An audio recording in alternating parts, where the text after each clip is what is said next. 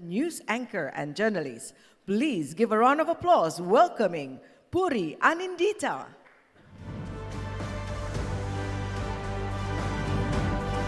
Joining the moderator, we would like to invite our speakers to the stage.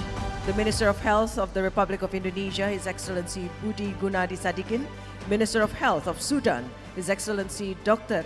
Haitham Muhammad Ibrahim, Secretary of State for Ministry of Health of Angola, His Excellency Leonardo Europeo Inocencio, Director General of Africa Centers for Disease Control and Prevention, His Excellency Dr. Jean Kaseya, President Director of Biopharma Indonesia, Mr. Shadik Akasha, CEO of Atlantic Life Science, Pharma Nova Group Ghana, Mr. Dhananjay Tripathi. Ladies and gentlemen, let's give a round of applause to speakers and moderator for panel discussion 5. Madam Moderator, the floor is yours. Thank you so much, Ms. Gilda. Good morning, Excellencies, distinguished delegates, esteemed guests. I've been told that soon Prime Minister of the Kingdom of Eswatini and also President of Zanzibar will be joining us soon. And yes, welcome to day 2 of Indonesia Africa Forum 2024. Can we have a big round of applause for all of us here today? Thank you so much. My name is Puri Anindita. I'm so honored and thrilled to be part of this important forum, this discussion. But before we begin, I want to thank the Ministry of Foreign Affairs for hosting this important forum. And I understand this is a celebration of Indonesia and African countries' relationships, our friendship. But this is also our primary platform to address progressively complex challenges, including global health issues. In 2020, COVID-19 has turned our world upside down. And just about 2 weeks ago, the World Health Organization has declared the Mpox outbreak as a public health emergency of international concern. But I am confident Indonesia and Africa can benefit from collaboration in pandemic preparedness, shared expertise, resources, and best practices in surveillance, testing, and vaccine distribution. Now, we have stellar panelists in our session today. On my left, we can't wait to hear the perspective from Ghana's pharmaceutical manufacturing company, Mr. Dhananjay Tripathi, CEO of Atlantic Life Science Ghana. Welcome to the panel, sir. And next, we have His Excellency Leonardo Europeo Inocencio, Secretary of State for the Ministry of Health, Angola. Bem-vindo. I apologize, as that is the only word in Portuguese I know. I will trust our translator to keep up with our discussion. And ladies and gentlemen, feel free to use our interpreting device. Our team will be more than happy to help you. And the person I owe my life to, the person and the ministry that have done a stand-up job navigating Indonesia through the COVID-19 pandemic, Indonesia's Health Minister, His Excellency Bapak Budi Gunadi Sadikin. Pak Budi. Good morning, Pak. Can't wait to hear your perspective on today's discussion. And also joining us today, Dr. Jean Kaseya. He is the Director General of Africa Center for Disease Control and Prevention, or Africa CDC. Whilst he's from Congo, Africa CDC is headquartered in Addis Ababa, Ethiopia. 25 years of public health experience, including working with organizations such as UNICEF and WHO. Welcome to the panel, Dr. Kaseya. Hello. Yes, keep the energy up. And we're also happy to have Mr. Shadik Akasha, President Director of Biopharma, Indonesia's SOE pharmaceutical holding company that produce vaccine and anti-sera. Pak Shadik, thank you so much for coming. And His Excellency Dr. Haitham Muhammad Ibrahim, Minister of Health, Sudan. Good morning, Minister. Yes, we're ready.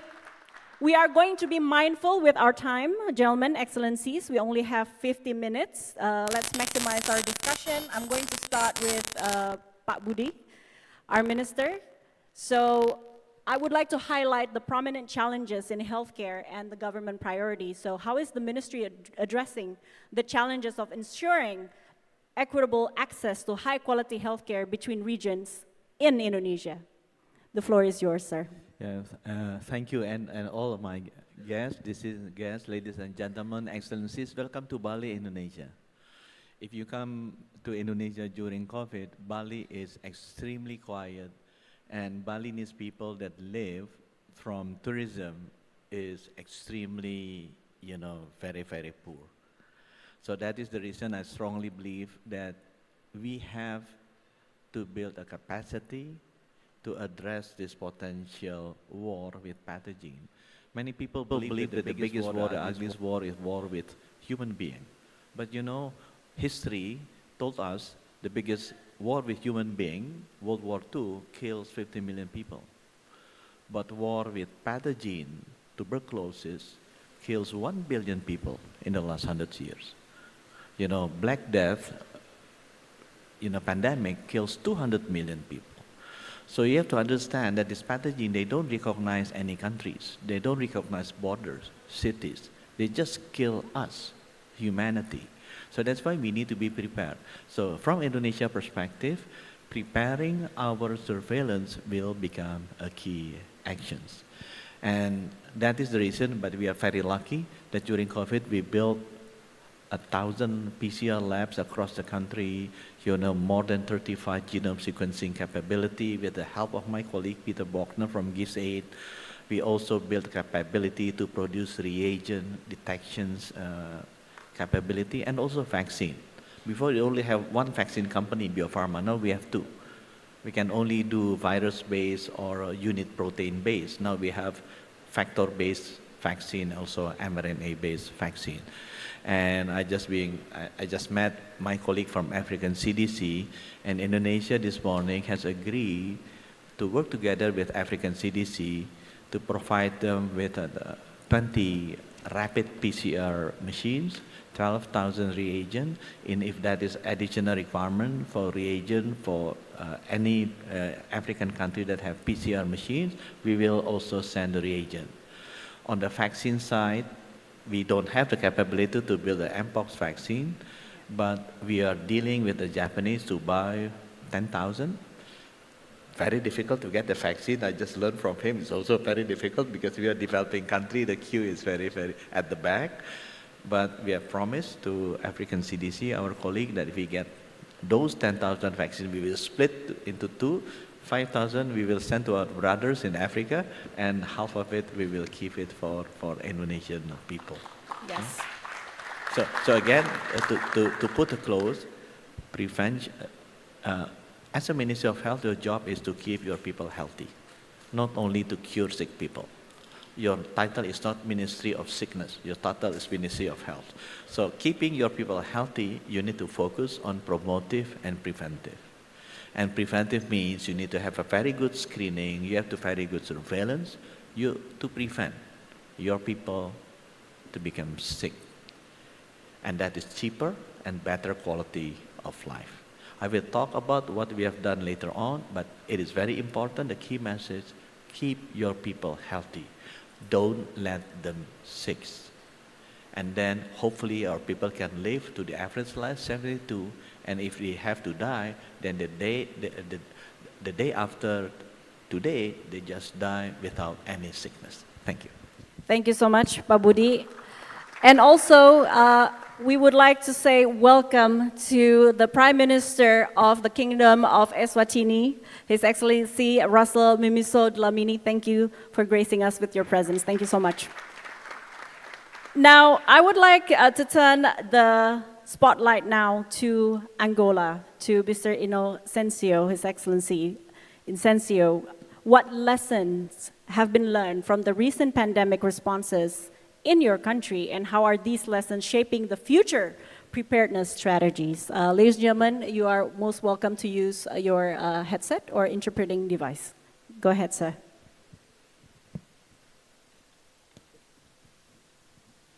Muito obrigado pela palavra. Saudar a todos os presentes e, em especial, os painelistas, as autoridades cá presentes. Dizer que o nosso país, Angola, teve um grande desafio durante a pandemia da Covid-19 e tivemos, como a África tem a sua característica, Apesar de ser um continente grande, altamente resiliente, tem uma população jovem, com uma capacidade muito grande de desdobramento, razão pela qual tivemos que recorrer às condições existentes, se fazer um trabalho grande de organização a nível do nosso país. Houve, neste caso, uma liderança muito forte de Sua Excelência o Presidente da República, Dr. João Manuel Gonçalves Lourenço, com a formação de uma comissão multissetorial de prevenção e combate à by Covid-19. establishing a multi-sectoral cooperation to combat COVID-19. It is a key point to coordinate all relevant activities. In this commission, they have the authority and specific task to coordinate multi-stakeholder actors. This is a unique, which is the National Commission on Health, cross-sectoral at the provincial and regency level, down to the grassroots level of the society. So we could gather communication, effective communication and surveillance. We could also increase the response action at the human resources level, and we could improve the health of our community. I would also like to emphasize that we have prepared preventive action where we have very rapid response through diagnosis, quarantine, as well as isolation to control the border. We also did CPR tests and we increased the laboratory capacity in which Angola can improve their response capacity. That allows us that in 6 months, we did not have confirmed cases. So we were successful in responding to the crisis. We have carried more than 5,000 bed and ventilator and reagent test in some laboratories, mask, as well as several other health machines. We have done also campaign and work to raise awareness. We have also increased more than 42% of human resources and health to prepare the pandemic in our country. So we continue this response as we believe that major challenges and lesson learned that we have dealt with. The most challenge was to provide vaccine. That's why we are here now. Our president, Mr. Zhao, is planning to collaborate with the CDC Africa, and we will also have cooperation with Indonesia to improve our local medicine, as well as our other challenges and other relevant implementation in our country, and also cross-sectoral cooperation, which is very important as part of this administration. The ability to surveillance is also important, laboratory surveillance, as well as quick reporting in which we could conduct surveillance in accordance with the national protocol. And it is also important to continue training for human resources. And we would also like to emphasize effective communication between the community at the local level so that we can have appropriate response. What's also important is production of medicine from the pharmacy company. and to emphasize the importance of human resources. His Excellency, to follow up on your statement, I'm sure crisis response time is key, but what are the barriers to equitable vaccine distribution in your country, and how can international collaboration mitigate the challenges? Dizer que, de novo para pôr os microfones, dizer que é muito importante o desafio do acesso às vacinas.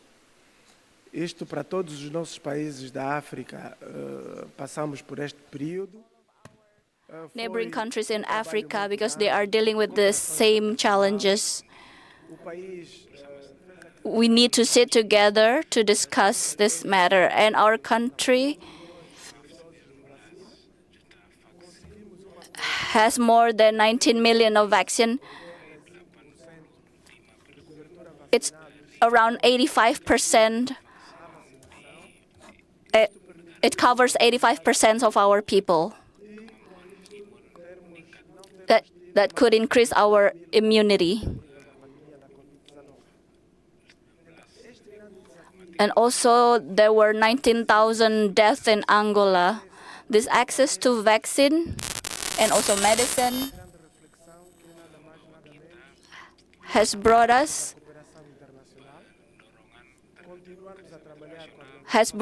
on the need to improve international cooperation. So we will coordinate better with WHO and also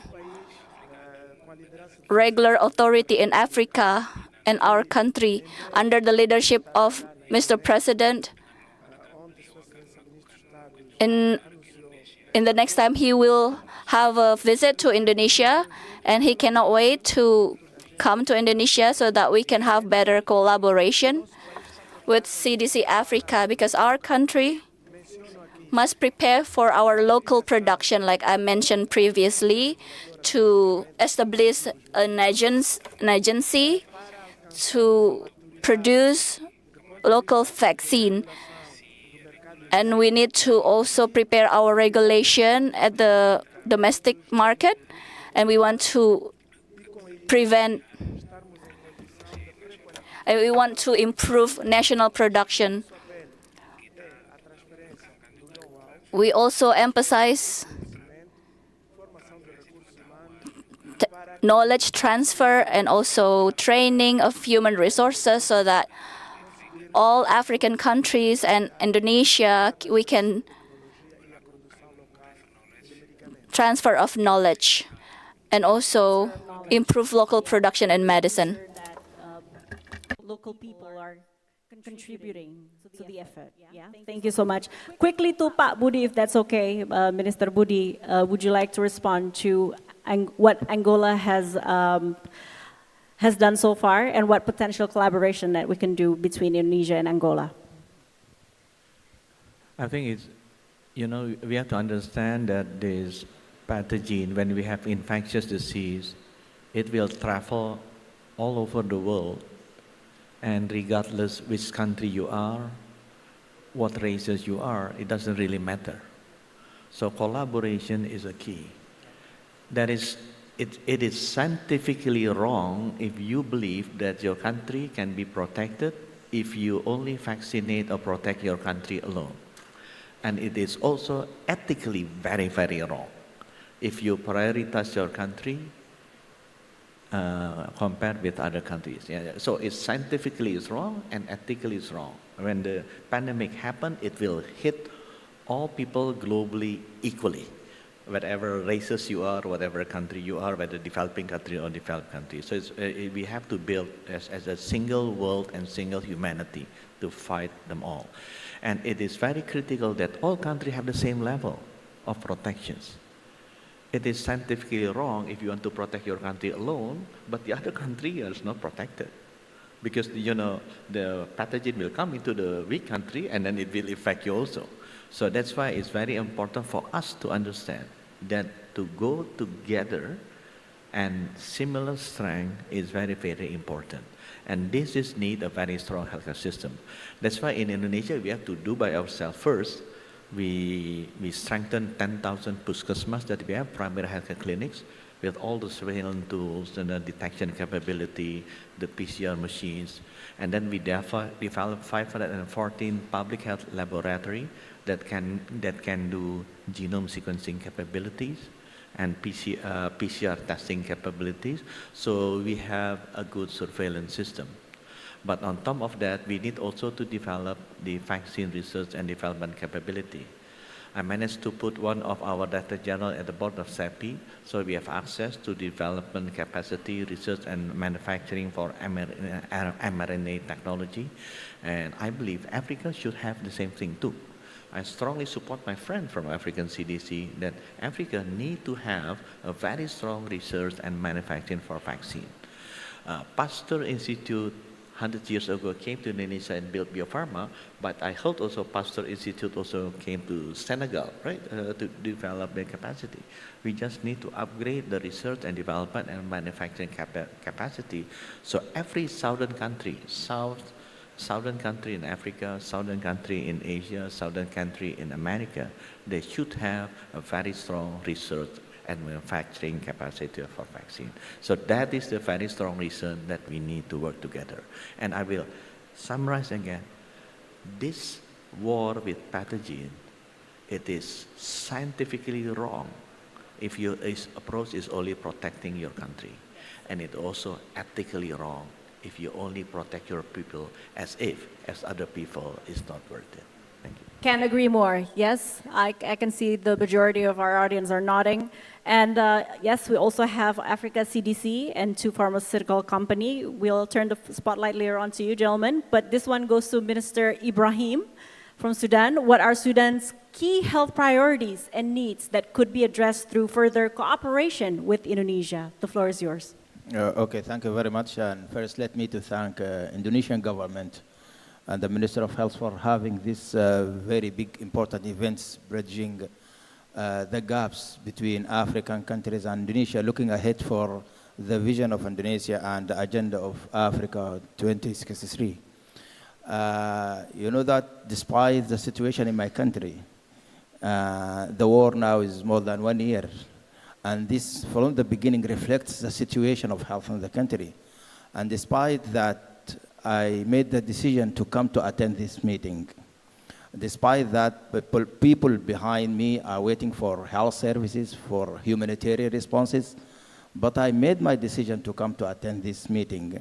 And this, first, because of the importance of this meeting, bringing together all African leaders, Indonesian leaders, all those who are making decisions in prosperity of lives for the two nations and for the health of the people. For that reason, I made my decision to come and attend and to share our views, our situation with our colleagues here in Africa and in Indonesia.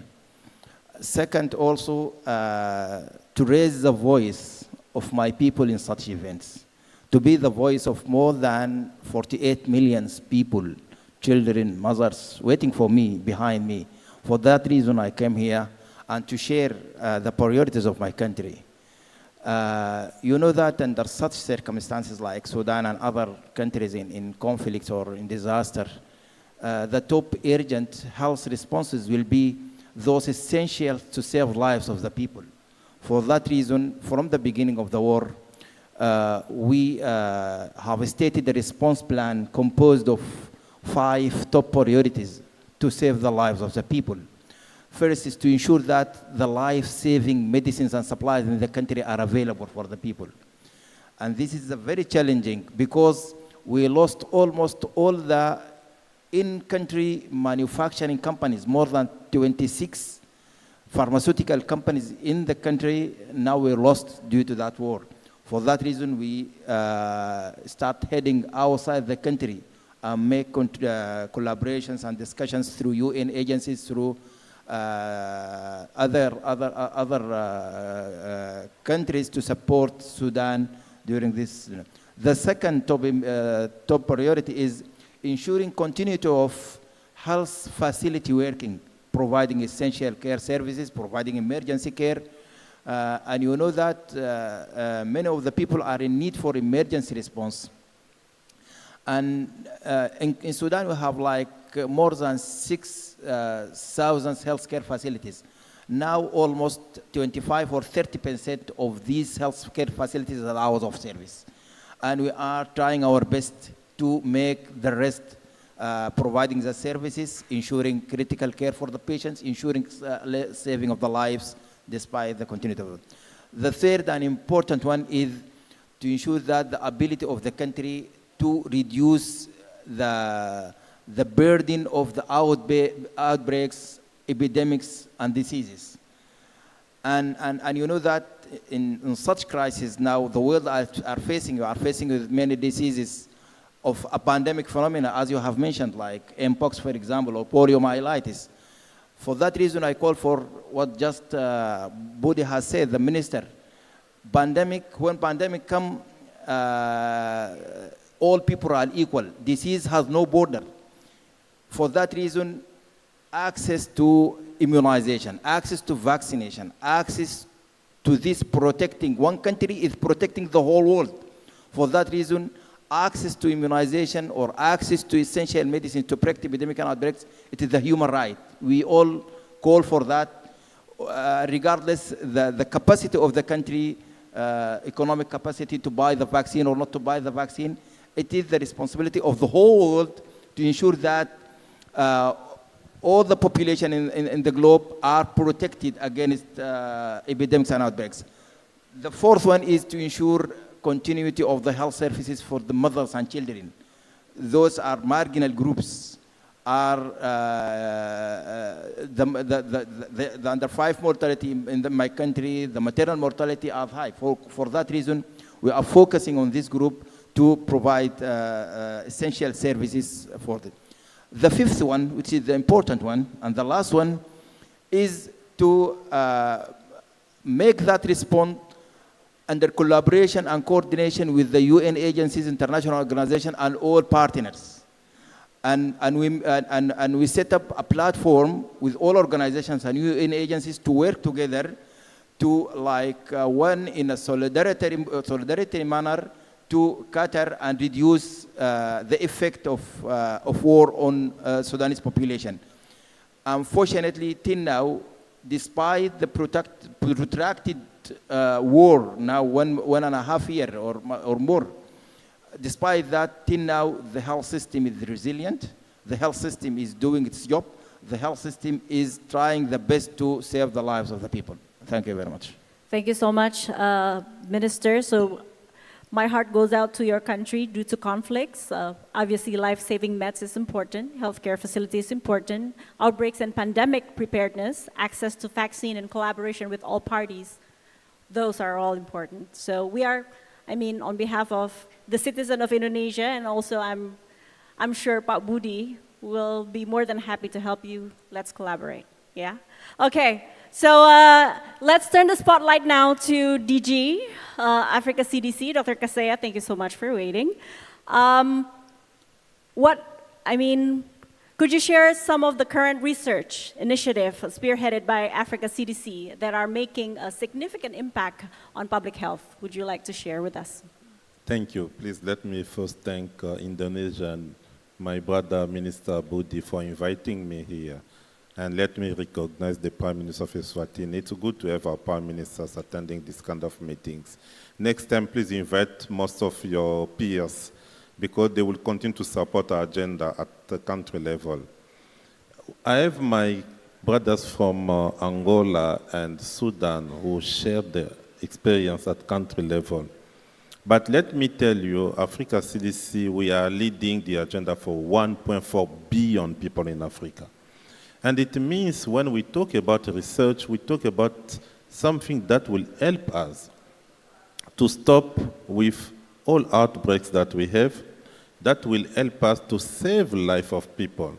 I will take just 3 examples. Let us talk about malaria. Malaria is the killer of our children in Africa.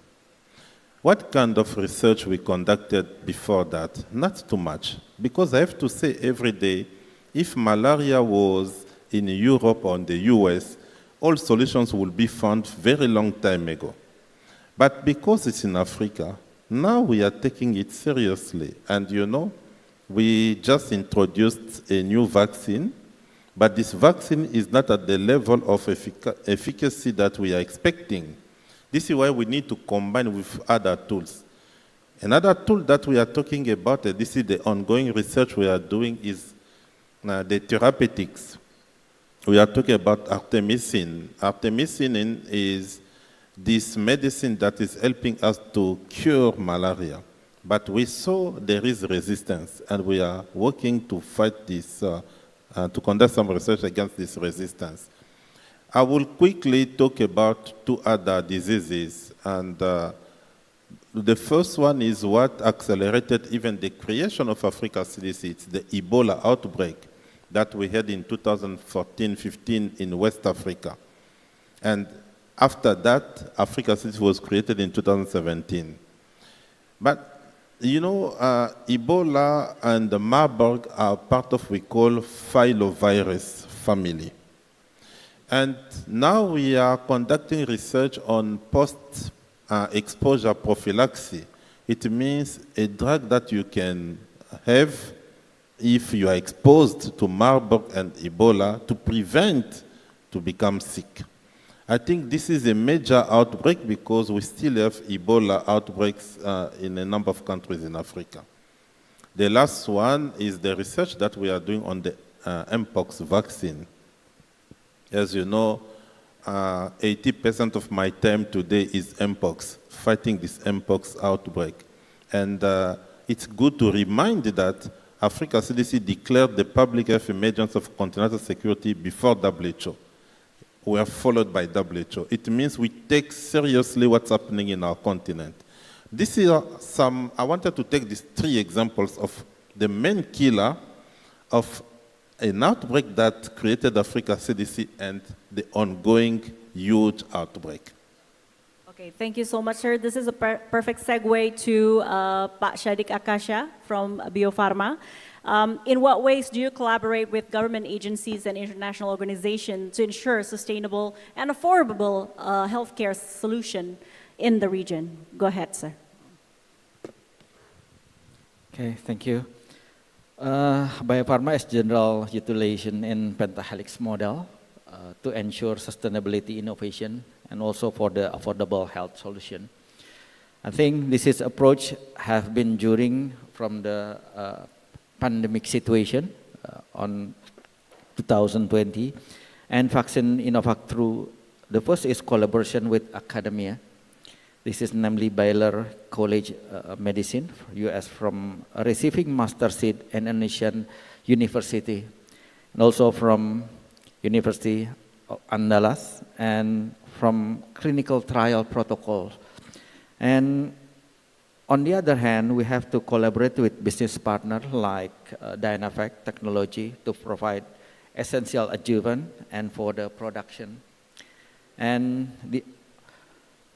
the other is how to collaborate with WHO and Indonesia FDA to fulfill guideline and marketing authorization.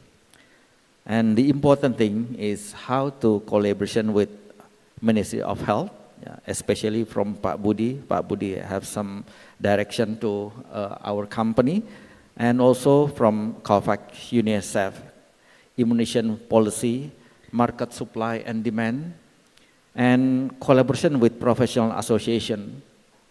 Some of the Indonesian association like IDAI and PAPNI, and the important thing also from the media channel who can promote vaccination, awareness and market access. And for the comprehensive approach, Enable Biopharma is already have successfully distributed over 120 million doses of vaccine COVID-19 across 38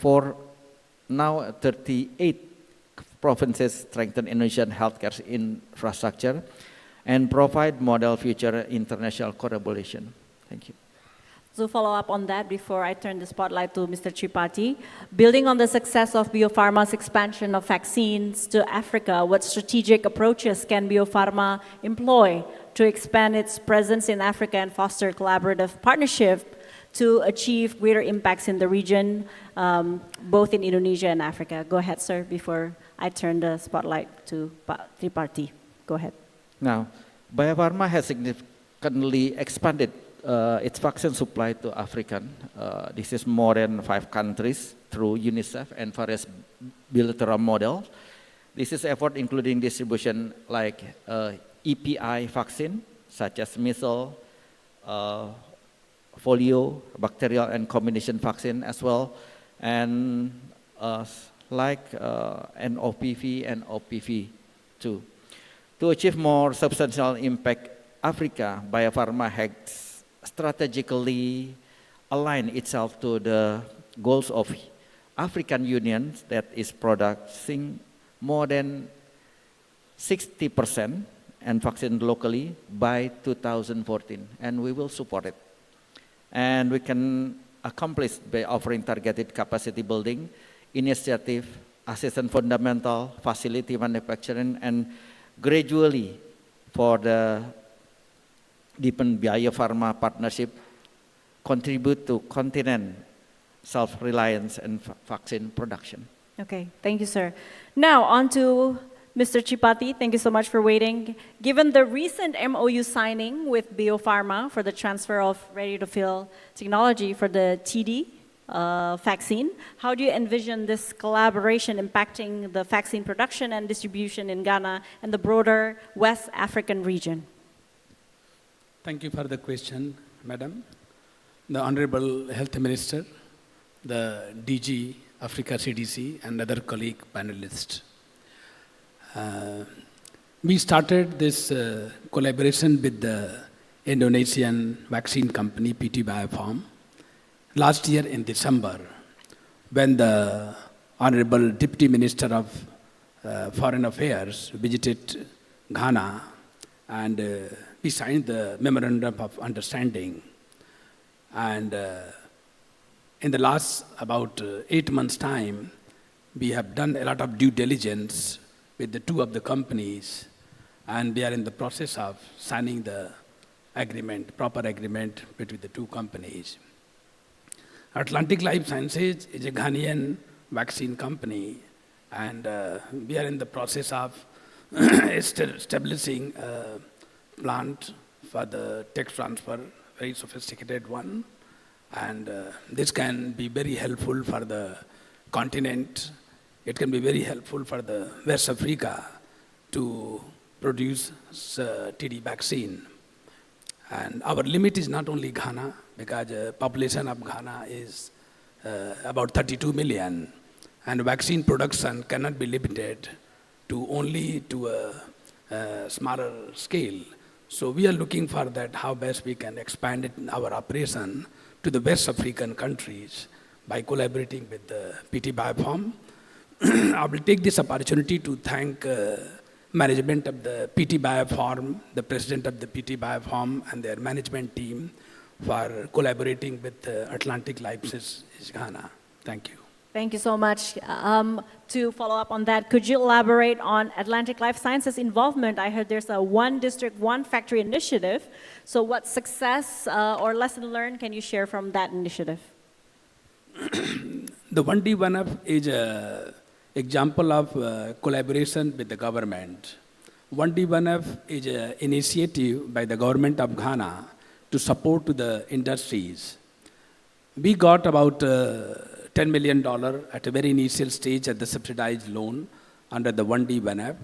And we started the producing various sterile products like infusions, injections, eye drops, anesthesia medicine.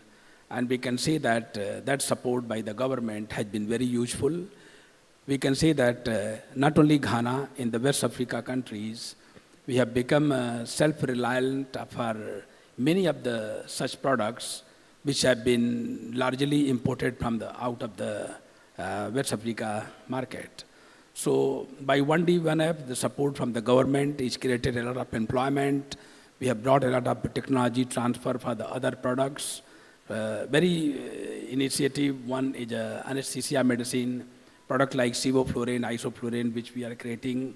And also we have brought a lot of expertise and creating training to our staff. And by this way, we can say that 1D1F has been a very good initiative for our project to create employment and also for the health security for the sub-region. Okay. Thank you. Thank you so much. And also in Indonesia, ladies and gentlemen, we do have a Satu Sehat app. Now this question goes to Minister Budi. Pak Budi, how does the minister plan to leverage the Satu Sehat app to adapt to future healthcare challenges and ensure the resilience of Indonesia's healthcare system?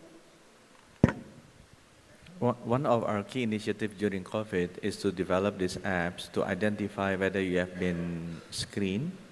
So it is used to enter any public facilities, including travel, using public transportations. But after COVID, this application, because it has already downloaded more than 120 million people, is being used for our citizen health apps.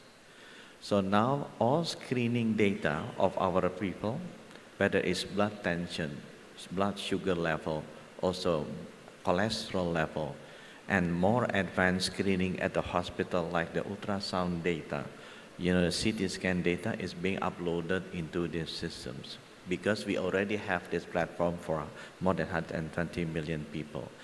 And now, because we strongly believe that prevention is very, very important, we embarked a very aggressive campaign through 300,000 posyandos, we call it mobile community workers, at 10,000 puskesmas to screen this critical risk factor. And half a year we have screened 60 million people, the blood sugar, blood tension, and also cholesterol level. And we also screen around 10 million for early identification for cancer. And all data is already inside this application, so we can identify what kind of intervention that we would like to do for each of the people. And this data is by name, by address, geotagging with Google Earth. That's why it needs also the connectivity.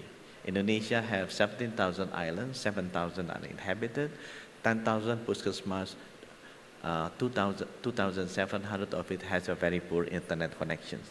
That's why 6 months ago, we invited Elon Musk to come to Bali. We signed an agreement. So these 2,700 puskesmas will have access to Starlink connectivity. So then those data can be transmitted to the ministry databases, and we can design the right interventions, whether we give amlodipine to the people or metformin or statin to those people to make sure that health conditions are controlled, to avoid them, to keep them healthy, not to cure them when they are sick, which is already too late. So this is the application that we are using. Hopefully this will increase the number of usage close to 200 million, hopefully in the next 3 to 4 years. And again, our objective to do the screening early, to detect the diseases early can happen, so the intervention will be cheaper and also the quality of life of our people will be better. Excellent. Thank you so much, sir. And this one goes to DG, Africa CDC, Dr. Kaseya. Based on your observation, what role does innovation play in disease prevention, particularly in the context of emerging infectious disease? Yes, we have to say that clinical trial and research and development are critical for us in Africa. We have our brother from Ghana leading a pharma company, and he will tell you, for us to move forward with our agenda, we need to have research and development. And this is why Africa CDC is putting in place a continental repository platform that will be a one-stop shop for everyone. And this is where we can find all information we need. And we are also working to expand our collaboration with Indonesia. You know, I was discussing with the minister this morning. I said, we have the Pasteur Institute in Dakar they got WHO pre-qualification for yellow fever vaccine 50 years ago. It means we can also share our experience, and while we are learning, and as the minister said, on diagnostics, we got this donation of 30 PCR machine and 12,000 reagent. Even we can increase that based on our needs. But the most important one is just not to get donation, but to get also the knowledge, what Indonesia did, how we can, scale up that in Africa. I think this is where we are, and it's mostly leading that agenda of innovation by partnering with our key partners like Indonesia. Okay, now.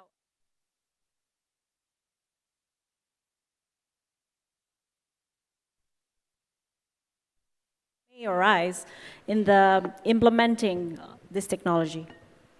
Thank you very much.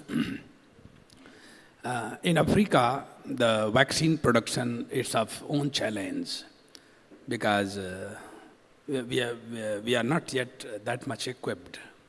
But as a company, we are trying to have a risk framework in which we are trying to see that we can have all the accessibility to study that what are the challenges we may have, especially in the area of the tech transfer where we have a technical expertise, when we see the regulations, maturity level from the WHO, so engineering aspect. So as a company, we are keeping our team to make sure that we are able to meet all the challenges. Apart from that, when we do the local production, we have to also align with the government bodies to see that how best we can get a commitment from the government. Because when we produce vaccines, and mostly vaccines are not patronized by the government, can be also a challenge. So we are working closely with the Africa CDC for the pool procurement. If one country is able to produce one of the vaccines, and how this pool procurement at the regional level can take place, and that is one of the challenge what we see. But other aspect what we see in the technical expertise, sorry, where we are working very closely hand in hand with the biopharm, the team, to get training for our people to ensure that we are able to meet to the same standard what PT Biopharm is having for the same product.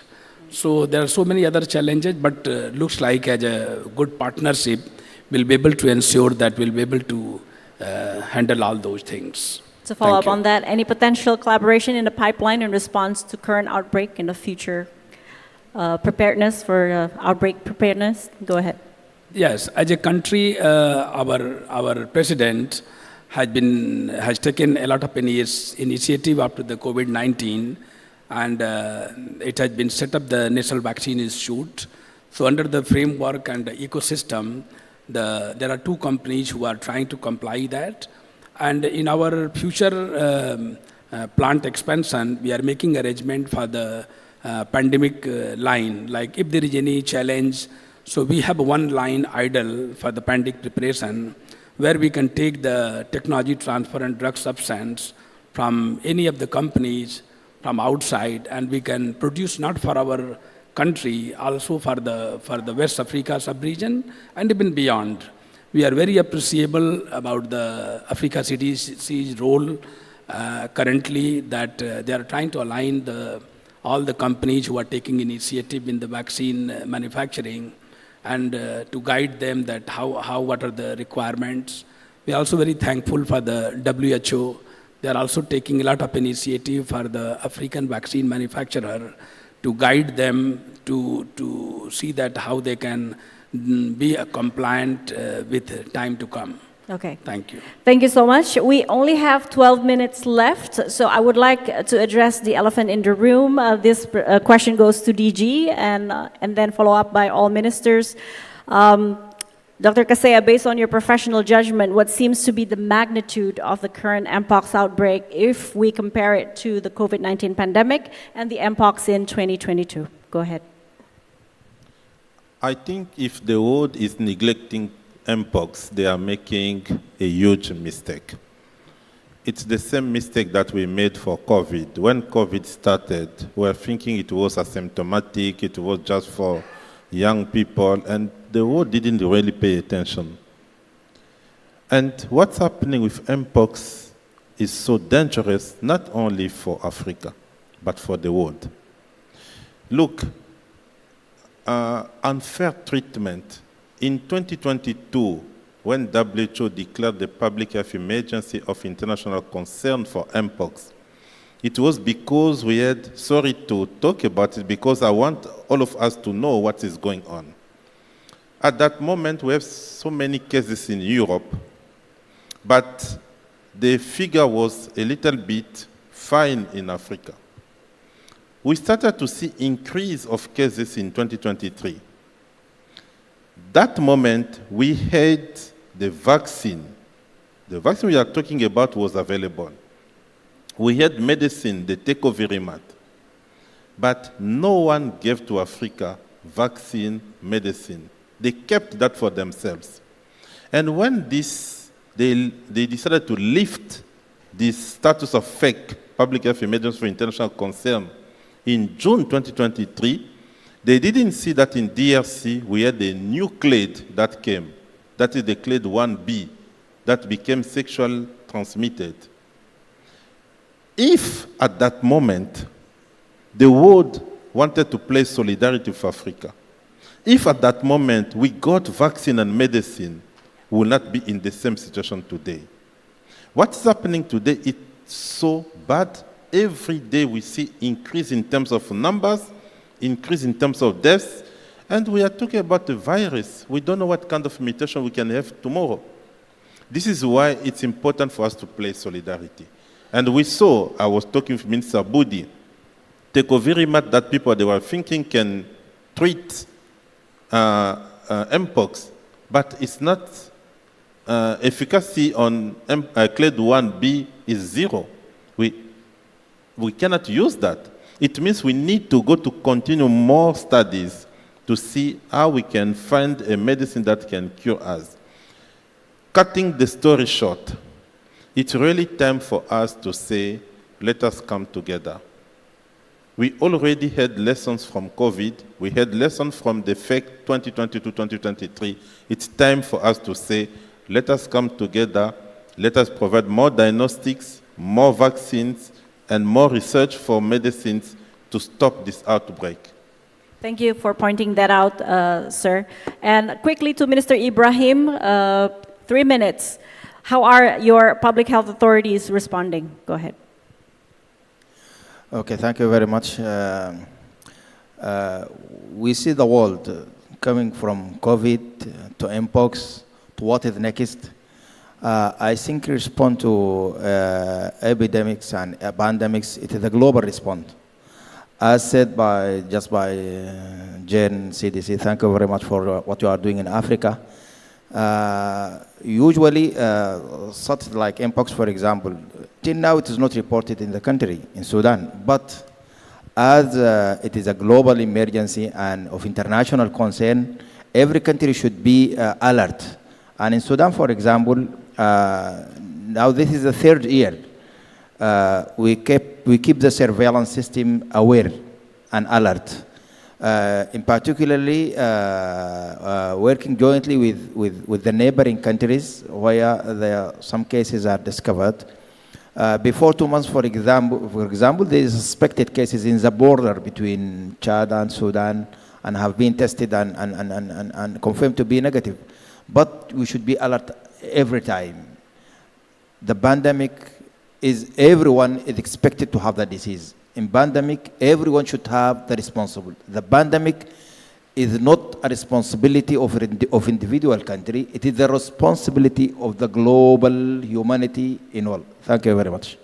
Thank you. And I think this will be the final question to Minister Budi. How are our public health authorities responding? And to close this wonderful forum, this session, anything else you would like to add to our delegates, to our colleagues? Go ahead.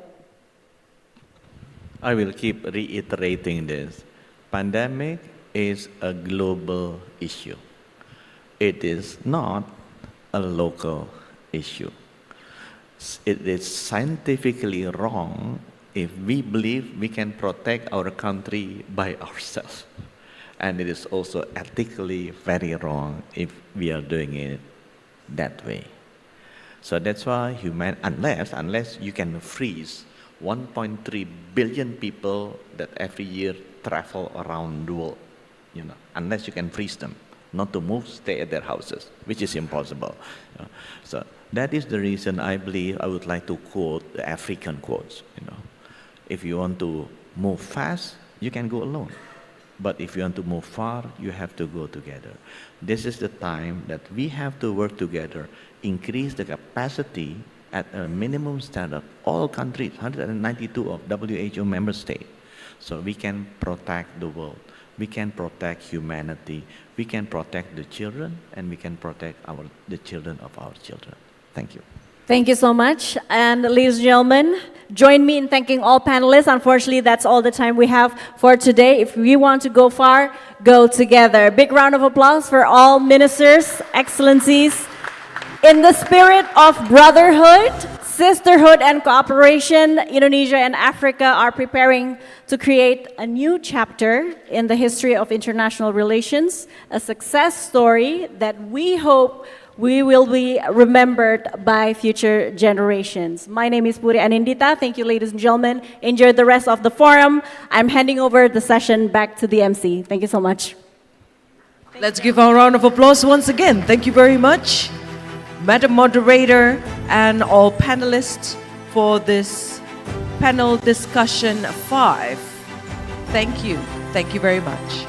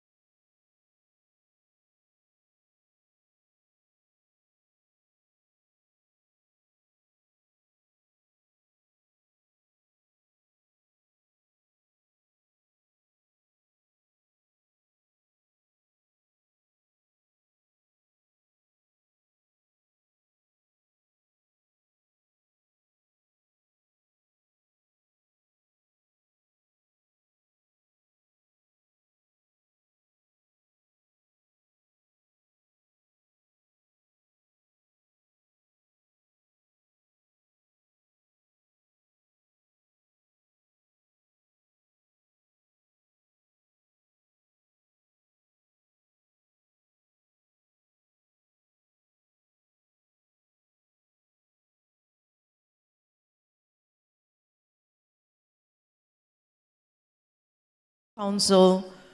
Entering into our room, joining us today for Leaders Talk, Dr. Hussein Ali M. Winyi.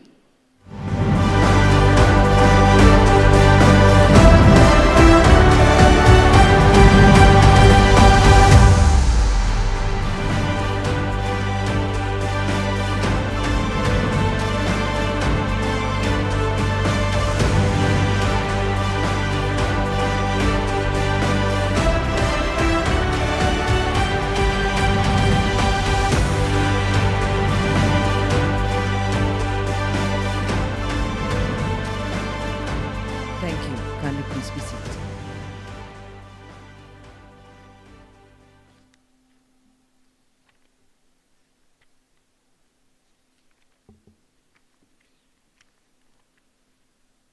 Your Excellencies, heads of state and government here present, distinguished guests, ladies and gentlemen, first and foremost, I wish to express my sincere appreciation to His Excellency President Joko Widodo and the government of the Republic of Indonesia for convening this important forum that brings together Indonesia and African countries to deliberate on matters that will strengthen further the state of our relations and promote solidarity, political and economic cooperation premised by the Bandung spirit.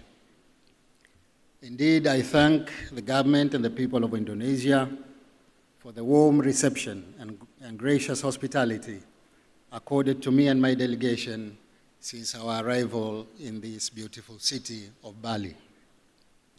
In this respect, allow me to convey the fraternal greetings from Her Excellency Dr. Samia Suluhu Hassan, President of the United Republic of Tanzania, who could not attend this important forum due to other pressing commitments.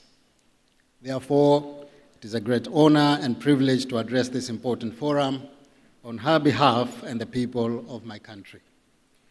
Tanzania attaches great significance to this forum, since it provides an opportunity for mutual reflection on the tremendous opportunities for trade, investment, and other economic potentials presented by the growing strategic partnership between Indonesia and Africa. Specifically for the United Republic of Tanzania, we are pleased to note that this forum is taking place this year when we are marking the 60th anniversary of the establishment of the diplomatic relations between our two friendly countries. Excellencies, distinguished guests, ladies and gentlemen, Tanzania is greatly inspired by the Indonesian history of the remarkable economic transformation that saw this great nation evolve from being a predominantly agrarian economy to the 10th largest economy in terms of purchasing power parity.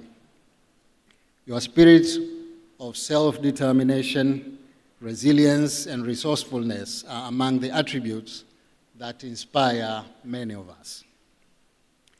The relations between Indonesia and Africa have been strong and vibrant for decades.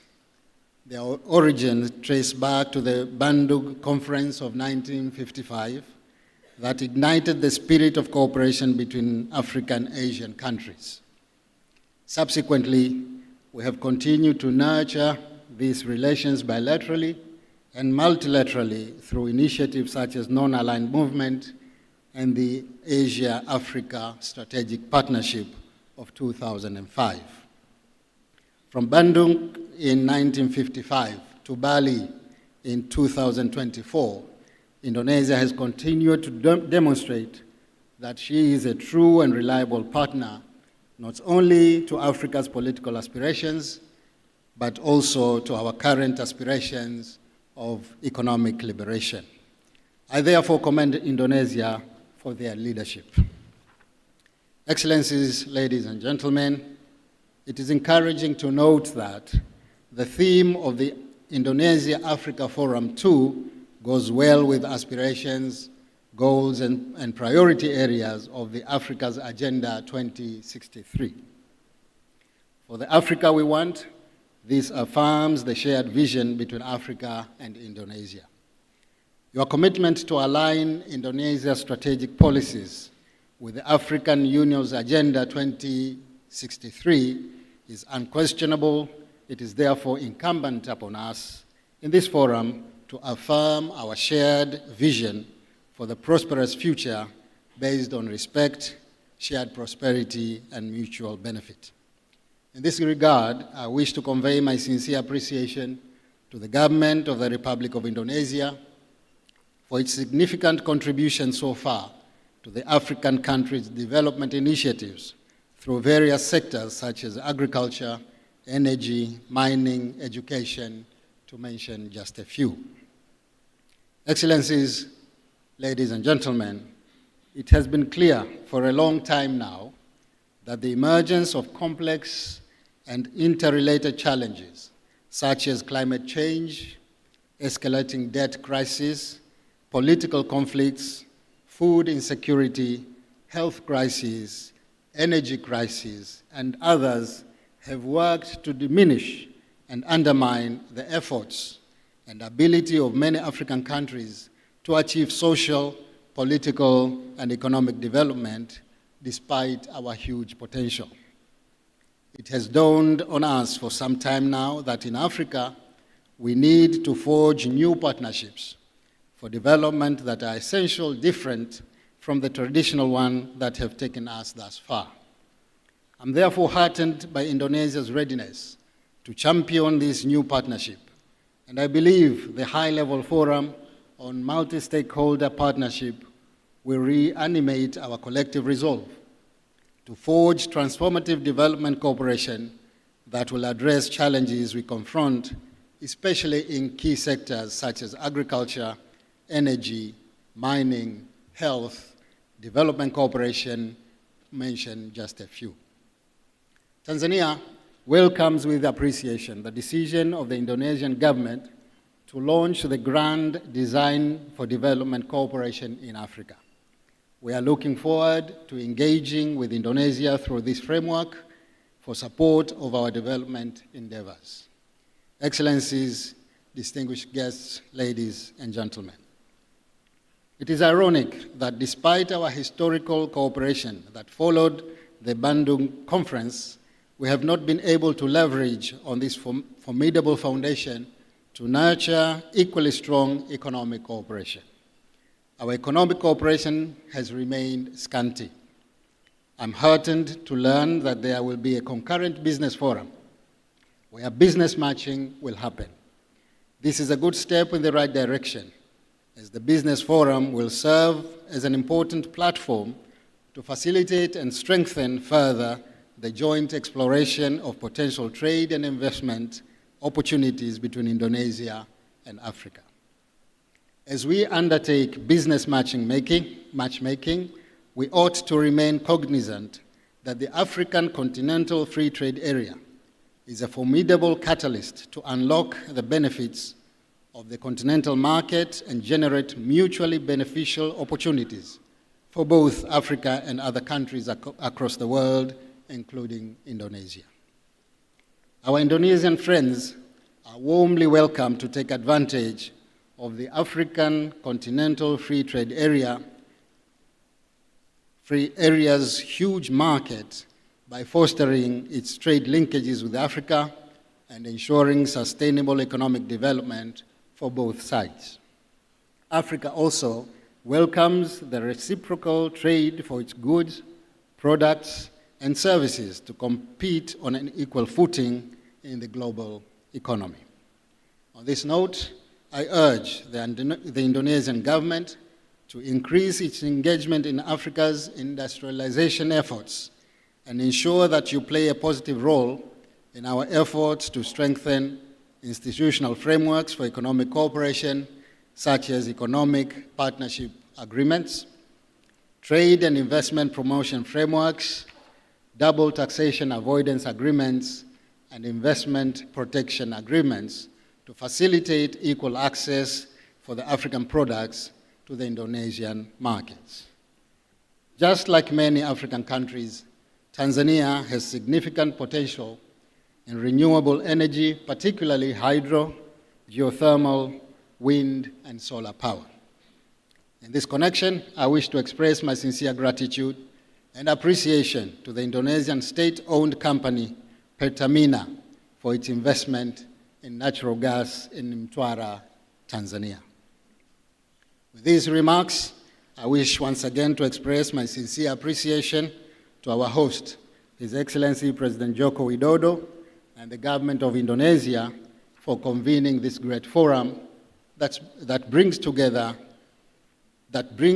us together to deliberate on matters of mutual benefit. I thank you all for your attention. Thank you very much, Your Excellency.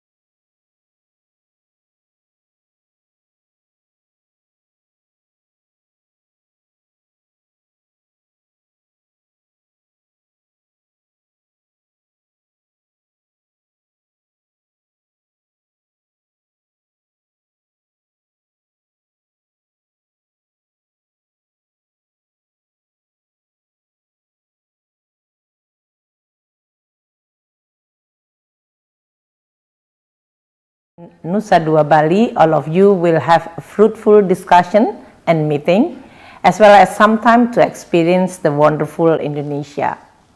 As we open this event as part of the Indonesia Africa Forum 2024, I want to extend my heartfelt gratitude for the opportunity to address you in this important session.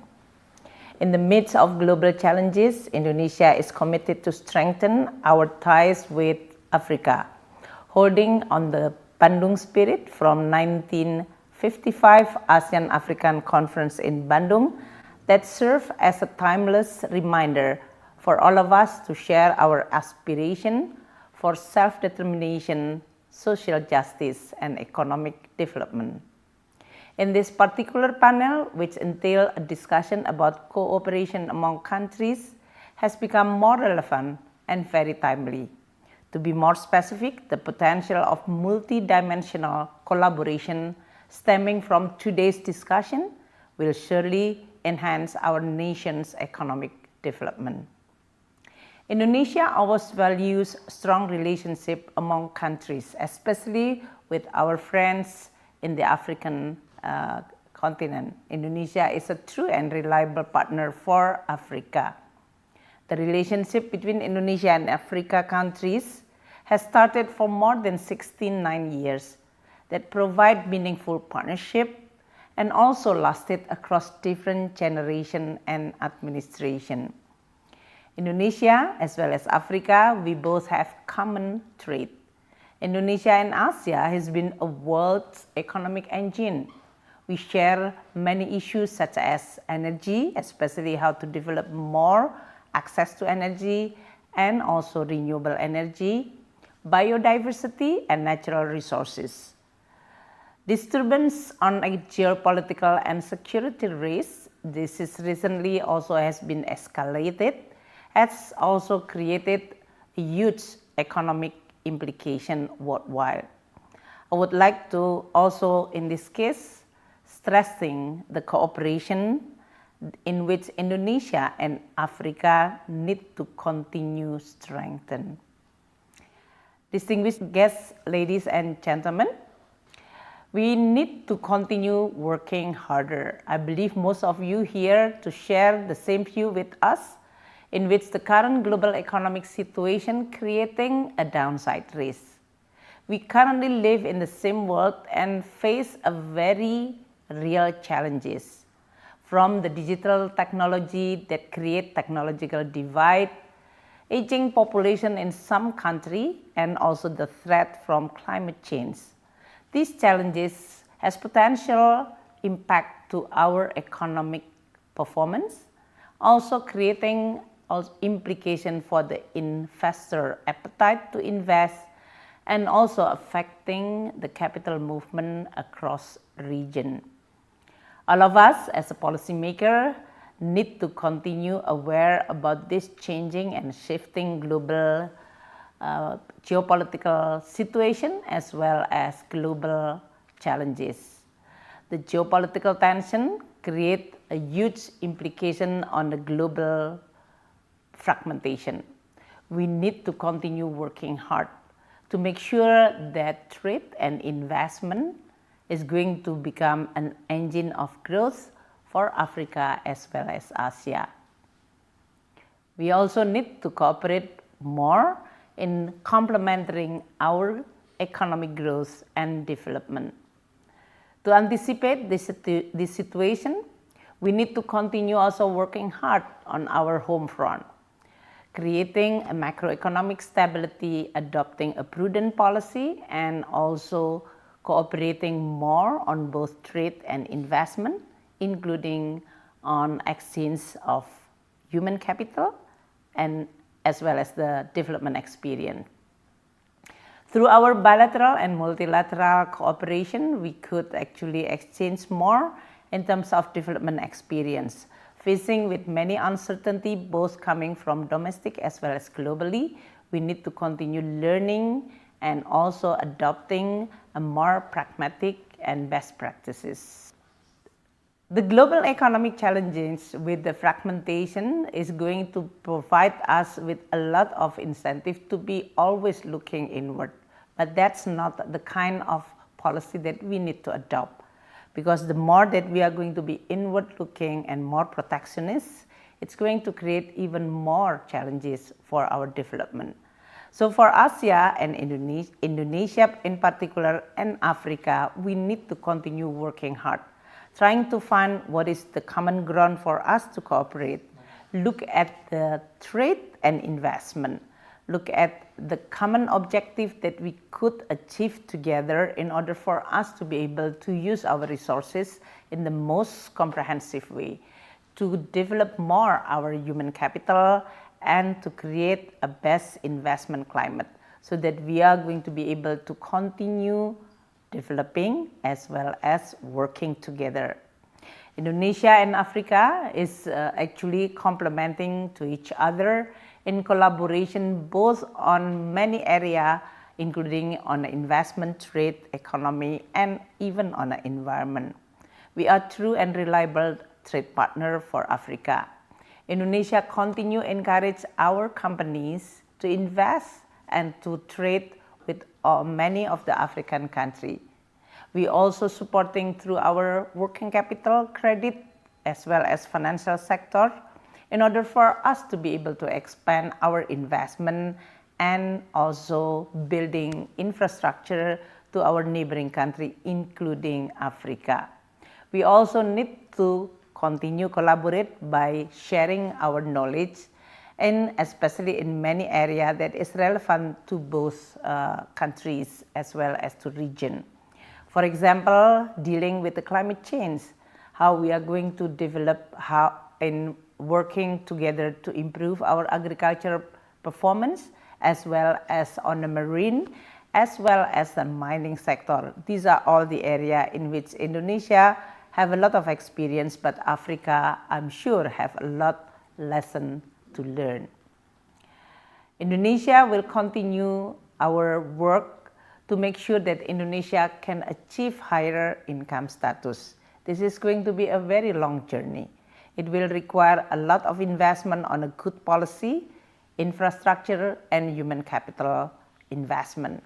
These are all the same lessons that Africa can also see and learn, and I'm sure the African countries also developing the same policy package as well as the area that need to continue develop.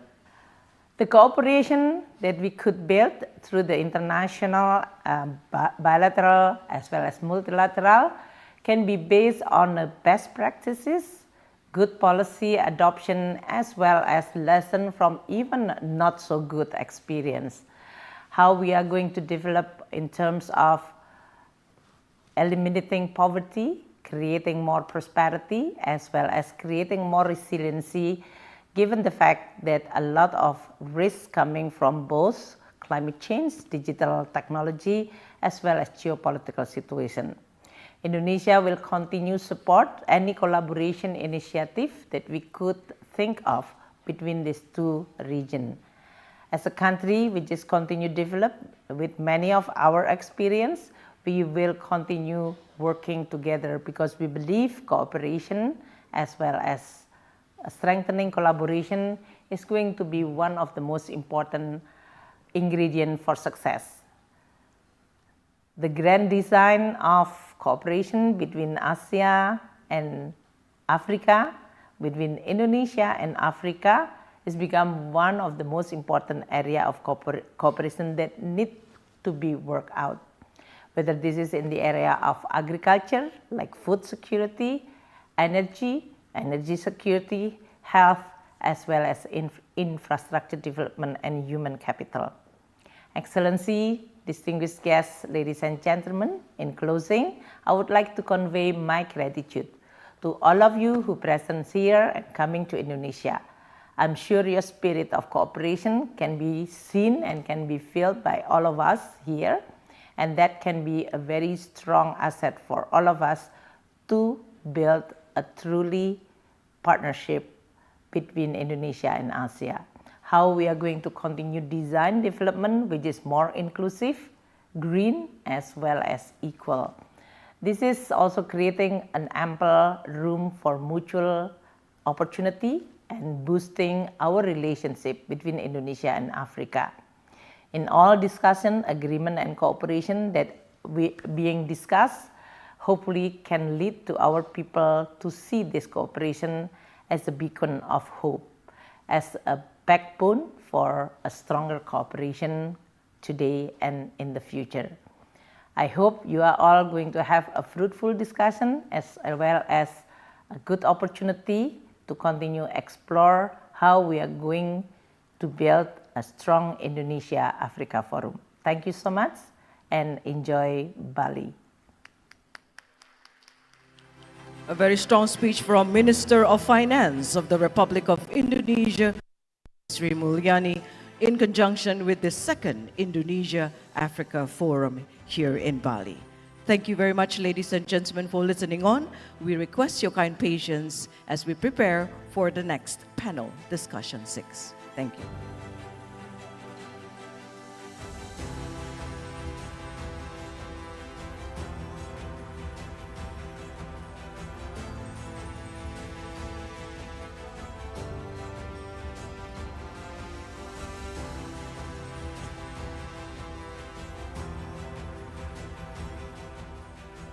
Excellencies, ladies and gentlemen, our next agenda will be a focus on essential theme from our collective future through partnership for mutual progress, strengthening collaboration amongst Indonesia, Africa, and global stakeholders. To guide us through this important discussion, let's welcome our moderator, TBI Global Lead on Trade and Infrastructure, Mr. Frank Metzert. And also, we'd like to invite panelists for this session to the stage. Deputy Minister for International Cooperation and Economic Integration of Liberia, His Excellency Ibrahim Nye. Deputy Minister of International Relations and Cooperations, Namibia, Her Excellency Janelle Matundu. Director General for Information and Public Diplomacy of the Ministry of Foreign Affairs of the Republic of Indonesia, Her Excellency Siti Nugraha Mauludia. Deputy Secretary General Infrastructure, Productive, Social and Political Sectors, East African Community, His Excellency Andrea Aguirre Arik Malueth. Senior Vice President of Japan International Cooperation Agency, Mr. Ando Naoki. Director and Resident Representative Regional Hub Indonesia, Islamic Development Bank, Mr. Amer Bukwik. Country Director for Indonesia and Timor-Leste, East Asia and Pacific, the World Bank, Ms. Caroline Turk. Mr. Moderator, the floor is yours.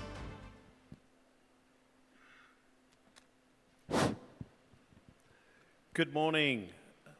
I'd like to recognize our VIP, the Right Honorable Prime Minister of Eswatini. You're most welcome, Your Excellency.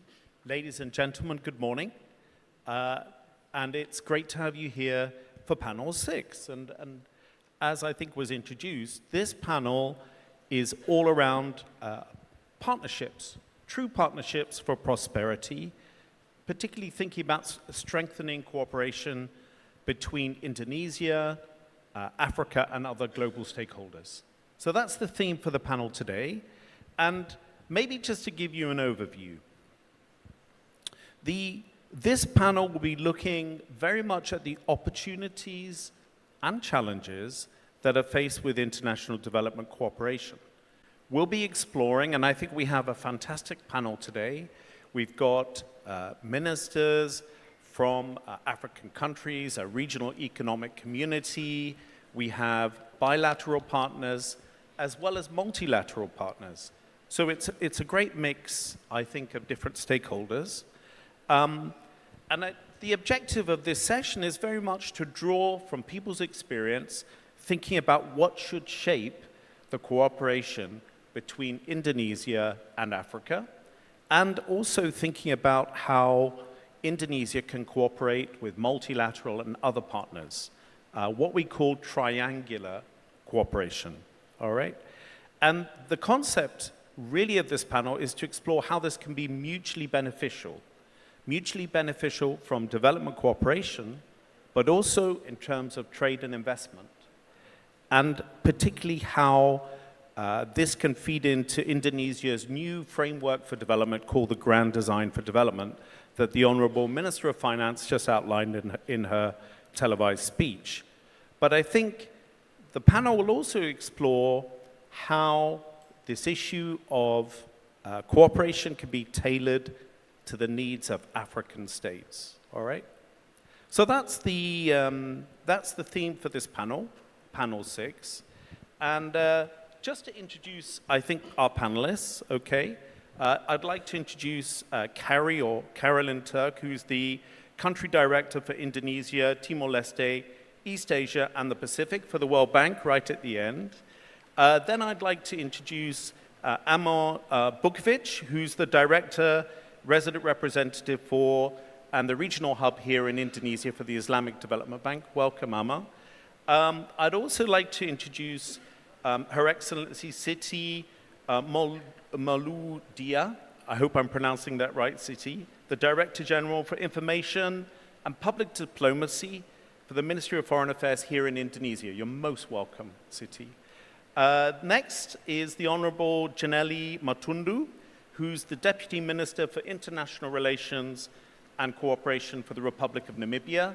Welcome, Minister. Great to have you on the panel. And I'd also like to introduce Naoki Ando-san, who's the Senior Vice President of JICA, the Japan International Cooperation Agency. Then I'd like to introduce the Honorable Andrea Arik Muluethi, who's Deputy Secretary General at the East African Community for Infrastructure, Productive and Social Political Sectors. So welcome, DSG. And finally, I'd like to introduce Dr. Ibrahim Niaye, who's the Deputy Minister of International Cooperation and Economic Integration in Liberia. So welcome. That's our panel. And can we give them a round of applause of welcome, please? Okay, fantastic. So if I could kick it off, first of all, with your good self, Minister Janelli from Namibia. Welcome. And I wanted to ask you, I mean, how do you see the focus of bilateral cooperation potentially being with Indonesia? And what sort of impact are you looking for from this cooperation? Are there any particular sectors that Namibia is looking for cooperation in? You have the floor. Thank you, Master Moderator, for the floor. And allow me also at this juncture to thank the Indonesian government for the warm welcome and the greatest hospitality accorded to me and my delegation since our arrival in the beautiful city of Bali. Coming to the question of how I do see a focus of this bilateral cooperation, let me start off by saying that in terms of natural resources and commodities, both Namibia and Indonesia are rich in natural resources. So collaborating can focus on sustainable extraction and trade of minerals, metals, and agricultural products. As you are well aware that Namibia has the best meat in the world. So with specific emphasis on the local value addition. So Namibia aims to diversify its economy through industrialization. Coming to, when we are talking of value addition, most of our products are being sent outside there to be polished and finalized or finished as raw materials, coming back again to the country at a very high price, which is not what one wants to see. But if we could have seen that Namibia industrialized itself, we could have our own factories where we can market our products and finish everything there.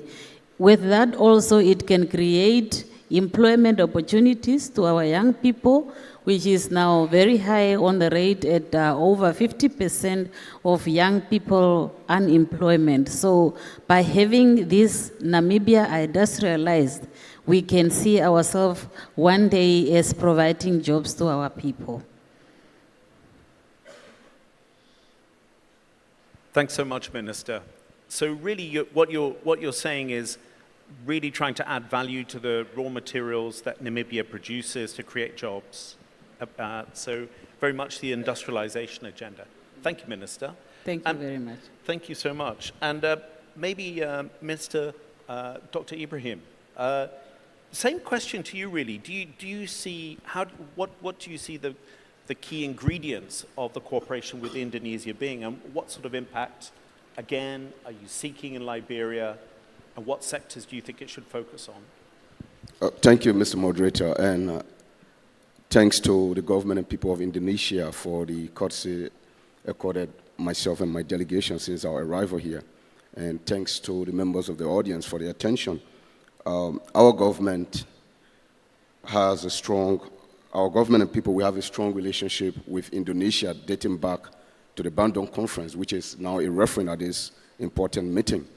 But most importantly, the development of the 2015, post-2015 Sustainable Development Goals were done under the leadership of the President of Liberia, then Her Excellency President Ellen Johnson Sirleaf, and the President of Indonesia, President Sisulu.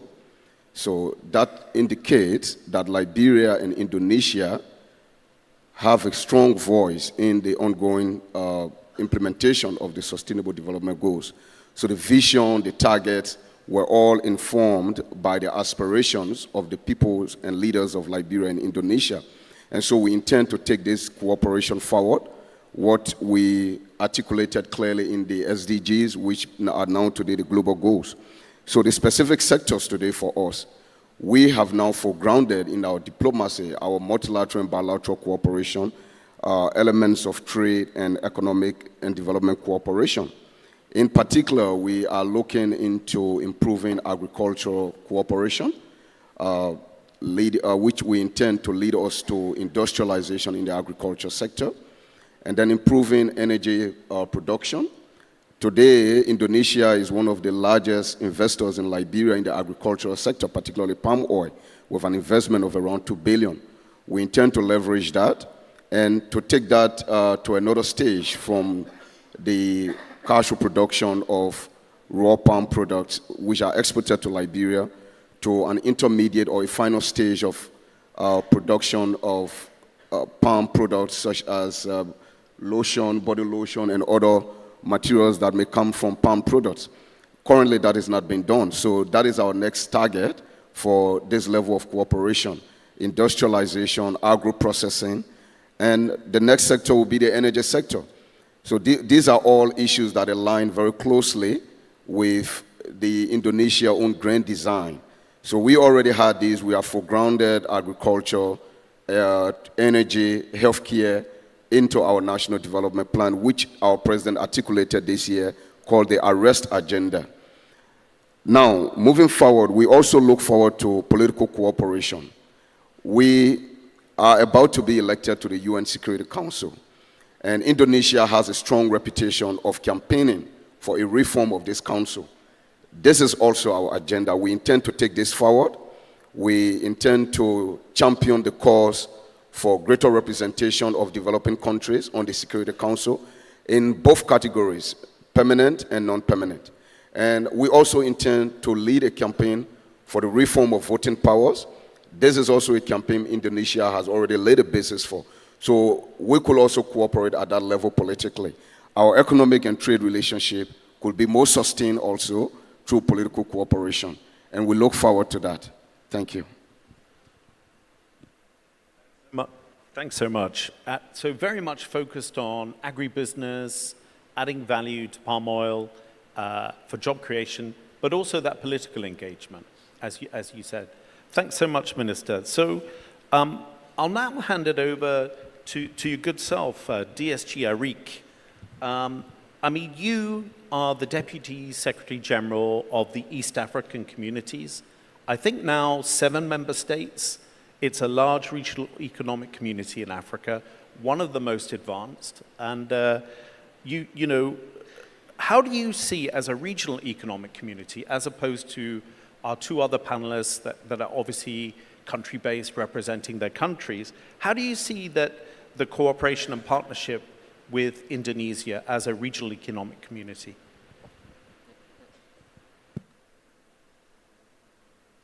Thank you so much, moderator. First of all, I would like to start by saying East Africa community is an economic community of 8 countries, not 7 countries. We have Kenya, Uganda, Tanzania, Rwanda, Burundi, South Sudan, Democratic Republic of Congo, and Federal Republic of Somalia. We are an economic community of a young, dynamic population of about 340 million people. We also have the longest coastline, I think, in Africa. East Africa community is ready to partner with like-minded partners like Indonesia, and the association. East Africa community is ready to join cooperation, which facilitates strategic partnership and development-focused trade and investment. EAC is endowed with most of precious natural resources ranging from minerals to oil and gas, maritime, tourism, green energy such as hydropower, geothermal, wind, and solar. There are immense opportunities in East Africa, including agriculture sector. EAC is well placed when it comes to maritime transport, as it is bordering Indian Ocean to Atlantic Ocean in DRC. East Africa Community has other investment opportunities such as infrastructure, health, and financial services, among others. EAC region has developed legal frameworks, policies, strategies, initiatives which can enhance cooperations in trade and investment with individual countries, regional economic communities like EU, COMESA, SADC, through a tripartite. EAC also is trading under Africa Continental Free Trade Area. To conclude, Mr.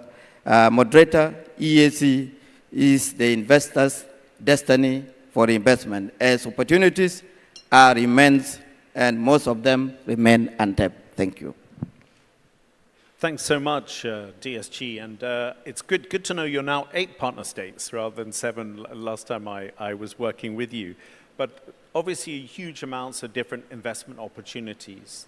So yeah, that's exciting. 350 million people, you said. Yeah, so you represent a very large bloc.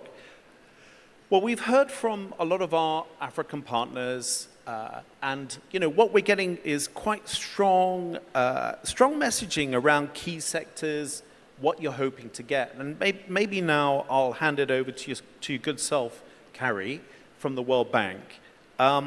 You represent multilateral institution operating with different instruments at your disposal. And I think we're really interested to know how the World Bank currently is supporting cooperation between Indonesia and African countries, and Indonesia, obviously bilaterally.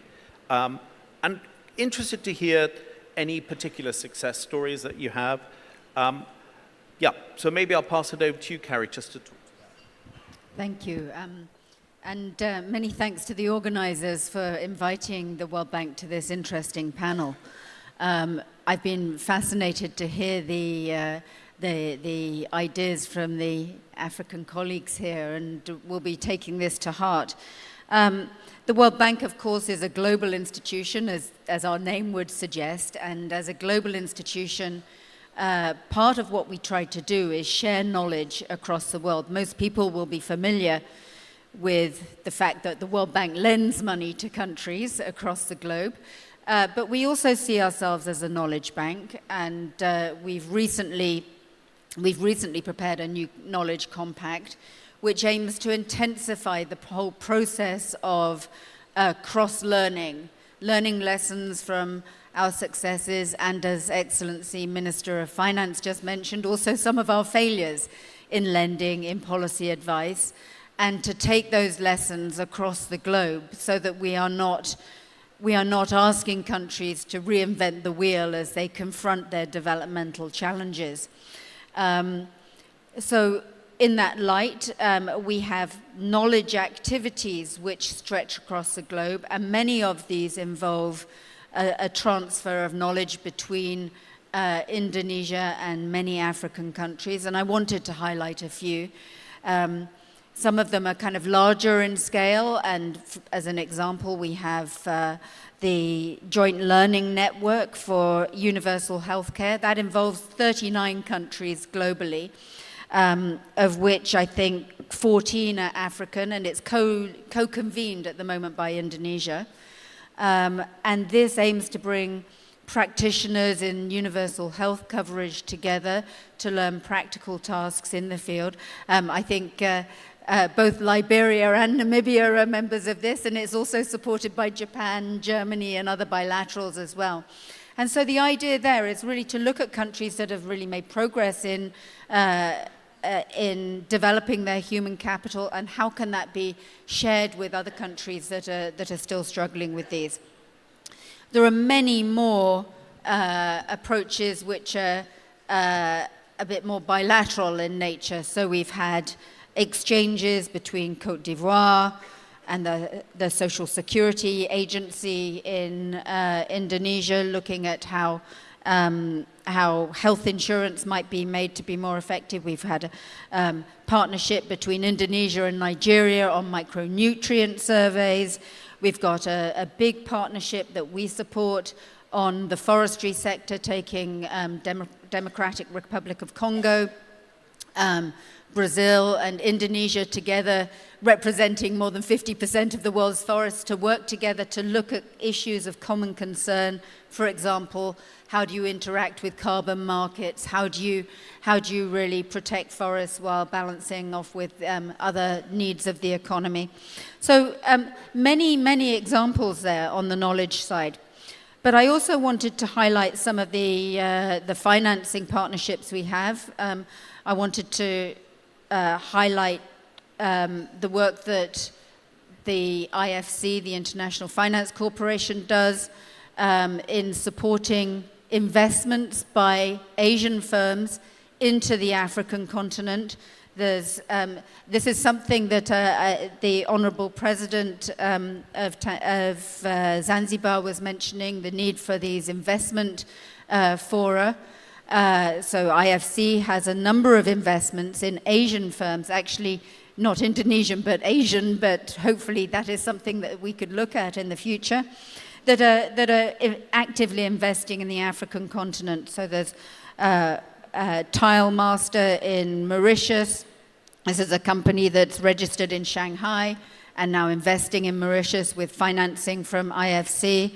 There's the Sunda Group, which is registered in Hong Kong, which is investing across Africa in metal products.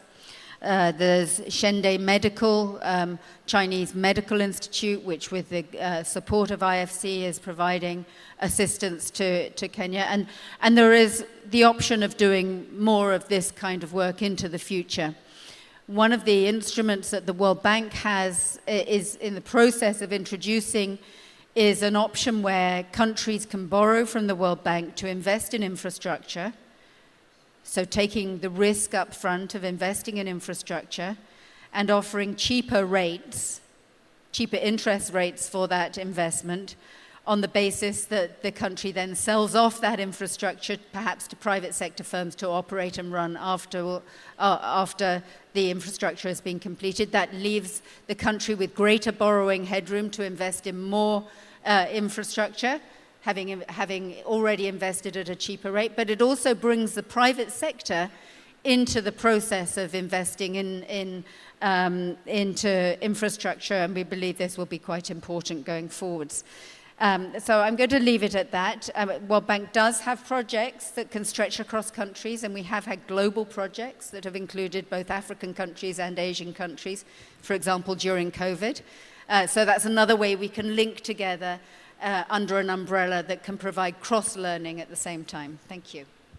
Thanks so much, Carrie. And, you know, I think there's a lot of interesting stuff you were talking there about the knowledge partnerships, how that's linked your work in Indonesia with Africa, and then some of the financing mechanisms, particularly for the private sector with the IFC, and also potentially, as you said, infrastructure investment and a global approach. Well, thanks, Kerry. And Amor, I'd like to turn it over to your good self now. And I mean, again, you're representing a multilateral institution, the Islamic Development Bank, and really interested in a couple of issues that you could maybe share with the audience. Is first of all, how does the Islamic Development Bank promote the use of Islamic financing instruments, particularly for improving access to finance, but also for infrastructure?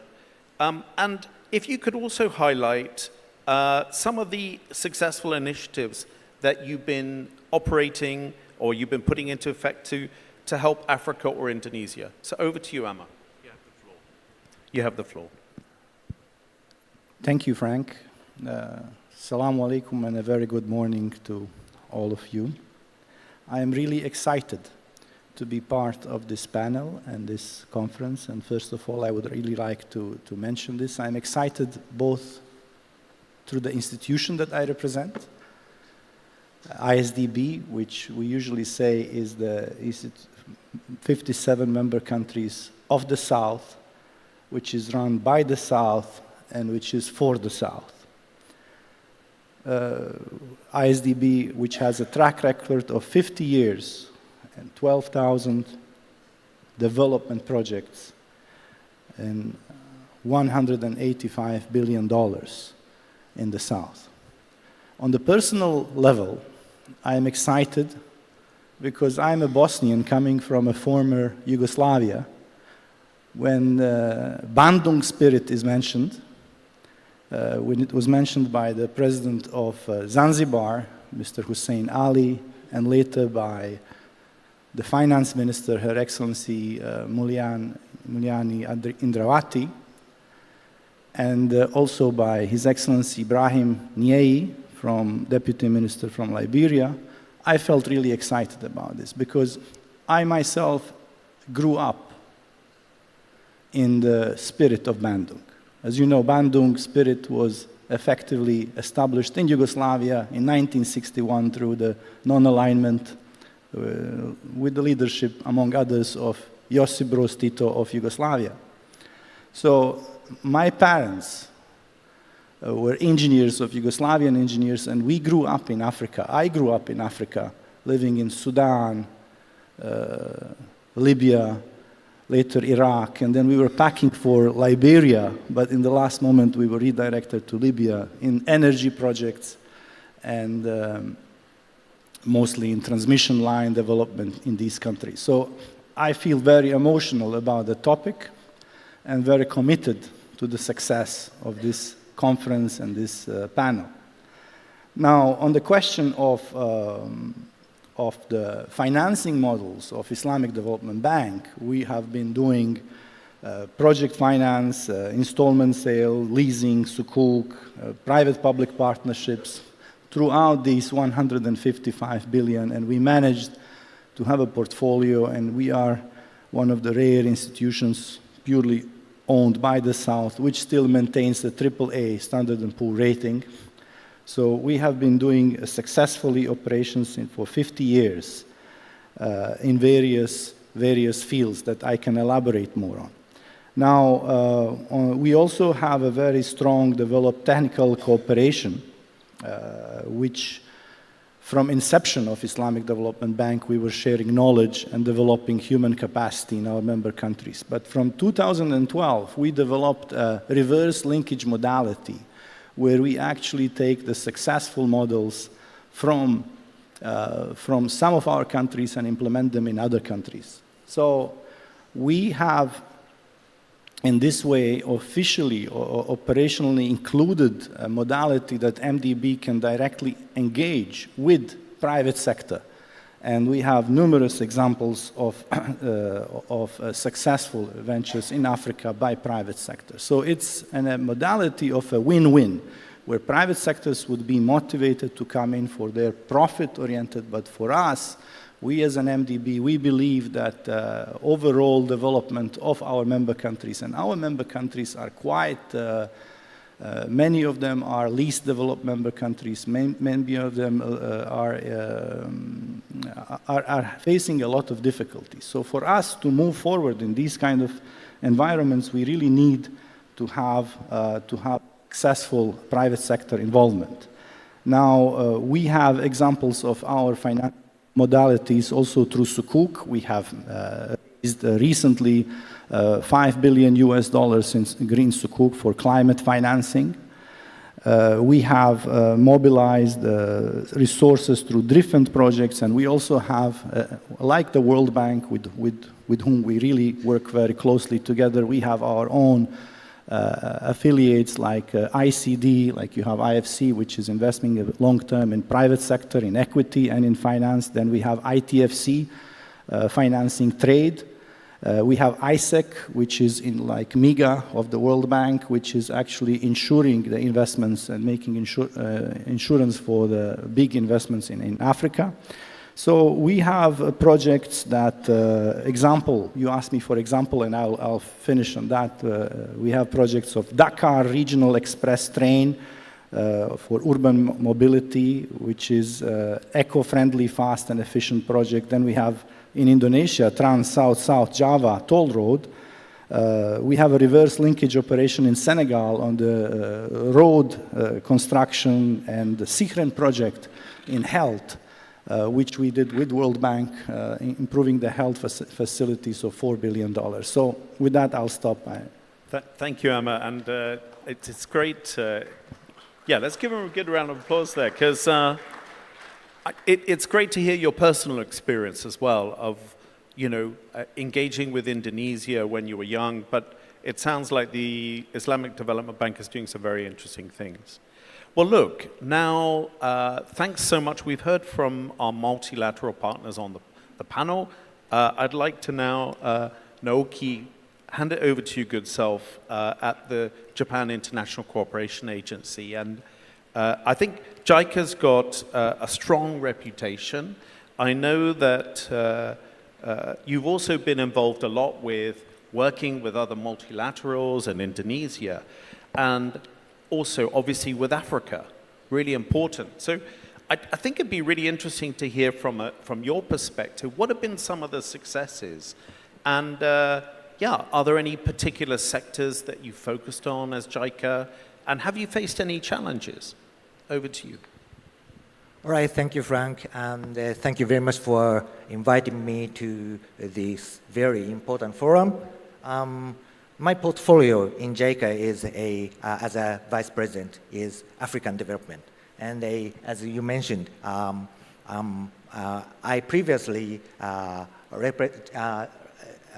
chief representative of JICA Indonesia office. So I really, strong supporter of abundant spirits for African development. It's really important. Okay, thank you.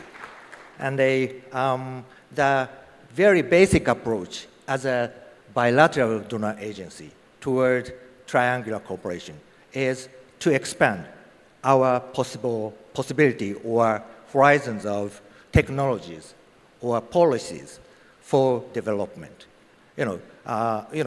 Just Japan and the African country is really not making, a lot of change, but if we involve Indonesian experience on technologies, we can make much more bigger than that just bilateral. Let me give you one tangible example.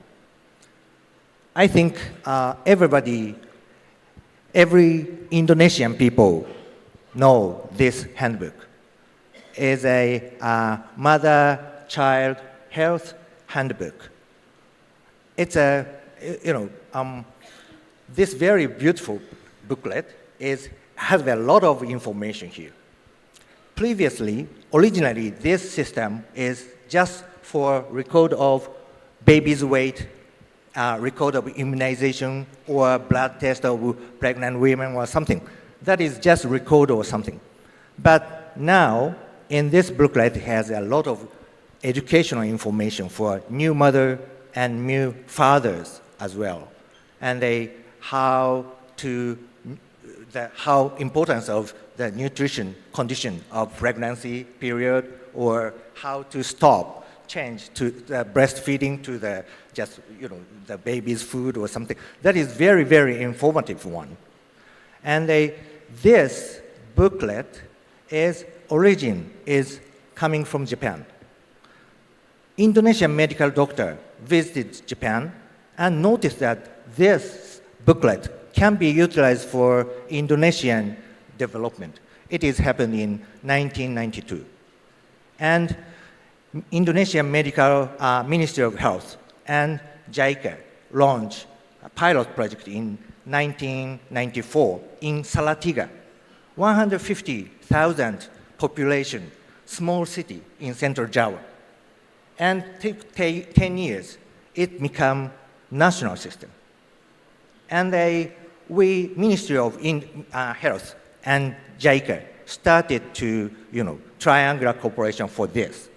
And they are backed up by WHO.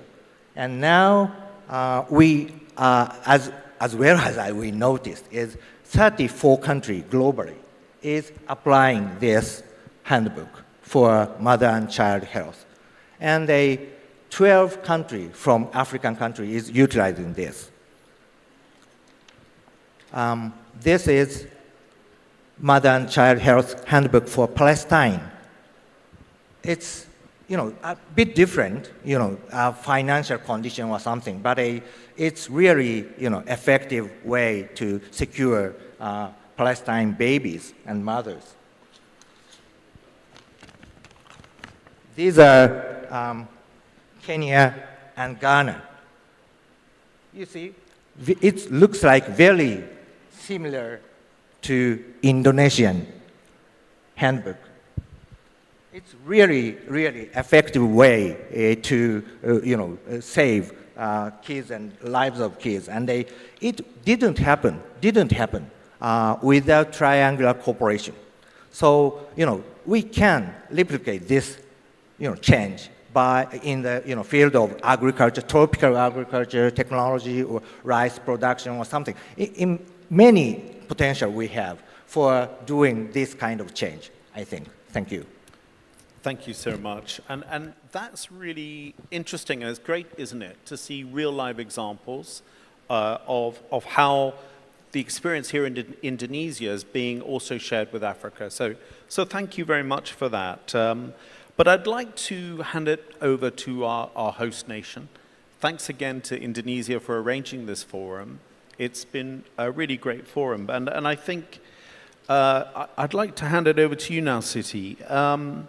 You've heard from a lot of our panelists. You've heard from our partners in Africa. You've heard from the multilateral, bilateral. And I mean, I think it'd be helpful to get a readout from you how you evaluate the current state of cooperation with Africa. And, we've heard quite a lot from the Honorable Minister as well about the grand design for development cooperation. It's a very catchy title, sounds very exciting. So it'd be great to hear, Siti, a little bit more from your good self about what that is, how the framework operates. So you have the floor. Sure. Thank you, Mark. Since you gave me 2 questions, I think I got more than 7 minutes, right? Anyway, well, thank you very much. I just would like to emphasize, our leaders has already mentioned it, that for Indonesia, Africa is one of growing strategic importance, characterized by their significant achievements and notable challenges. Some key achievements between Indonesia and Africa. First, African countries becoming our important trading partners. It's been the trading, statistic for trade volume between Indonesia and Africa has jumped enormously in the past decade. And second, the political and diplomatic engagement of Indonesia and Africa becomes stronger and deeper. I would echo you, Deputy Minister of Liberia, about how we would like to have a stronger political cooperation. And of course, on the development cooperation, Indonesia has actively participated in the capacity building programs of Africa in many areas. It dated back to the 80s when we have, with JICA, we have this training center. We established training centers in Namibia and Tanzania. Only for the last decades, Indonesia development cooperation has reached 23 out of 54 countries in Africa. And it's approximately 42% of the region. And the programs are focusing on some critical sectors, such as food security, health, and energy. And it also already, participated by more than 500 only in the last decades. And on the grand design itself, could we have it up on the screen? The narratives of the grand design. We are committed to ensure that our development cooperation for Africa has strong alignment with global development agenda, as well as Africa's agenda for 2063. And that's why our grand design for development cooperation with Africa was based on. And The vision of our development cooperation with Africa is, of course, to enhance shared prosperity. I would like to emphasize shared prosperity, foster sustainable development, strengthen cooperation, as well as ensuring mutual economic growth and resilience for both Indonesian and African countries. And in this design, we have the core values, which are mutual respect, inclusivity, collaboration, and sustainability. And this will ensure that our efforts will align with the shared interests and priorities of both countries and regions. Rooted in Bandung spirit, Indonesia is committed to win-win cooperation, cooperating with Africa as equal partner. And of course, to ensure that our support for the achievement, as I mentioned earlier, it will be aligned with the Africa Agenda 2060, and we would like to ensure that it's more strategic, meaningful, and impactful. And we consolidate effort under the Development Agency for International Development. And as key partner for Africa, and as you also have been listened to all the previous speakers, we have explored some following sectors for our development cooperation based on comprehensive discussion. It's on the energy and mineral, health, agriculture, education, community development, and infrastructure.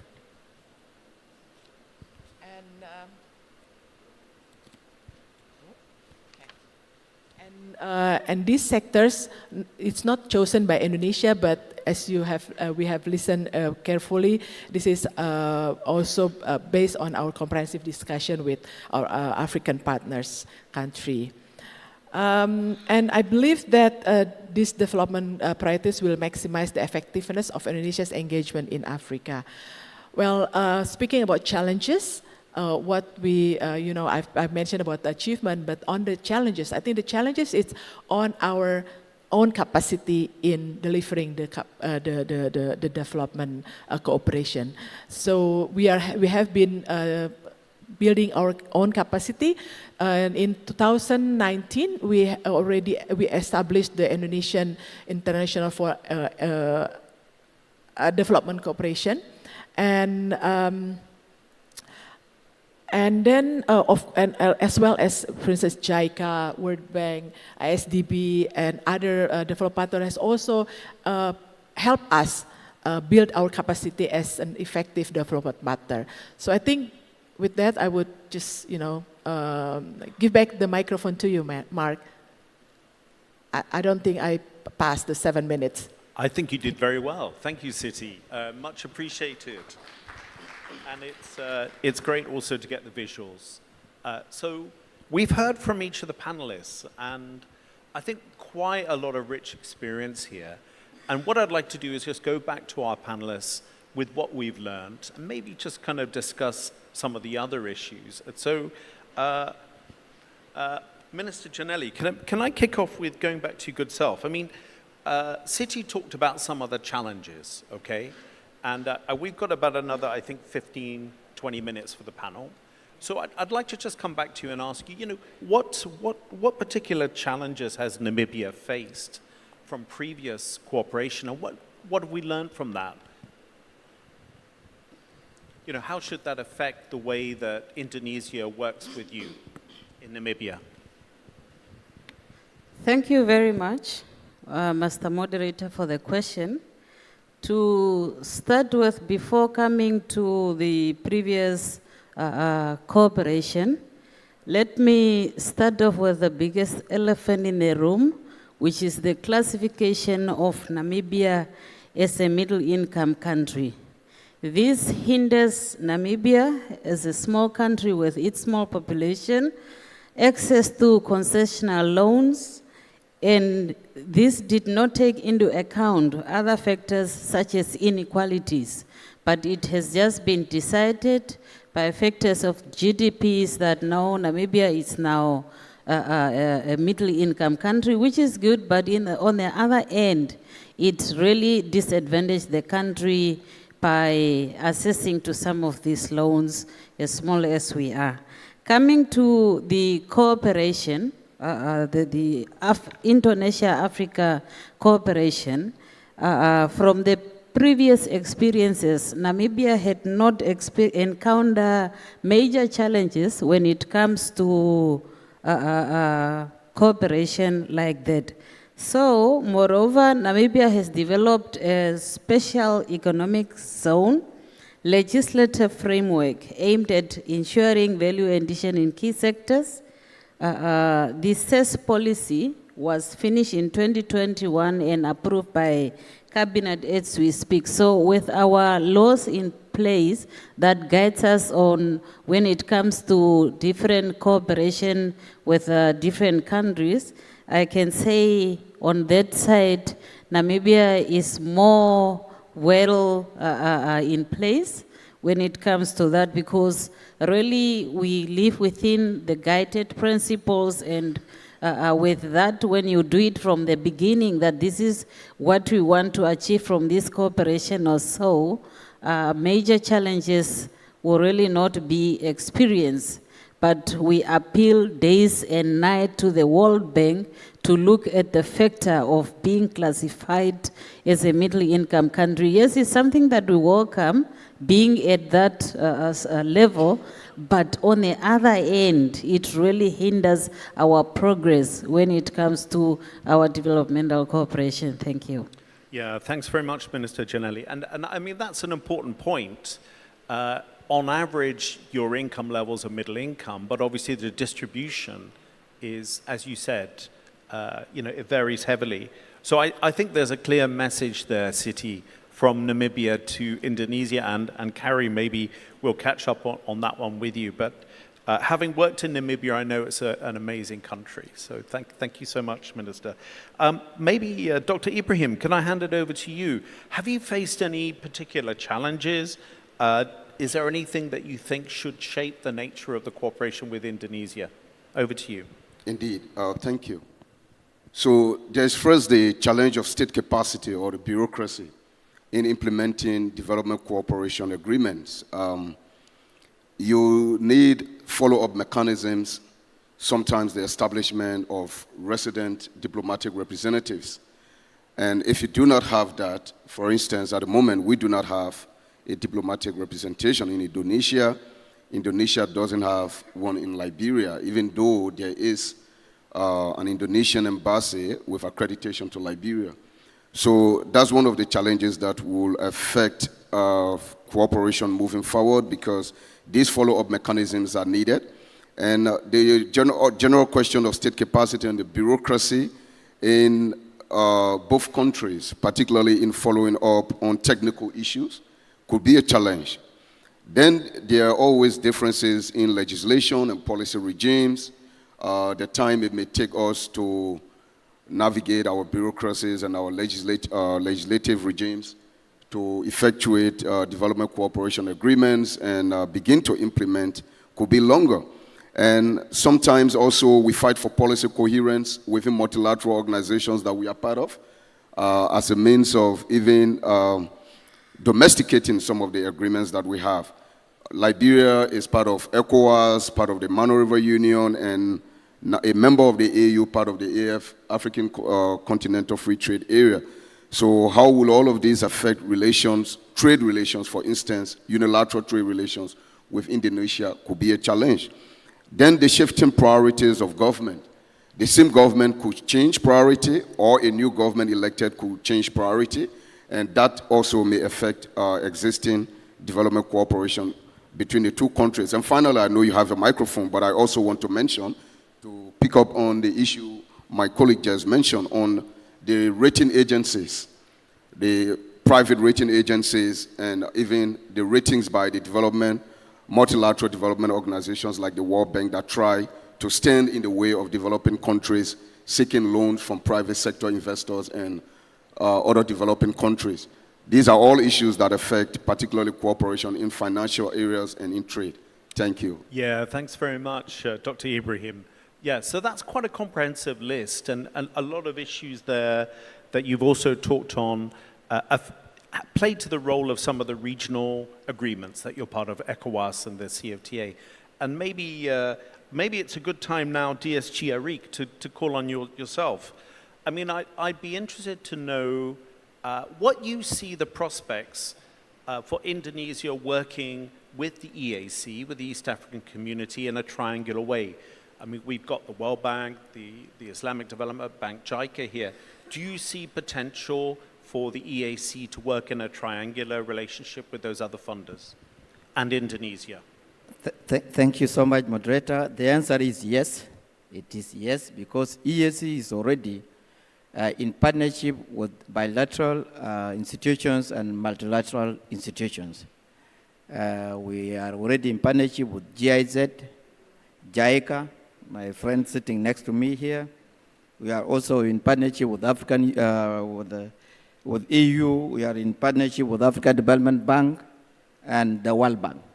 And therefore, a possibility of Indonesia, East Africa, and any of these institutional, bilateral institution or multilateral institution is possible to have partnership with any of them in future. Thank you.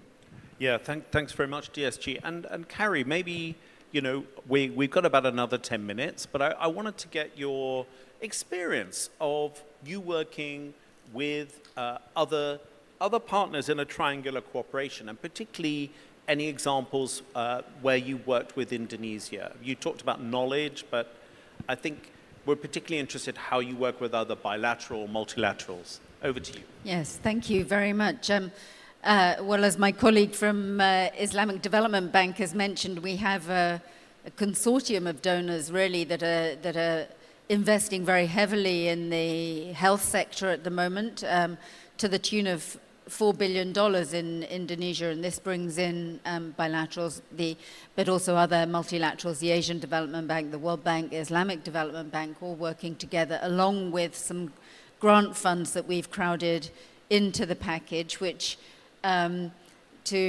Honourable Minister's point on the extra costs that middle-income countries bear, this is one of the ways in which we in the World Bank try to reduce costs is by blending our own lending fees and interest rates with grant funds that we can get from bilaterals, packaging it up in a way that lowers transaction costs for the borrower, and hopefully it doesn't bring you all the way back down to IDA rates, which I'm sure is what you would like, but it goes some way to alleviating some of the extra costs associated with moving to middle income status and moving to IBRD borrowing rather than IDA borrowing.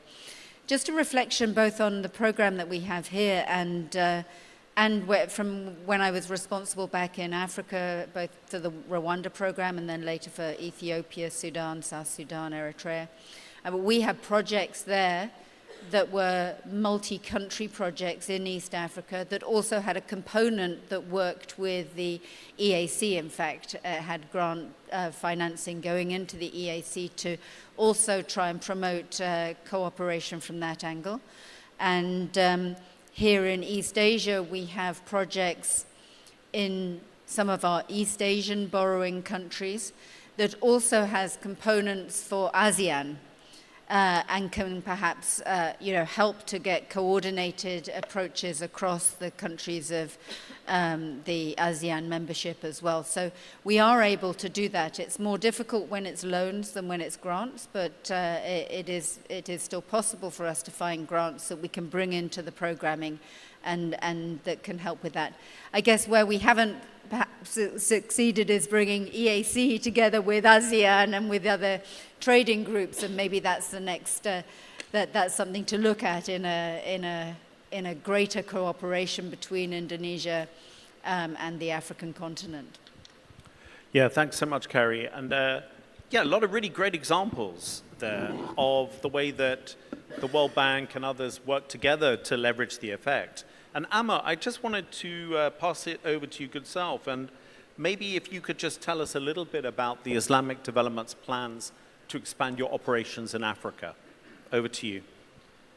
Well, being aware of a very challenging economic times, Islamic Development Bank is working to strengthening partnerships, and we actively collaborate with African governments. Being a South-South institution, we are working only in the direction in coordination with governments. We do not impose, we do not ask the governments for any specific directions, but we have something called MCPS with each one of the African countries, where we are looking at the member country partnership strategy, and this would be designed in coordination with governments, and the way forward would be designed jointly. So, of course, the key of our success in Africa would be partnerships with other MDBs, with World Bank, with African Development Bank, with other OPEC fund, and we have an Arab coordination group that ISDB coordinates, 10 big financial institutions that we are a catalyst around.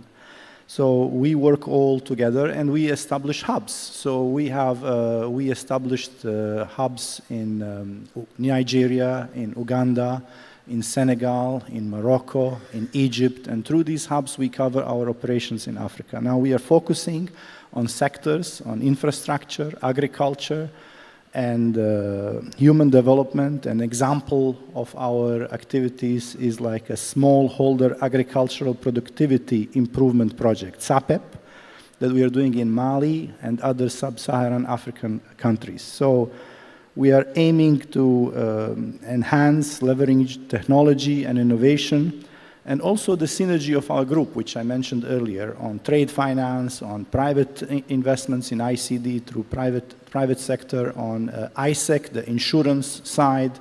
So with all this combination, our plans is to expand our operations in that direction. Thank you. Okay, thanks, Amma. And it's great and exciting to hear those. I'm sure a lot of our African partners in the room will be interested to follow up with you. So maybe if I could pass it over to Jaika now, to your good self, Naoki. Could you tell us a little bit about your new plans? I understand you're signing an agreement with Indonesia today for triangular cooperation. Would you like to say a little bit more about that? Over to you. Okay, thank you very much. We are making a signature on MOC, Memorandum of Cooperation, with Minister of Foreign Affairs of Indonesia for development, increasing triangular cooperation toward African development. You know, Indonesia is a upper middle income country now, so we are really thinking Indonesia is a very important partner for development of Africa. And 5 sectors is highlighted in this memorandum.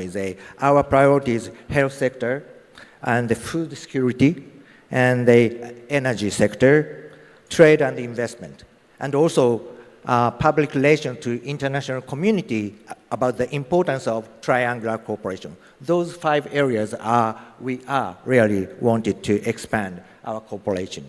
And another thing, I just, get some insight from the discussion with our colleague, that the importance of regional agency or organization or African Union in triangular cooperation.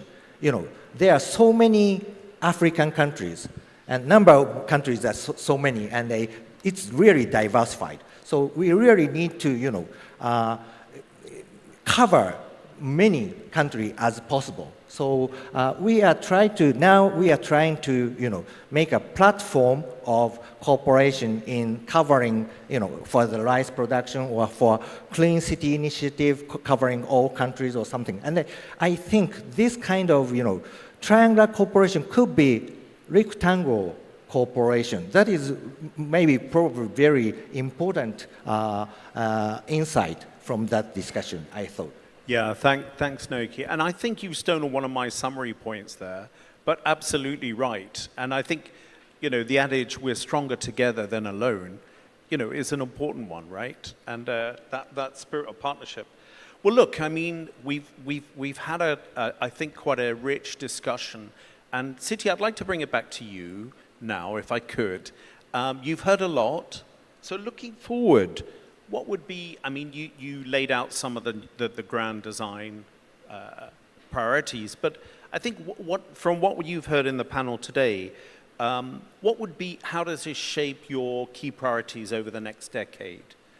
Yeah, over to you for a couple of minutes. Well, certainly. Thank you very much for all, your inputs and your concern. I think, we've been listening. I've been listening, and I've taken a lot of notes. But what I really would like to emphasize that we would like to, to improve our accountability and effectiveness for the sustainable outcomes for the development cooperation in Africa. And I think one of the challenges that we had before, and now we are going to have it enhanced, is our comprehensive monitoring and evaluation. And I think one of the, I've been listening to all these,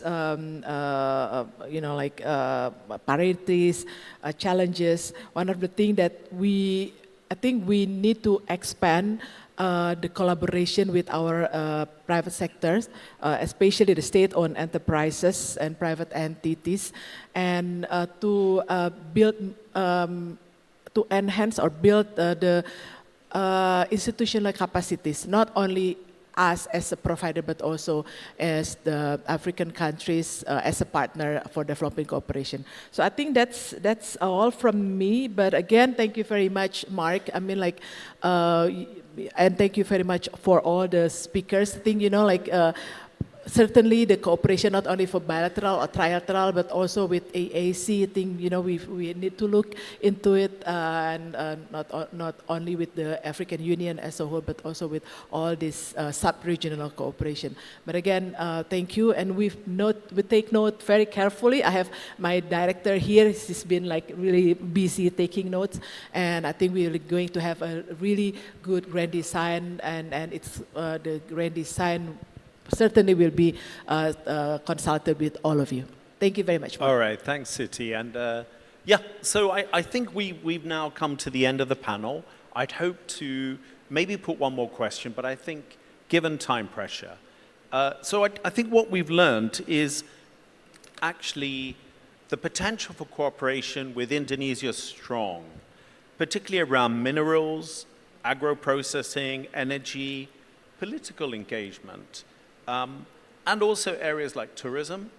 We've learned that there's a lot of demand from countries, but also the potential for collaboration and partnership with regional institutions like the East African Community, ECOWAS, the Africa Continental Free Trade Agreement Secretariat.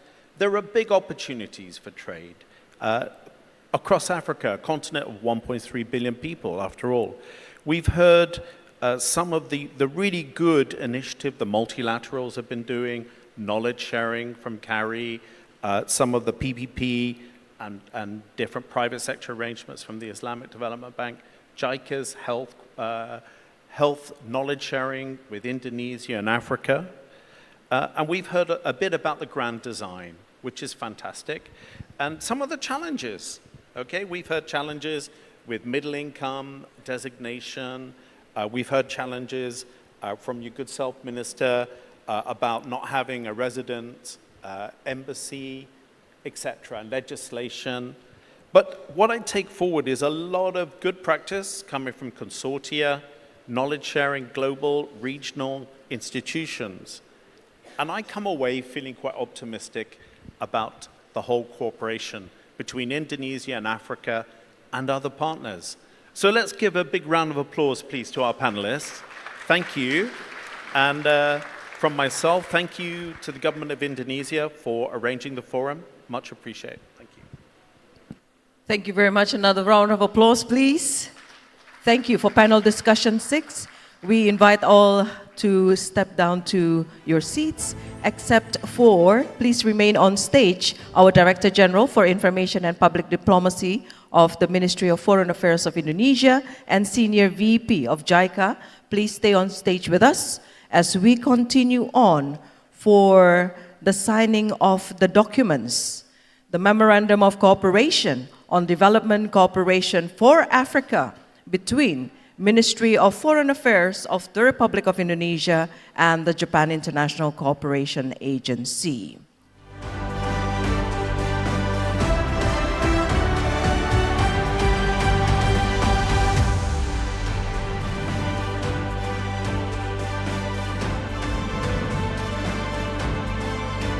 In just a moment, we will also have a group photo. So let's continue on with our document signing first. We kindly invite the signatories to sign the documents. The MOC focus on collaboration for global development within the framework of South-South cooperation to support 2030 Agenda for Sustainable Development and Africa's Agenda 2063. Further, the implementation of the MOC shall involve sustainable development initiatives, multi-stakeholder partnerships, and public-private collaborations. Please show the documents for the photo opportunity. May we have handshakes, please, between the two? Yes. Thank you. Please join on stage Mr. Ueda from the Embassy of Japan, Ms. Takeda from JICA Jakarta, Director of International Development Cooperation, Ministry of Foreign Affairs of the Republic of Indonesia. Please, may we have a group photo on stage.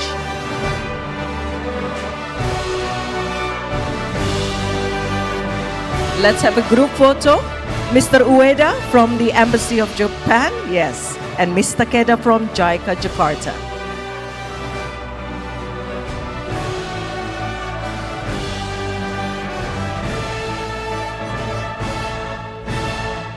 Let's have the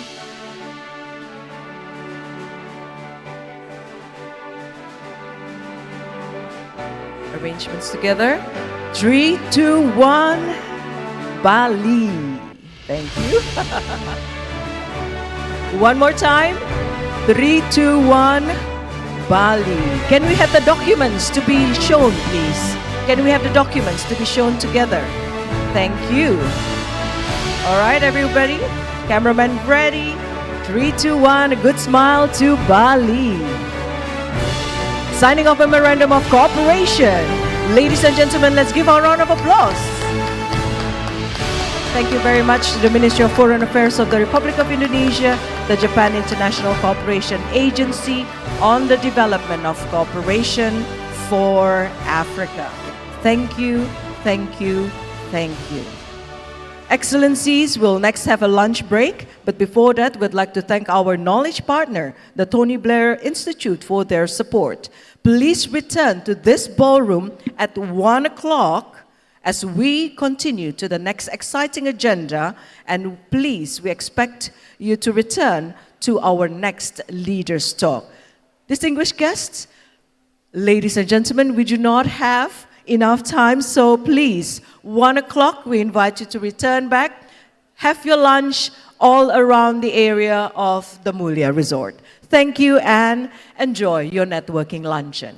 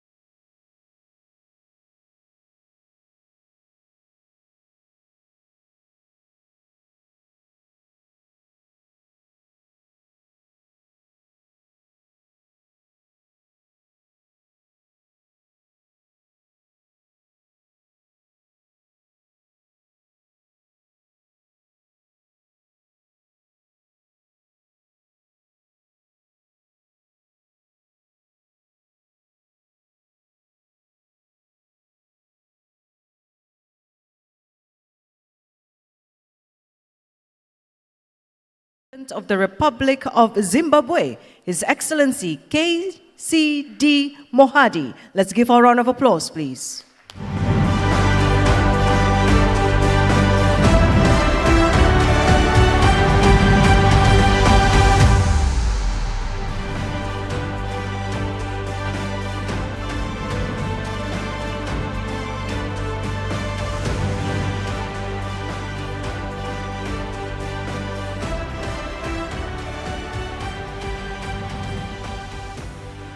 Thank you. Can you please be seated? Pray be seated.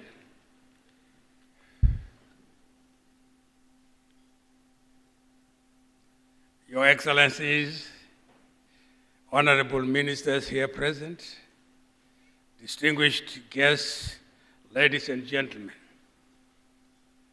allow me to commence my remarks by expressing the sincere gratitude of my delegation to the government of the Republic of Indonesia for the gracious invitation extended to Zimbabwe to attend the second Indonesia-Africa Forum, and the generous hospitality extended to us since arriving in the beautiful city of Bali.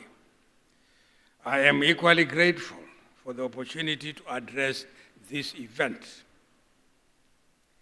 This forum presents us with a unique platform to exchange ideas on how Africa and Indonesia can diversify and deepen cooperation in the mining sector, trade and investment cooperation, industry and technology, among others. In Zimbabwe, the mining sector is one of our strategic anchors for economic growth and transformation, as the sector contributes 60% of the country's export earnings. This sector is set to contribute significantly to the country's vision of becoming an upper middle income society by the year 2030. Distinguished delegates, in our quest to achieve the country's Vision 2030, the government is working tirelessly towards the amendment of the Mines and Minerals Act, Gold Trade Act, and Precious Stones Trade Act, in order to attract additional investment in extraction and beneficiation of these minerals. I'm confident that this will go a long way towards realizing the goal of sustainable mining for the benefit of Zimbabweans, citizens, and investors alike. This is an area of cooperation in which Zimbabwe can engage and cooperate with Indonesia for mutual benefit. A draft memorandum of understanding in this area has already been exchanged between our two governments. Your Excellencies, the mining sector is one of the key drivers of economic growth and development in Zimbabwe, with over 60 international tradable minerals in our country. The key minerals driving the beneficiation and value addition drive under the National Strategy, Development Strategy 1 include gold, platinum group of metals, diamonds, coal, gemstones, chrome, and lithium, among others. Suffice to note that Zimbabwe has the second largest known deposit of lithium in the world, giving it a unique opportunity to contribute to the greening of the world economy for the good of the people and the planet. We strongly believe that the sustainable extraction and beneficiation of these mineral resources will create an impactful transformation that will alleviate poverty and strengthen entrepreneurship and economic development of our country. The mining sector accounts for 16% of the country's GDP, gross domestic product. Ladies and gentlemen, post-mining land rehabilitation is essential for restoring ecosystems and ensuring that land can be used for other purposes after mining operations cease. The government has initiated responsible mining audits to ensure compliance with the laws. In addition, riverbed mining has been banned to curtail land degradation and to promote ecological well-being. Zimbabwe welcomes investment in land reclamation projects and the restoration of its biodiversity. Distinguished guests, reaffirmation, engagement, and re-engagement with the international community remains critical components of Zimbabwe's foreign policy thrust. The objective of the government of Zimbabwe is to fully reintegrate the country into the community of nations for a win-win outcomes in a peaceful and stable international environment. Zimbabwe, under the leadership of His Excellency Dr. Emmerson Mnangagwa, President of the Republic of Zimbabwe, is determined to continuously improve the ease of doing business in the country.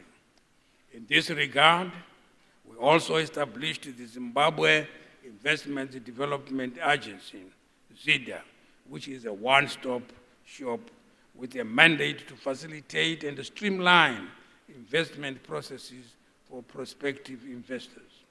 Esteemed colleagues, most of the minerals from Africa have been exported in their raw or semi-processed form, resulting in loss of revenue and transfer of debt opportunities. The Africa Mining Vision, AVM, a brainchild of the African Union's Commission, Continental Industry Initiatives, encourages African countries to prioritize local mineral beneficiation and value addition. As a result,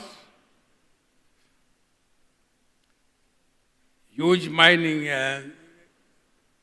entities in the country, and taking into consideration the huge mining country like Indonesia, we would need to exploit the experience in the beneficiation and value addition of our minerals. Because experiences from Indonesia are both inspiring and educative. The government of Zimbabwe is capacitating small-scale gold miners through the provision of equipment for mineral processing and setting up centralized gold service centers. Currently, small-scale miners account for about 60% of total gold production in my country, Zimbabwe. Setting up of gold to jewelry factories will also increase the value addition units in this particular regard. I also wish to point out that the government of Zimbabwe is considering various financing models, including public-private partnerships, triple Ps, joint ventures, build, operate, and transfer both, and private sector cooperation to promote investment in the country. Esteemed delegates, let me conclude by inviting Indonesian and other investors to be part of our Vision 2030 by taking advantage of numerous investment opportunities in our mining sector for mutual benefit. Zimbabwe is indeed open for business, and you are all warmly welcome to come and invest in Zimbabwe. I thank you. Thank you very much, Your Excellency. Thank you.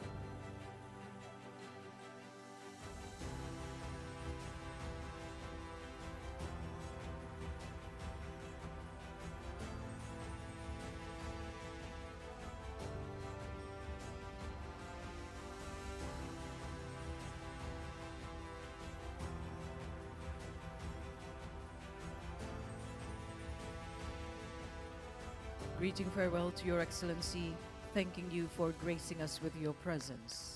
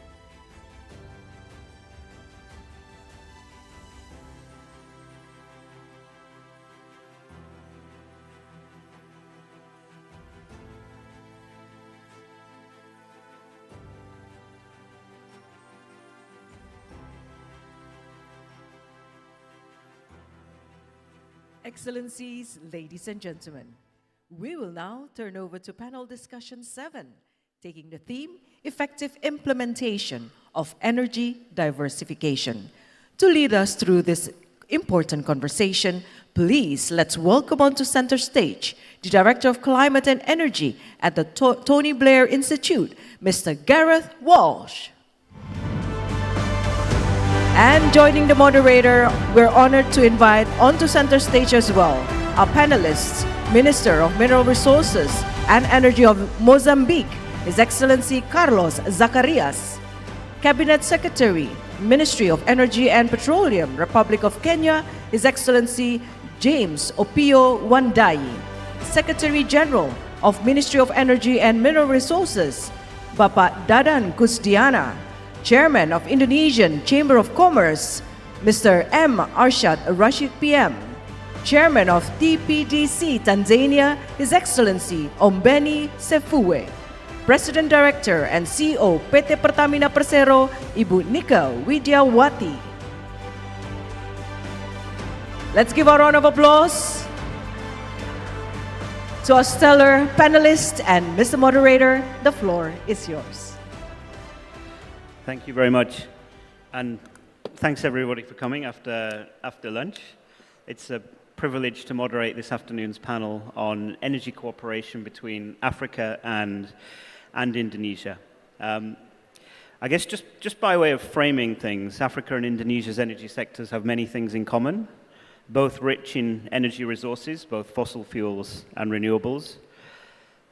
Both are looking to prioritize the use of these resources to drive their own domestic industry and their own development.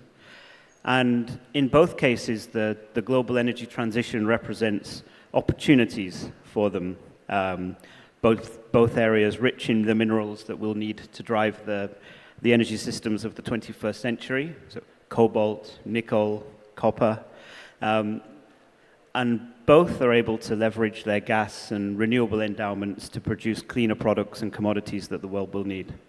So during this panel, we'll explore some of these themes and understand the ways that Africa and Indonesia are already partnering in this space and what's needed to scale these existing partnerships.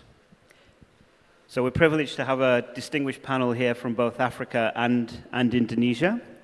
From Africa, in place of Minister Zacarias, we actually have Marcelina Matavia. Marcelina is the Director of Energy within Mozambique's Ministry of Energy and Mining. And Marcelina is currently spearheading the implementation of the country's energy transition plan. We also have Honourable Minister James Wandai from Kenya. James has got a background in agriculture, technology, finance, and recently assumed the position of minister in a country which is generally regarded as one of Africa's leaders when it comes to renewables and the energy transition. And finally, from Africa, we have Chairman Ombeni Sefue from the Tanzanian Petroleum Development Corporation, formerly Tanzania's permanent representative to the UN and ambassador to the US, Canada, and Cuba.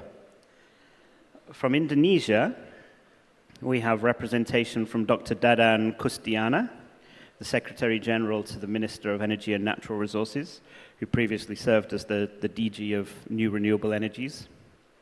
We have Ms. Nike Widyawati, the President Director of Pertamina, with a background in banking, construction, electricity, and who recently acted as the chair for the Energy Task Force during Indonesia's hosting of the G20. And we have Mr. Arshad Rashid, who's the chairman of Indonesia's Chamber of Commerce and President Director of Indica Energy. Welcome. I think we'll kick off with the African delegates and maybe just to sort of contextualize the situation on the continent. And maybe Director Marcelina, to turn to you first.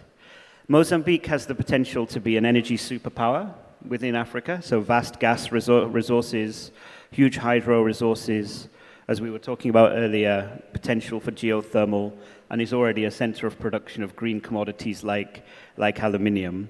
I wonder if you could just explain for the audience how Mozambique plans to harness all of these different energy sources to grow its economy, and your view of where you see fruitful potential partnership between Mozambique and Indonesia. Good afternoon, everybody. First of all, I would like to say thanks on behalf of Minister Carlos Zacarias. Thanks to the invitation for us to participate in such an important event and speak to this audience about energy sector development in Mozambique. Mozambique has a vast potential of mineral resource and energy. We have coal, gas, hydro, solar, wind, biomass, and some of geothermal energy, whose development can benefit the country and other consumer market in the context of decarbonization. The strategic use of those energy assets can accelerate the transition to a middle economy, industrialized economy, and a structural transformation from a primary economy to an industrialized and service economy. Natural gas, in particular, provides a fair and safe energy transition option due to its advantage as a less polluting energy source. In terms of mineral, we have a wide range of resources, including strategic minerals such as lithium, nickel, and graphite. To guide the decarbonization journey, the government of Mozambique has been approving different tools, including the energy transition strategy. In fact, we did approve this instrument and launched it COP28 last year, November. The energy transition strategy mission is to leverage our abundant natural assets to accelerate the implementation of a low-carbon economy development that allows the country to generate inclusive and socioeconomic growth. Position itself as a regional green energy hub and contribute to the global energy transition.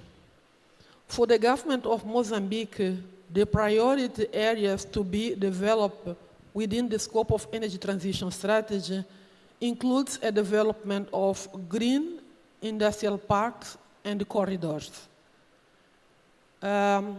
It's important to refer that over the next decade, around 2.5 gigawatts of new generation capacity will be available with the commissioning of some new power plants like Temane, a power plant from gas-fired power plant, which will generate 450 megawatts in Inhambane province. We'll be having some solar capacity additional power plants will be having the first wind power plant, which will generate 120 megawatts in Namahasha, is in Maputo province. And we'll be also having hydroelectric power plant Mpandankua at the center of the country, which will generate 1,500 megawatts of hydropower. Coal is another resource that has a significant weight in Mozambique's export. The energy transition strategy advocates the minimizing use of it.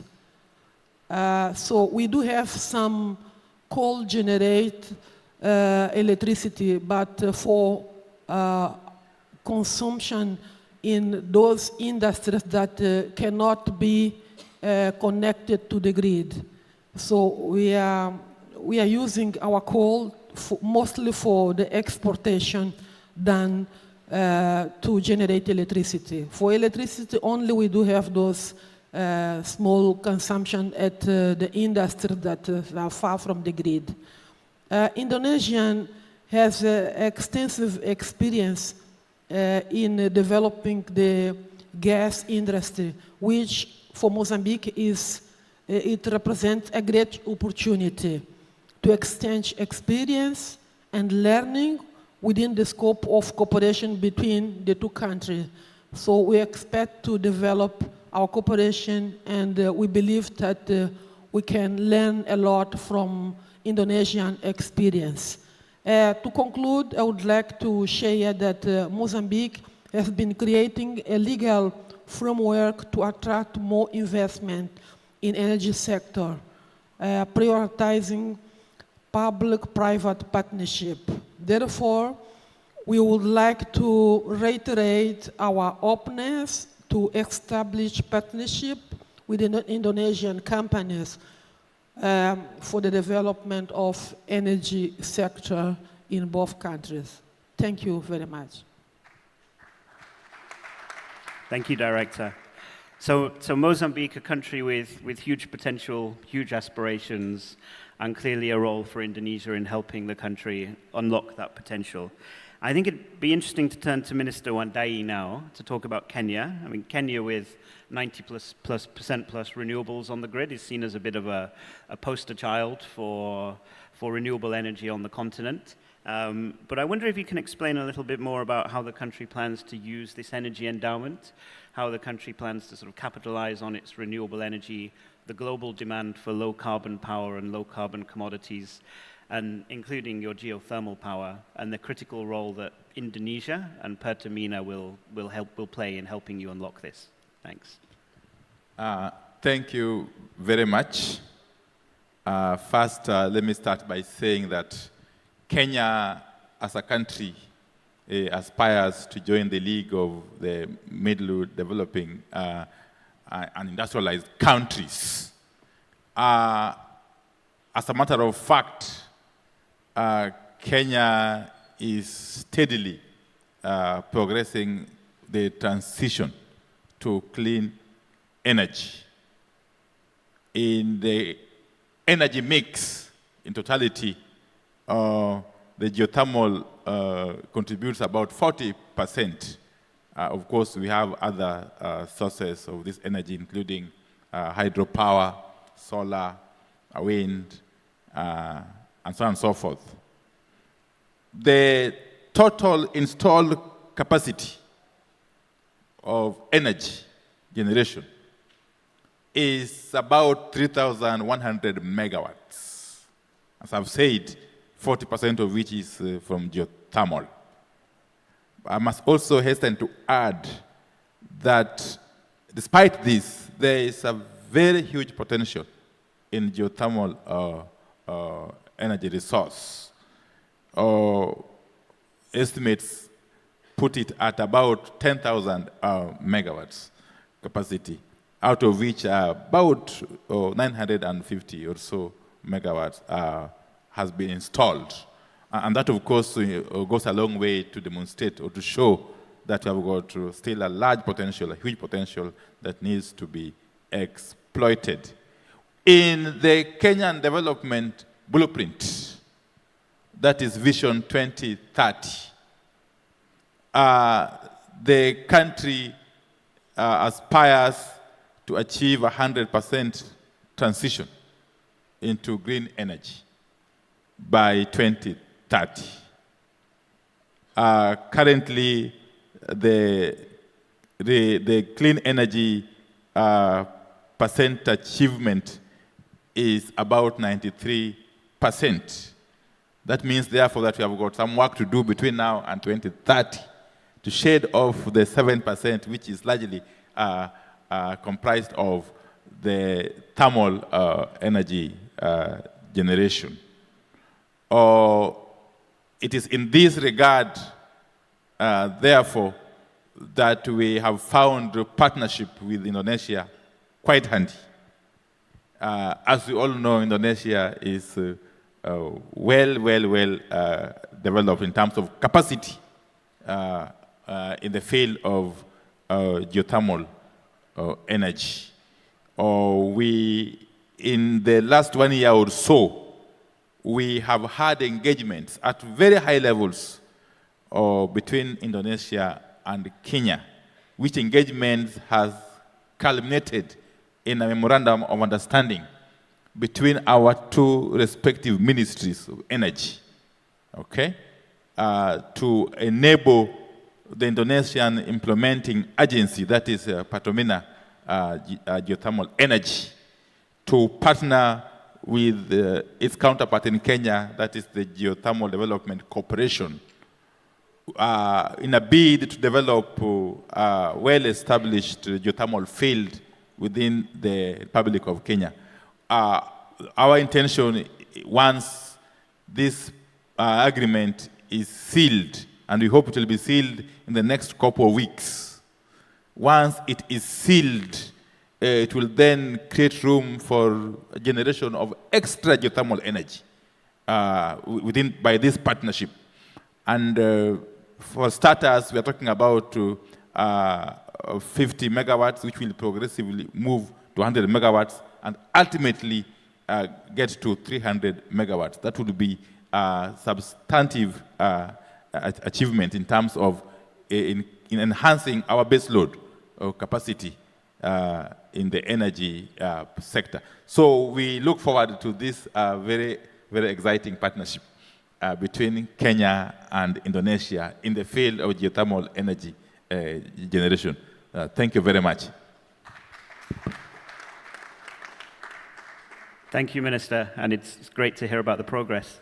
I'm going to turn now to you, Chairman Sefue, because I think Tanzania are probably the most advanced of the countries here in terms of their cooperation with Indonesia. And I wonder if you, as sort of chairman of Tanzania's Petroleum Development Corporation, could sort of just highlight some of the engagements that your country is currently having with Pertamina, as well as perhaps just updating us on the status of gas development in the country and the prospects for using that gas to drive development within Tanzania.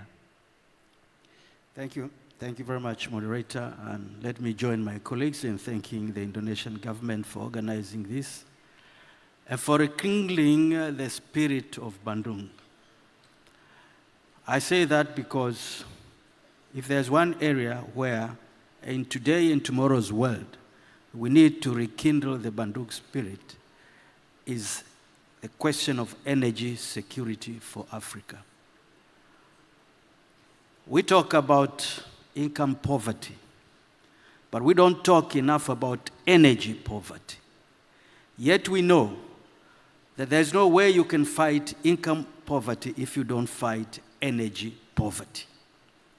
So the solidarity between Indonesia, which has significant experience in addressing the energy challenge, with Africa, I think is a key component of a rekindled Bandung spirit.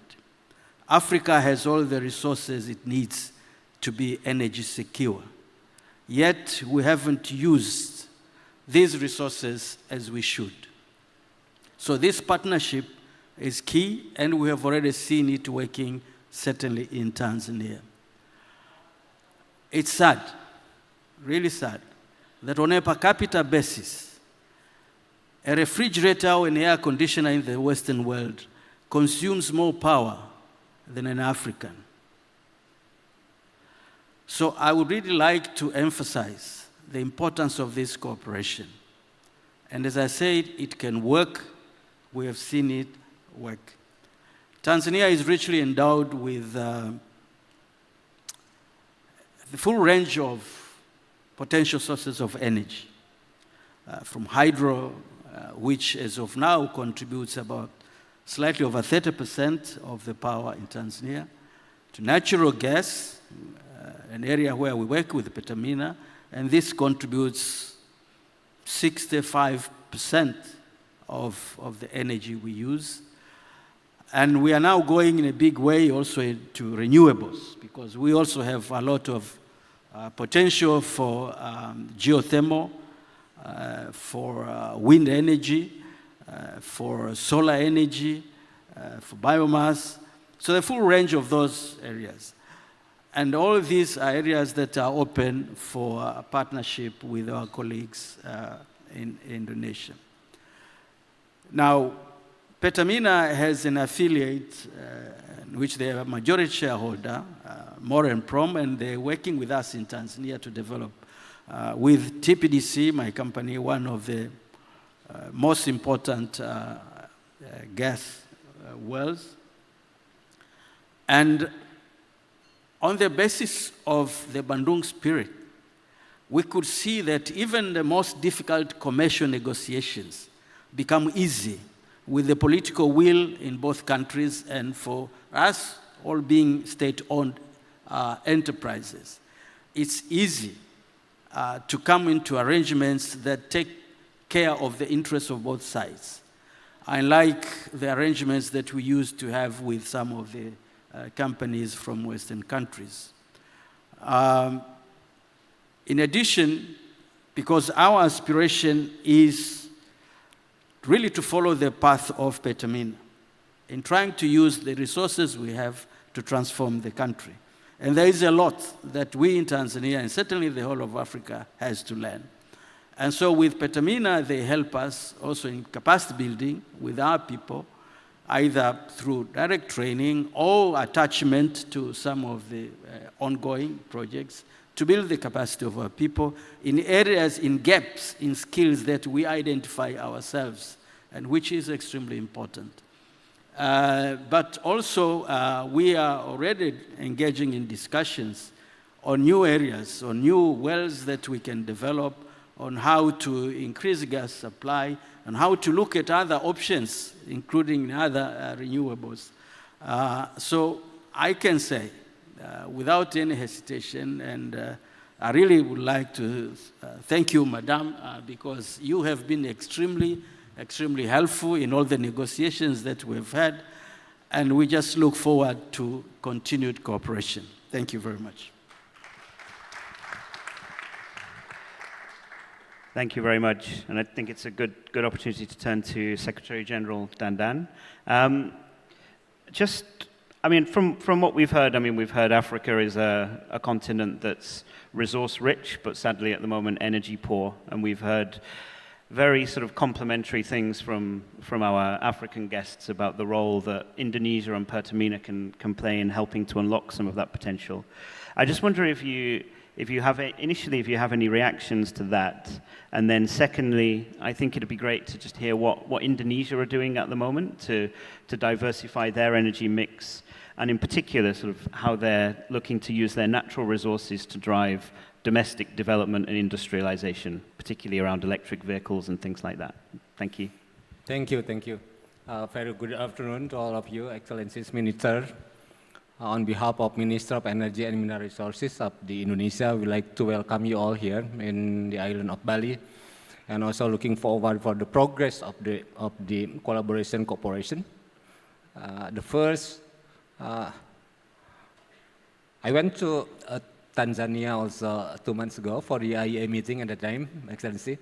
So we are continuing with the progress of the discussion on geothermal on that part, in very particular with Tanzania, with Kenya. I think we like also to send my team to Tanzania, very specific for the oil and gas. That will be also happen in for the meeting, I think next week in Tanzania on that part. So this afternoon, my minister also signed the MOU with Madagascar. So actually, there are a lot of discussion as well as also the progresses on the aspect of energy, including the minerals.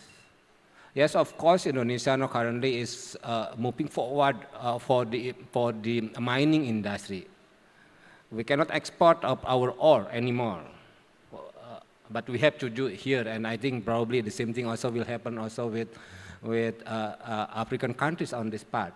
Lithium, I just heard from Mozambique, from Zimbabwe that you have a lot of mineral on this part, and probably on this idea, there are two things that I think we would like to offer. The first is to share our experience on that part. And the other is to do as the partnership. Of course, we are the country with the huge production of nickel, for example. But we are lacking in terms of lithium.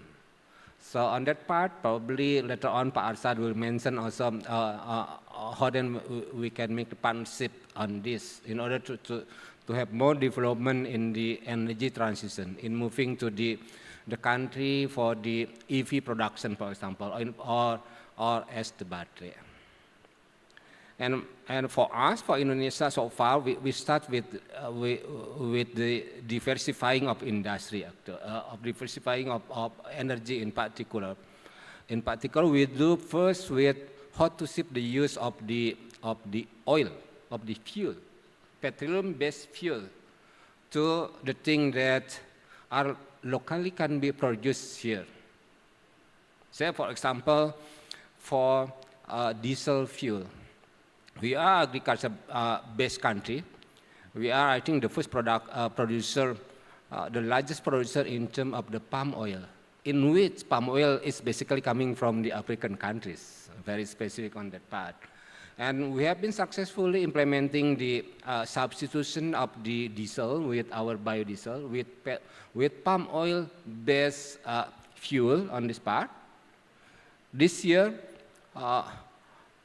we blend 35% of the biodiesel into the diesel fuel. Next year, I think we are now preparing to increase the percentage to be 40. And even this morning, my minister mentioned in the other forum here in Bali that he's going also to increase even more in 2026. So I think we can share this kind of the experiences that happened to us since 2006. So this is not the achievement that is only for 1 or 2 years, but it's a very long story. We have quite long experiences in dealing with people, in dealing with technology, in dealing with financing on this part, as part of Indonesia also to do the transition of energy. Yeah. Of course, for renewables, it's good to know that Indonesia is almost the country with the most complete resources in terms of renewables. My president, the President Jokowi, has stated that Indonesia will go to net zero emission in 2060. We are currently revising many regulations, including law on renewable energy. We start to work with many developed countries to see, because our experience, there are two issues at least, the technology and the financing. This is the one that we have to cooperate with in particular with the developed countries, with European, with United States, and then we join with also with JP, with UK, for example. We have very long cooperation on that part. So as Indonesia, as also other countries, we would like to see also the emission reduction on this very specific aspect for energy, but we don't want to jeopardize our economics. So we are combining this part. Indonesia is blessed with fossil fuel in particular. Our production of gas is increasing year by year. Of course, for oil, we are trying to have more discovery on this part. But we have huge resources of coal. Our coal is enough with the current production of almost 1 billion ton per year, will be last for more than 100 years to go. But still, we put our effort on how to reduce our emission reduction as part of our commitment also with the global. So I think this is the first thing that I would like to share. Great, thank you very much. Maybe to turn to President Widiawati. So I mean, Pertamina are at the heart of a lot of the partnerships that we've heard about today. I wonder if you could talk in more detail about some of the partnerships that you have in Africa and Pertamina's sort of aspirations for cooperating much more with Africa. And then maybe also just from your perspective, what Pertamina have to offer and what actually you see as a good partner on the African side as well. Thank you. Okay, thank you. To be honest, I really feel that the Bandung spirit is already here in our panel discussion, how we open our challenges and opportunity, and we support each other to increase our position as an emerging market to be a developed country together. So Pertamina has expanded our business in Africa starting from 2013. So 11 years ago, we start with upstream. Why? Indonesia now is a net imported country, especially for crude. And we found that the crude from Africa is pretty much suitable with our refinery. So that's why we're looking for the block development and also production block in Africa. And now we have several blocks in 6 countries in Africa. Tanzania with TPDC, and Algeria, Angola, Namibia, Nigeria, and next maybe Kenya. Gabon existing, so 6 include Gabon. How the progress? We will extend our appreciation that so far, the support from the government for our collaboration, Tanzania, Gabon, Algeria, Nigeria, Angola, is very good. And we will now still looking for the new block or expand the capacity of our current block in upstream.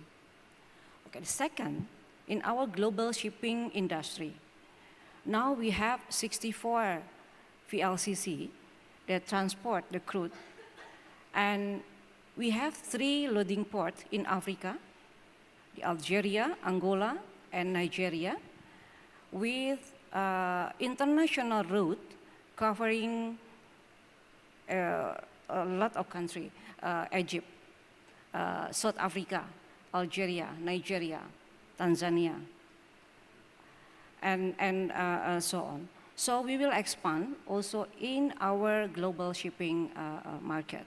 We bring the barrel home. So from our production, we bring the barrel home to support our refinery.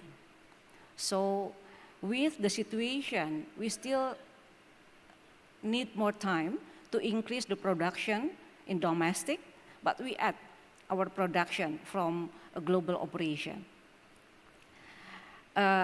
We also now pursuing a new business expansion in Kenya, as mentioned with the Minister, James Opio. Thank you, your support so far. So actually, we are now waiting for the good news from you next week or next 2 weeks for our collaboration with GDC in a geothermal block. So we develop integrated upstream to downstream. So geothermal drilling and also the geothermal power generation in Suswa block. And we have the second block in Longonot, it's also now still in progress. Hopefully, we can start the drilling by the beginning of next year. So hopefully, we can also have the chance to the other block, the geothermal block. We believe that there is still a huge resource that we can tap together in Kenya. Kenya have a plan to build the green data center that required a huge energy supply, the green energy supply. So we'll support that one. And then we also offering the total solution, gas to power for South Africa. The gas may be coming from Mozambique, one of the options. Since we understood that South Africa will have a transition from coal power plant to gas power plant. And then, after that, if the base load is coming from the cleanest energy, just like gas power plants, and then they have an opportunity to increase the renewable energy in their system. That intermittencies, they already have a solution with the base load. So there is also the next collaboration that now we still progress to pursue. So actually, we also understood that there is still renewable energy potential. But what we offer actually is our competency, our experience on how we develop the integration upstream to downstream. I spoke to our friend in the Africa country that maybe please learn from Indonesia. We have to optimize our natural resources, energy resources, to bring the more value-added creation in Indonesia, not supply, for example, supply the gas to the other country and then the other country produce the high value-added product. So better we develop together the integrated gas to chemical, for example, gas to blue hydrogen, for example, and so that is our offering. Since in terms of the business, Pertamina have the holistic and integrated value chain for the business, starting from upstream and also the midstream and in downstream infrastructure, and also the production in terms of processing, the downstreaming industry for petroleum to petrochemical, gas to chemical, as well as that. So that's all. We open also the collaboration and to get the other opportunity for from other country. We spoke to Zanzibar that they have now also the huge potential in onshore and offshore gas and also oil and also the other country. So thank you. Thank you very much. So a lot going on, and I guess a lot of focus on just making sure that these countries can actually maximize the benefit of their own energy resources and looking at the whole value chain, right, from upstream all the way to downstream. I mean, actually, it might be just useful to go back to you, Ambassador Sefue, because I know Tanzania are thinking through how they're going to use their domestic gas to actually drive development within the country. What are some of the industries and the uses of that gas that you're thinking about at the moment?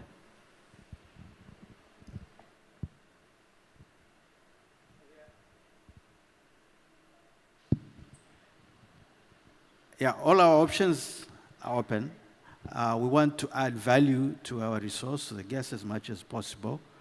One of the low-hanging fruits, I would say, is fertilizer. And I should add here, because then you have the role of the private sector also from Indonesia, because we already have signed an MOU with ESA, an Indonesian company, which is big in fertilizer. And I think we are going to have very good discussions on how we can add value to the gas. We think we have enough gas to supply the size of investment they're thinking of. So that is very good. But we look at all the other options in terms of adding value to the gas we have. Of course, besides power, because as I said, as of now, about 65% of the power in Tanzania comes from natural gas. So we really look forward to working with Indonesian, not just with Pertamina, but also with the private sector in Indonesia that have an interest in value addition in this resource that we have. Thank you.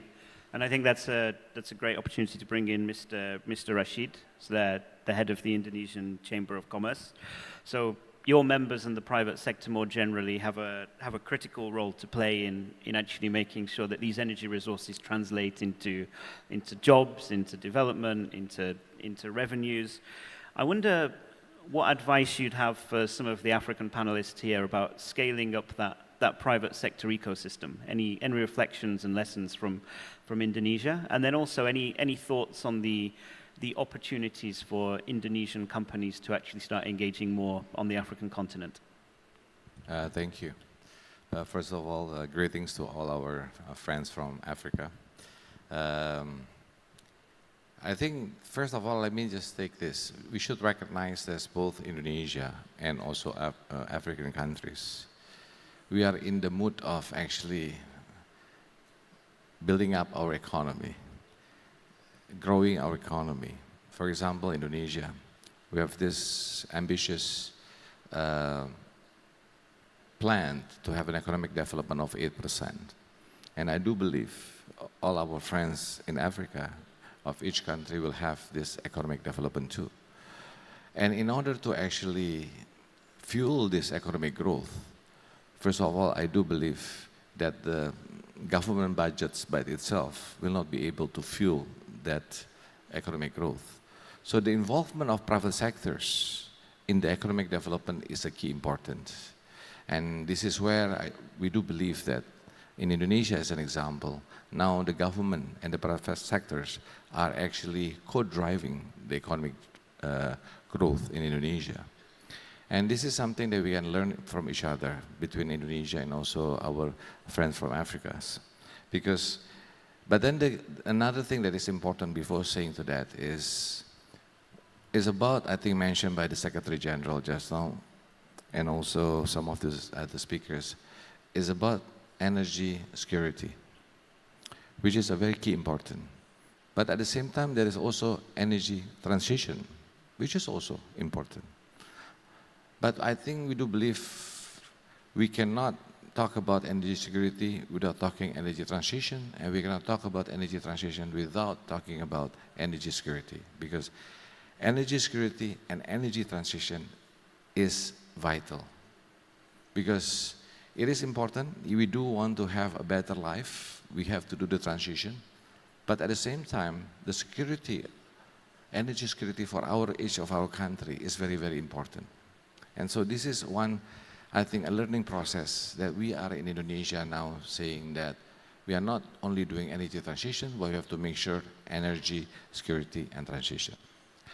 And with this, moving forward, one of the key important is actually, besides the project itself, is about financing it. How to finance this project? How to finance this project where I think we need to be able to work with all bilaterally, whether multilaterally or even regionally. So I think what we can bring from the Indonesian perspective is that how we are also in the process of educating ourselves to learn about how to get financing and to get maybe what we call creative financing, or even more than that is about blended financing, because all of this is important for all of us. So on bilateral, for example, Indonesia now is looking at, for example, Singapore Financing Asia Transition Partnership. This is where we're having that. In the regional, for example, there is what we call the G7 Asia Zero Emission Community, or AZEC, where financing is available. And also on multilateral, where we have the Just Energy Transition Partnership as an example. Those are things that we are doing in Indonesia. I think this is where also African countries should be looking at, because at the end of the day, there's so much equity we can put in, But how to finance those projects is not just equity, but the financing of it. This is where I think we can learn from each other, but we can share our experiences. But this is the key factors moving forward. But more than that, is that, again, learning in Indonesia about the public-private partnership is very, very important. This is where I think how each of us, from the private sectors and the public sectors, must recognize that there is a win-win and a lose-lose situation. We have to be able to see there is win-win, there's lose-lose. Because at the end of the day, we need to come out with a solution.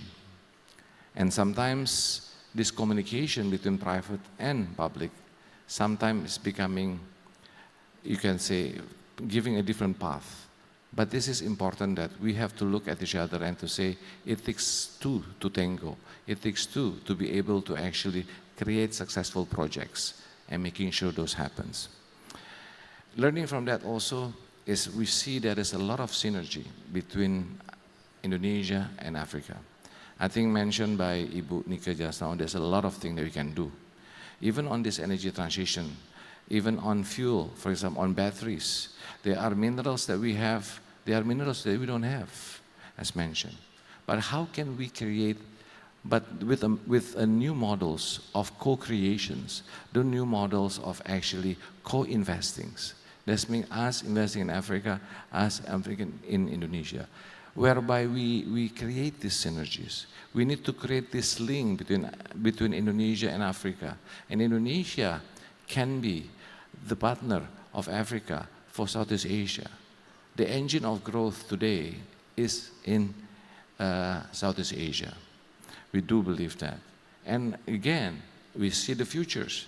Africa is the next engine of growth for the global situation. So this is where I think the link, south to south link, is very important. And we talk about the Bandung spirit. This is the Bandung spirit. If you speak in Bahasa, that is what we call gotong royong in Indonesian values, which means inclusive collaborations. And one more, last but not least, I would like to just say this, that in any of this development, one thing that is very important for us that we learn is that we should not forget to instill values in our economic development, such as, for example, in this development of energy, because we cannot leave anybody behind. And this is something very, very important. And again, what's very important for us is about peace. And that's how in Southeast Asia, Indonesia and all the Southeast Asian countries trying to manage this peace carefully. And this has to be done in Africa also. Because without peace, there is no economic growth, there is no development, there is no energy transition or anything. And at the end of the day, what we are all trying to do, whether in Indonesia or in Africa, is to make sure that we can make our people prosper. And that's, I think, a lot of the learning. But opportunities, I think just now Ibu Nika sees already so many opportunities from upstream to downstream to all the way, and many other things that we can actually do. And there's a lot of things from our side, private sectors, who would like to actually involve also in the development in Africa. Thank you. Thank you. Thank you. So we're getting towards the end of our time. I mean, we've explored a lot of very valuable themes. So energy security, energy transition, maintaining competitiveness whilst transitioning, the need to sort of leverage energy resources to drive domestic development, drive jobs for the benefit of your own citizens, and a lot of really, really good progress across the continent with Indonesia and the spirit of Bandung. I think I'd just like to ask all the panelists to perhaps just say some closing remarks. And I'll probably frame this as, if you could just summarize where you think that this Africa-Indonesia partnership can go in the future. Thanks very much. And maybe I'll turn to you, Ambassador Sifui, first. Thank you very much. If I talk about Tanzania and Indonesia, I would say our partnership with, let's say, Pertamina, so far, I think this is the beginning of a long journey. which we have to travel together. And there's a lot that we can do together. As my colleague here said, not just upstream, but midstream and downstream. We have, as TPDC, we have a big project going forward about gas distribution. And we know Indonesia, they invested heavily in gas distribution in the past. This is an experience we would like to share and to work with Indonesia, but also in developing new sources of energy. So I can only say that in the spirit of Bandung, we consider this is the beginning of a long journey, as TPDC also aspires to reach the stage that Pertamina reached, that a national oil company can, over time, become a player on the global stage. So that's my aspiration. Thank you very much. Thank you, Ambassador. President Widiawati. So, thank you. So, considering the Africa, Indonesia, blessed with the huge natural resources, energy, and also the food or something like that. So we still have a lot of opportunity to strengthening our collaboration, and we can support each other to increase our GDP. Creating job is very important for us. So for Pertamina, actually we look forward, and one thing maybe if I have giving my aspiration is, maybe it would be better if we have a same regulatory framework, so we can move forward, yeah, to pursuing the opportunity that we have. Since now maybe there's still a gap, so we have to try to fill the gap. How we can create the ecosystem to make our business more viable. So the financing that Parsad mentioned will be more not so difficult to finance our project. So the standard of regulatory framework and the policy of the industry, how to create the ecosystem of the industry itself. Thank you. Thank you so much. Dr. Dadan. Thank you. From my side, in the Ministry of Energy and Mineral Resources, I think for some part we are sharing the similar challenge as well as similar opportunities on that part. But on the other side, I think we can complement each other. In terms of mineral, for example, as I said in the beginning, that African countries are rich in terms of some minerals, in particular for lithium. That's what I heard.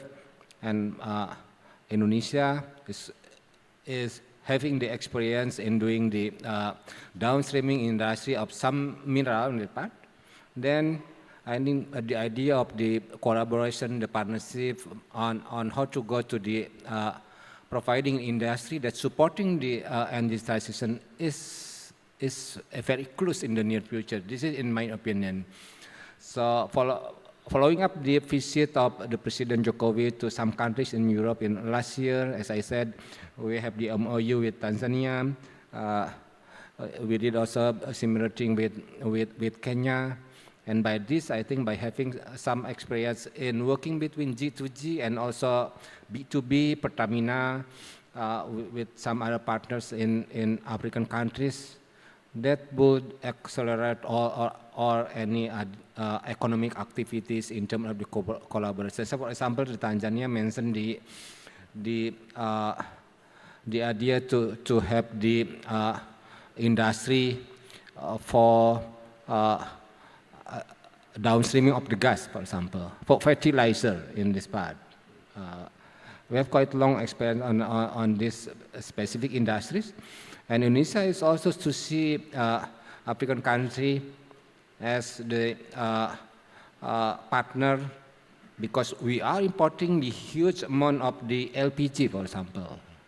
So, well, from the cooperation between G2G, and then hopefully it can go very soon to B2B. Thank you. Right, thank you. Director Marcelina. Thank you very much. We already established a task force with Indonesian for the bilateral cooperation in several areas. Mineral resource and energy is one of the critical areas. So we expect to strengthen our bilateral cooperation to fulfill our mandate to develop energy sector. In Mozambique, we have a very ambitious target of universal access by 2030, and also the ambitious target to become an energy hub in the region. And we have plenty of renewable energy that we would like to develop and sell to the customers and also to the region. So I believe that within the scope of cooperation with Indonesian, we can be learning from Indonesian, we can be exchange experience. As the gentleman said, it's very important also the issue of access to the finance and also the issue of energy security. Not only energy transition, but also energy security, because we need energy in our countries. So thank you very much. Thank you. And Minister Wandai? Yeah, thank you very much. From where I sit, I can only see some positive prospects ahead. As a matter of fact, this engagement, in my view, is simply but the beginning of a long and exciting journey between Indonesia and Africa, and Kenya in particular. If you look at the kind of potential that exists in both Kenya and Indonesia, energy speaking, is a very, very, very good opportunity for the two countries to cooperate. And again, given the strategic positioning of Indonesia and Kenya, and in the face of the prevailing state of geopolitics, we have no option but to cooperate. We have no option but to cooperate as Indonesia and as Kenya. So our fate ties us together. Thank you very much. Yeah. Thank you, Minister. And Mr. Rashid. I'm just going to say 3 words, perhaps. Let's lift up the Bandung spirit. Let's leverage each other economic growth to actually grow together. And third is how we have to make sure that the deepening of our connectivity between Indonesia and our friends in Africa. So with that, I think less work, because sometimes we keep talking and no work and no actions. So I think it's best for us to say, let's do it. Thank you. Thank you very much. So the original premise for this panel was to explore how we can foster more Indonesia-Africa partnership. I hope it's clear that there's a lot happening already. There's a lot of enthusiasm, and this really needs to be harnessed and then scaled. I think it's clear that energy is an area of shared challenge, of shared values, of mutual interest, and it looks like the foundations for the Africa-Indonesia partnership in this space are strong. I'd like to thank all the panelists for an enriching conversation, and thank the audience as well. Thank you very much. Thank you very much. Let's give a round of appreciation, please, to our panelists and moderator. Let's give a round of applause, please. We invite you to step down. Thank you.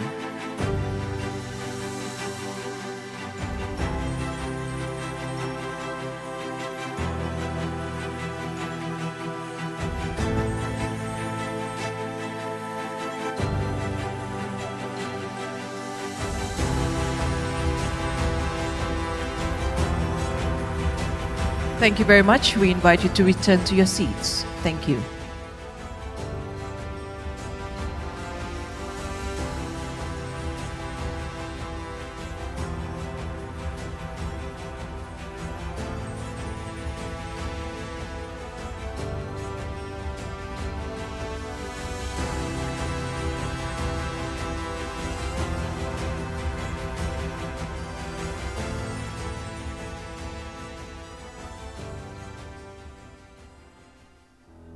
69 years ago, Indonesia became the cradle of the Bandung Spirit, a movement that emphasized sovereignty, equal partnership, justice, and cooperation.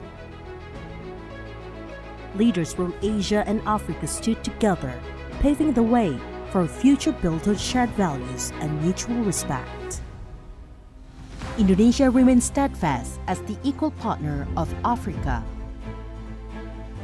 The first Indonesia-Africa Forum in 2018 and the Indonesia-Africa Infrastructure Dialogue in 2019 were monumentally successful, setting the stage for deeper economic ties and resulting in significant business deals and agreements. The bond between our nations has grown stronger with each exchange between our leaders, delivering concrete results that meet the real needs of our people.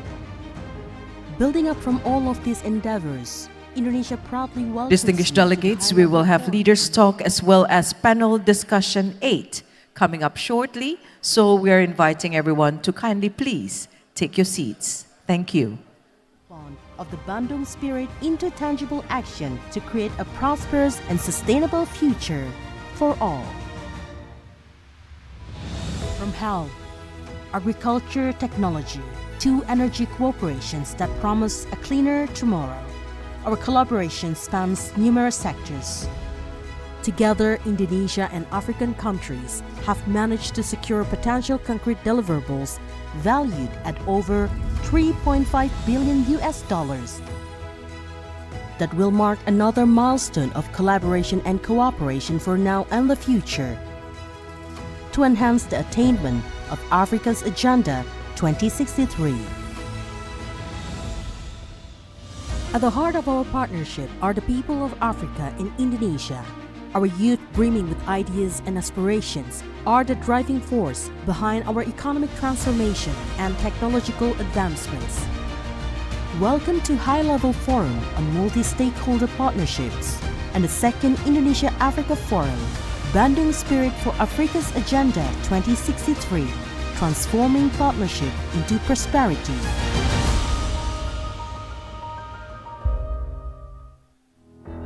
"69 years ago, Indonesia became the cradle of the Bandung Spirit, a movement that emphasized sovereignty, equal partnership, justice, and cooperation. Leaders from Asia and Africa stood together, paving the way for a future built on shared values and mutual respect. Indonesia remains steadfast as the equal partner of Africa. The first Indonesia-Africa Forum in 2018 and the Indonesia-Africa Infrastructure Dialogue in 2019 were monumentally successful, setting the stage for deeper economic ties and resulting in significant business deals and agreements. The bond between our Distinguished delegates, once again, we're inviting everyone to kindly please take your seats. We're about to begin our next leaders talk as well as panel discussion 8. Once again, we invite everyone to kindly please take your seats. Thank you. Stakeholder partnerships and the second Indonesia-Africa Forum, where we garner global discussions and transform the robust political bond of the Bandung Spirit into tangible action to create a prosperous and sustainable future for all. From health, agriculture, technology, to energy cooperations that promise a cleaner tomorrow, our collaboration spans numerous sectors. Together, Indonesia and African countries have managed to secure potential concrete deliverables valued at over $3.5 billion. Distinguished delegates, please, kindly, we invite you to take your seats. Thank you. Of Africa's Agenda 2063. At the heart of our partnership are the people of Africa in Indonesia. Our youth brimming with ideas and aspirations are the driving force behind our economic transformation and technological advancements. Welcome to High-Level Forum on Multi-Stakeholder Partnerships and the second Indonesia-Africa Forum, Bandung Spirit for Africa's Agenda 2063, Transforming Partnership into Prosperity.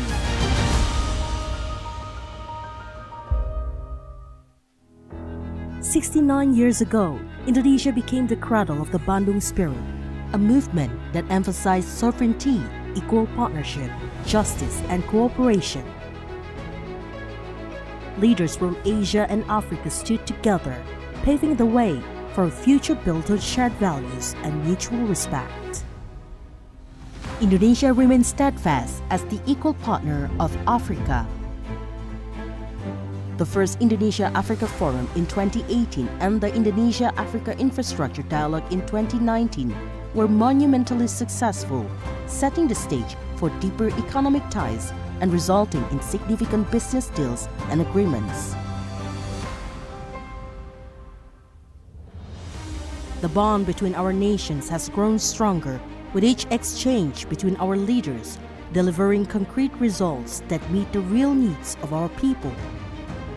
Building up from all of these endeavors, Indonesia proudly welcomes you to the High-Level Forum on Multi-Stakeholder Partnerships and the second Indonesia-Africa Forum, where we garner global discussions and transform the robust political bond of the Bandung Spirit into tangible action to create a prosperous and sustainable future for all. From health, agriculture, technology, to energy cooperations that promise a cleaner tomorrow, our collaboration spans numerous sectors. Together, Indonesia and African countries have managed to secure potential concrete deliverables valued at over $3.5 billion that will mark another milestone of collaboration and cooperation.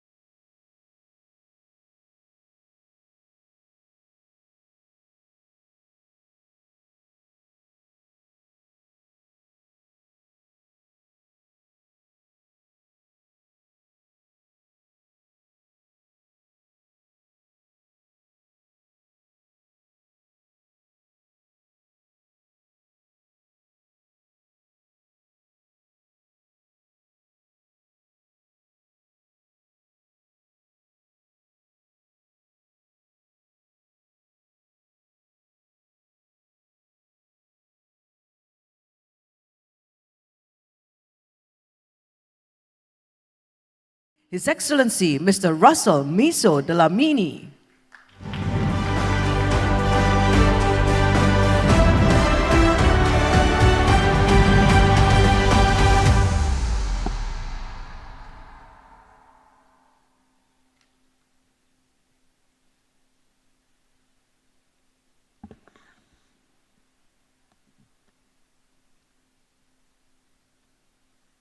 Distinguished Chairperson, Your Excellencies, distinguished colleagues, honored guests, it is a great privilege to stand before you today on behalf of His Majesty King Mswati III, who sends his warmest regards to the President and the people of the Republic of Indonesia. Due to significant cultural commitments back home in the Kingdom of Eswatini, His Majesty could not be here in person, but he extends his deepest appreciation.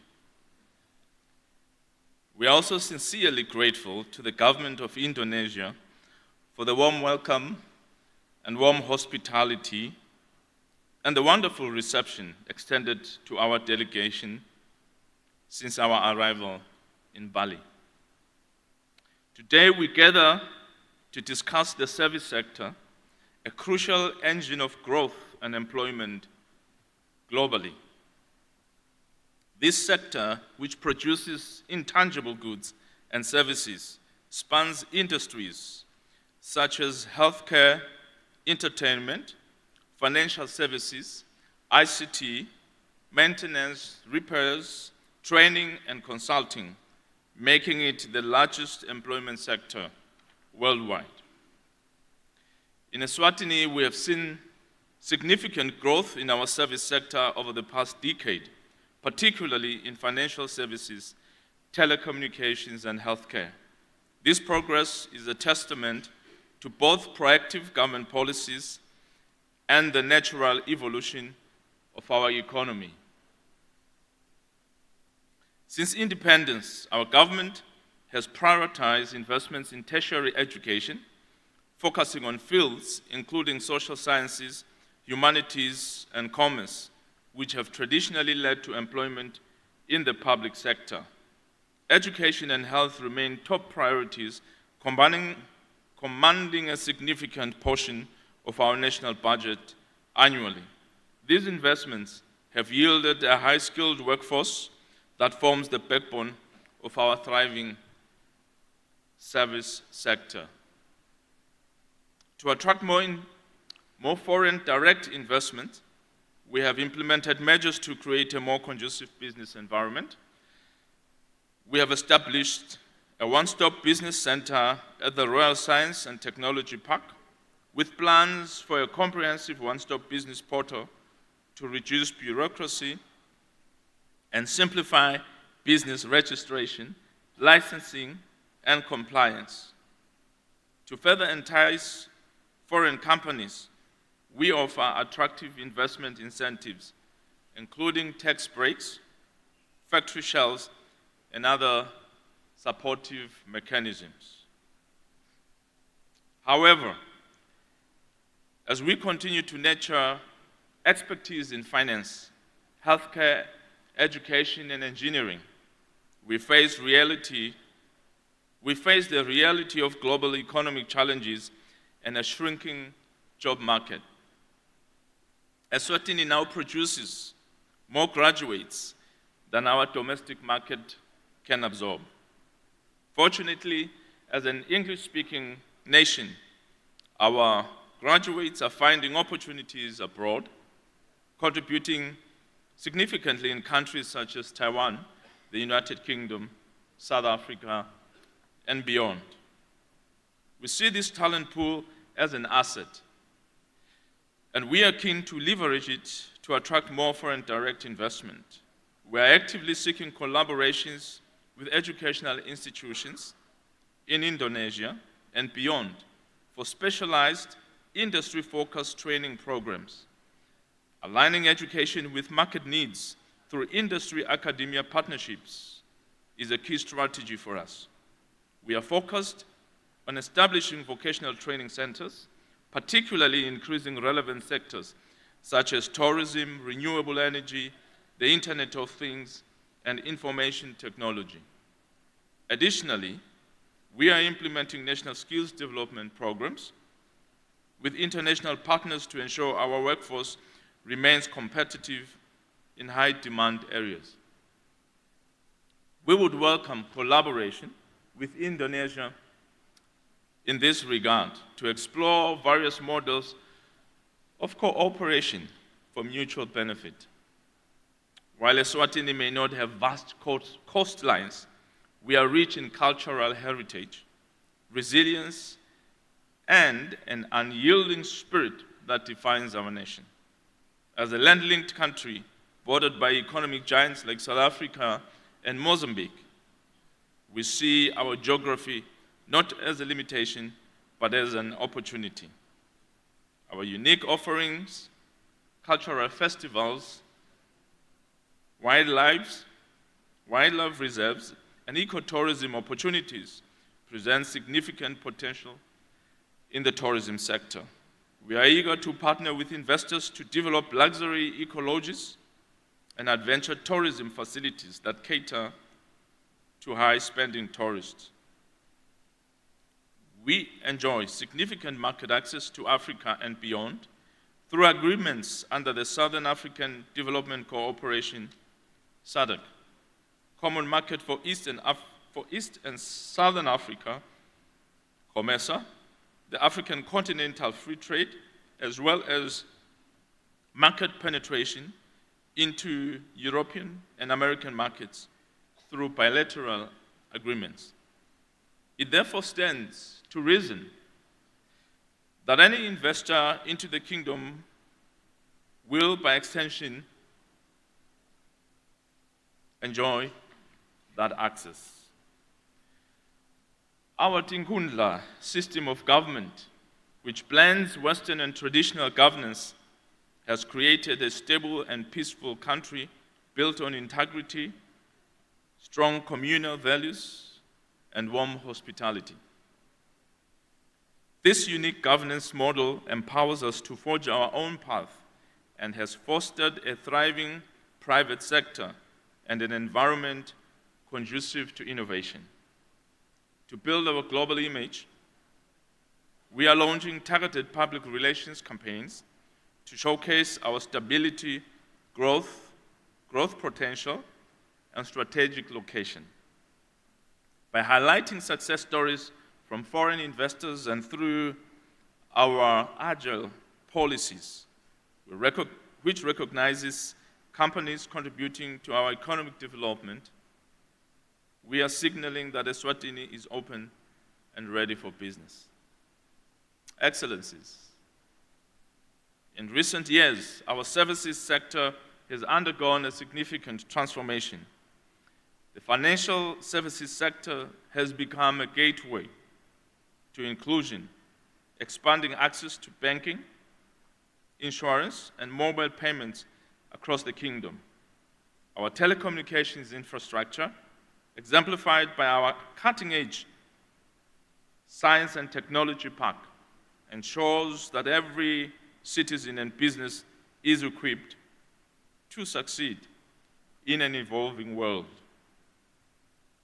To sustain this momentum, we have recently updated key policies, such as, one, the industrial policy for Eswatini of 2023 to 2033, which aligns with our national development goals and aims to fast-track industrial development and enhance competitiveness.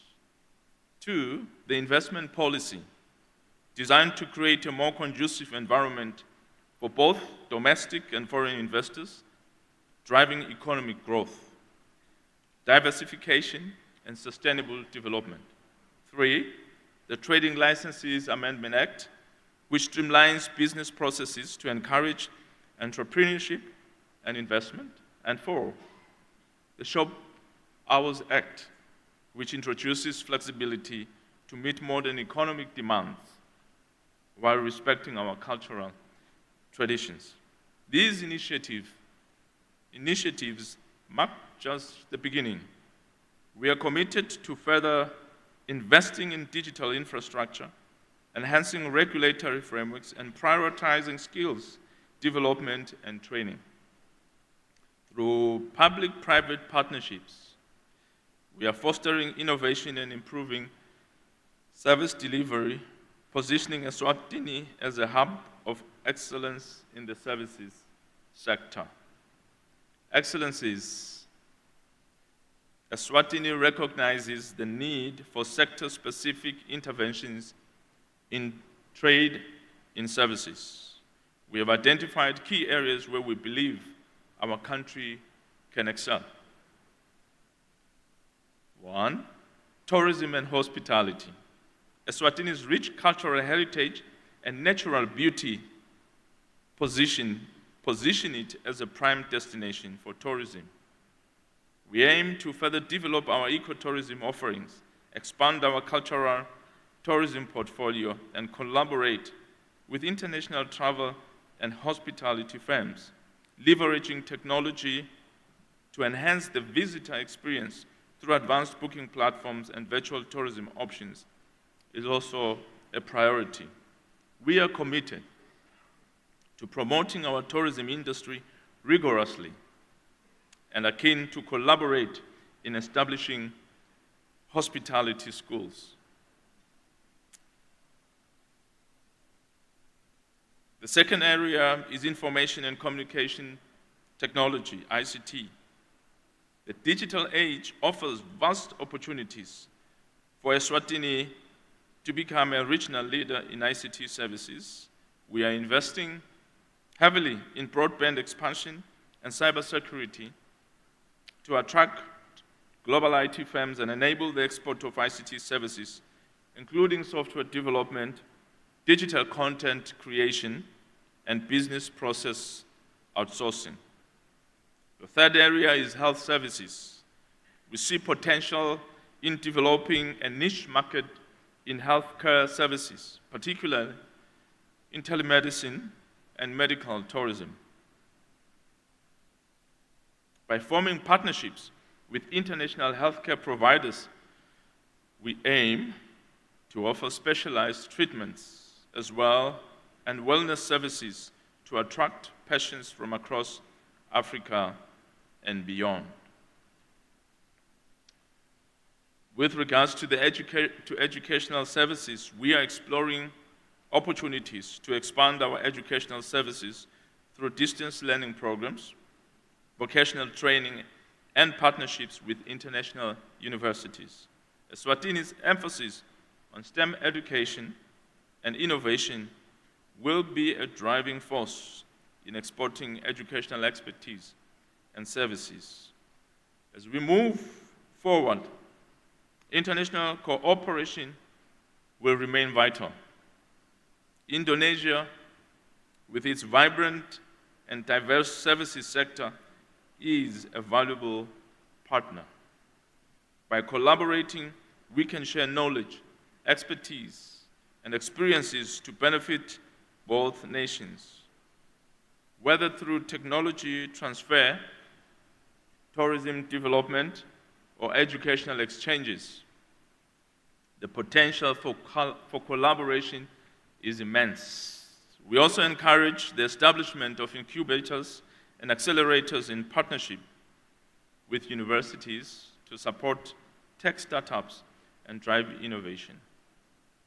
In conclusion, Your Excellencies, ladies and gentlemen, the services sector is indeed the backbone of Eswatini's economy, key to our sustained growth and prosperity. It is integral in driving job creation, investment, and innovation. By continuing to enhance our services infrastructure, we unlock the full potential of our economies. Our advancements in financial services support entrepreneurship and attract investment, while our progress in telecommunications fuels technological innovation. Our strong commitment to education and healthcare ensures that we have a skilled and healthy workforce poised to meet future challenges.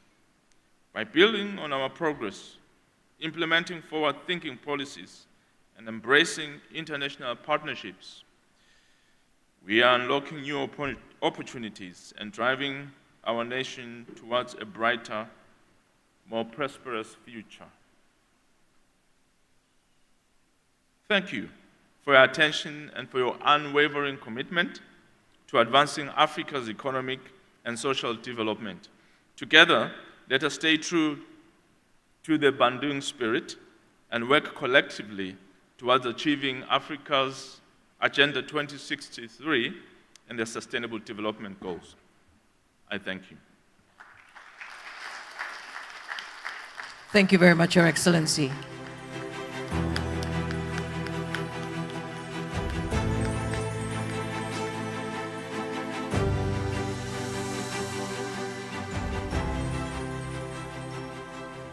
"69 years ago, Indonesia became the cradle of the Bandung spirit, a movement that emphasized sovereignty, equal partnership, justice, and cooperation.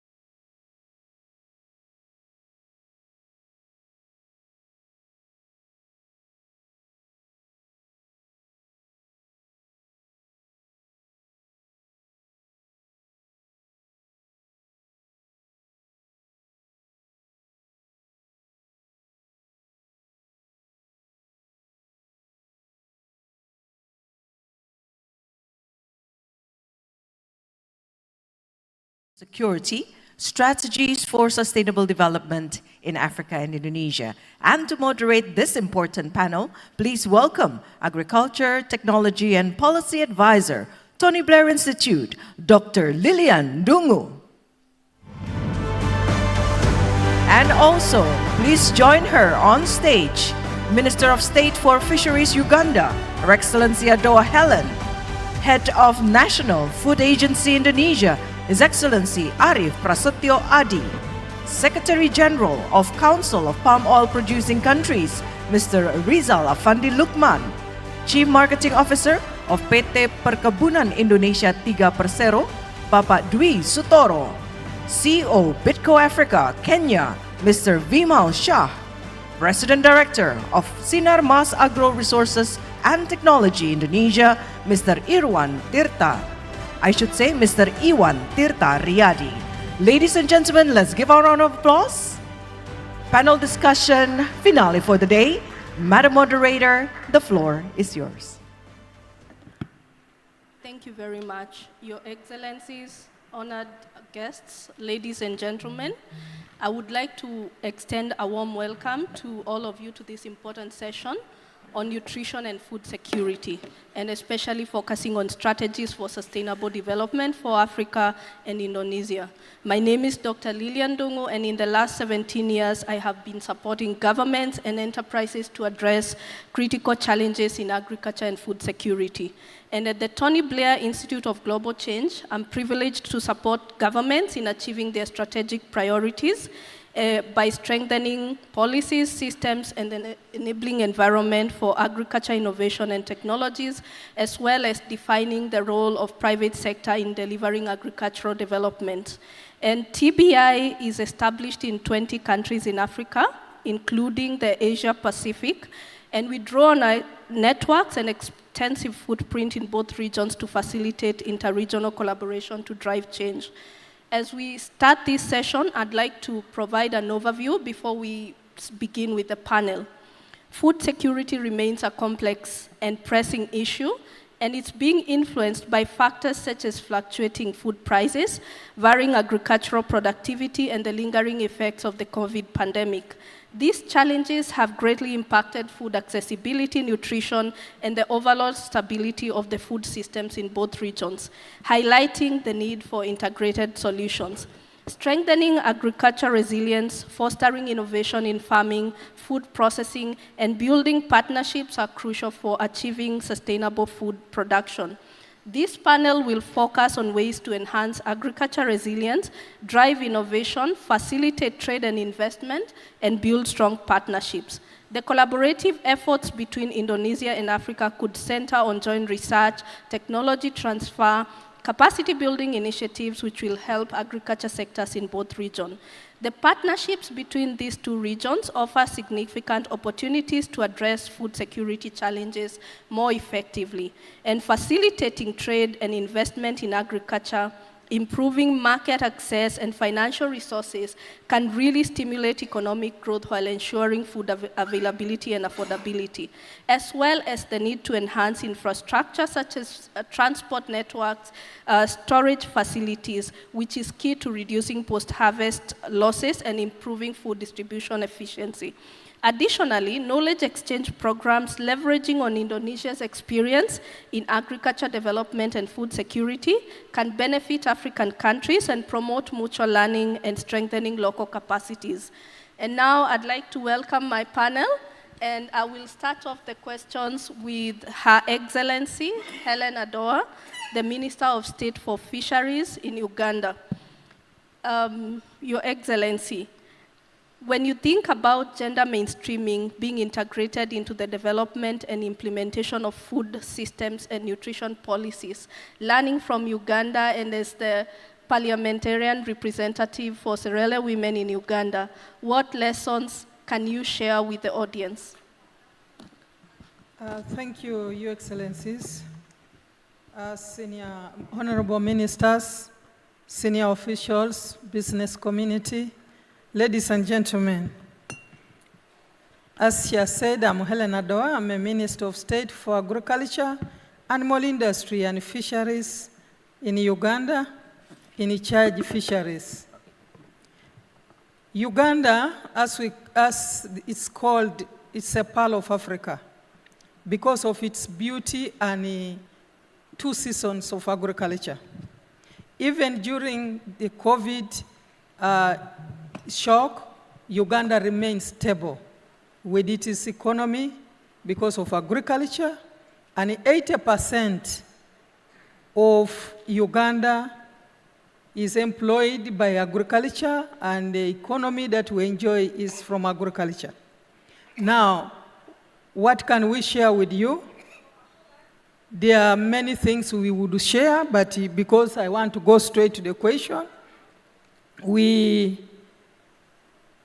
best we can have to secure the food and food security for Indonesia and Africa Forum is to interest the investors to trade and invest in Uganda. On the side of agriculture, we have dairy, and many schools today are starving children because they don't have what to give them. And yet nutrition is the way to go for children. And you can only have one-stop center in Uganda.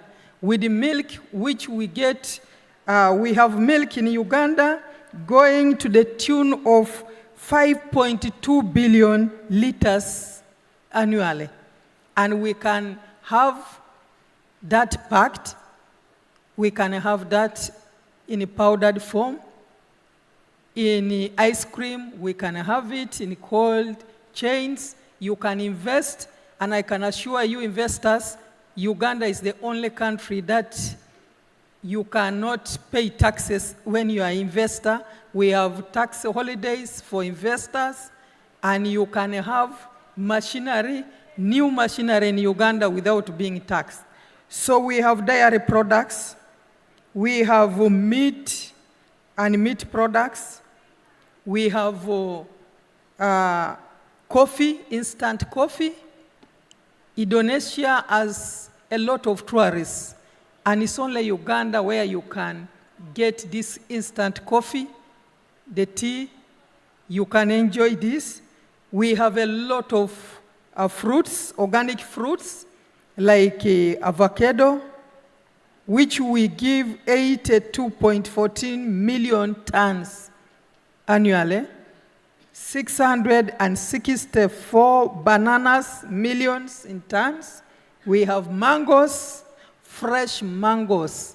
And I can assure you, Uganda is the only country with the best pineapples in the whole world. And we give 86.5 million tons. So you can bank on us with the construction of cold chain, irrigation equipment, tractors, vaccines for our animals, chemicals, banking, and all this. I'm happy one of our investors is here, Bidico Products for oil palm. He can give a testimony with the time. So, but also, just as I end, I want to interest investors, especially Indonesia and other parts of Africa. You can trust a woman in Uganda. And if you trust a woman, you would have had nutrition in every household.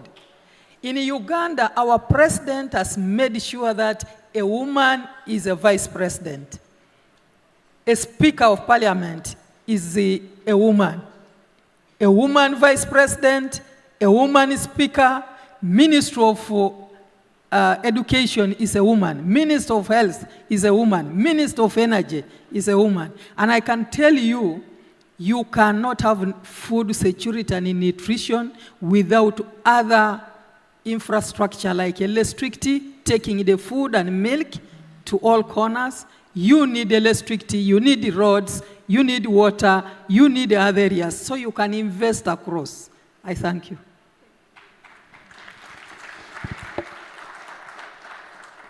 Thank you very much, Your Excellency. 3 things that are coming out from your feedback. 1, we need to empower women. 2, collaborations and partnerships are welcome between Indonesia and Uganda. Uganda is welcoming everyone to invest and build the agriculture sector. And next, we'll continue this conversation with Your Excellency, Ariel Prasetyo Adi, the head of National Food Agency in Indonesia. I would first begin and building on your experience and your successful leadership in coordinating the largest simultaneous movement of affordable food across Indonesia, what are the National Food Agency's key priorities for ensuring continued food security and affordability in the country?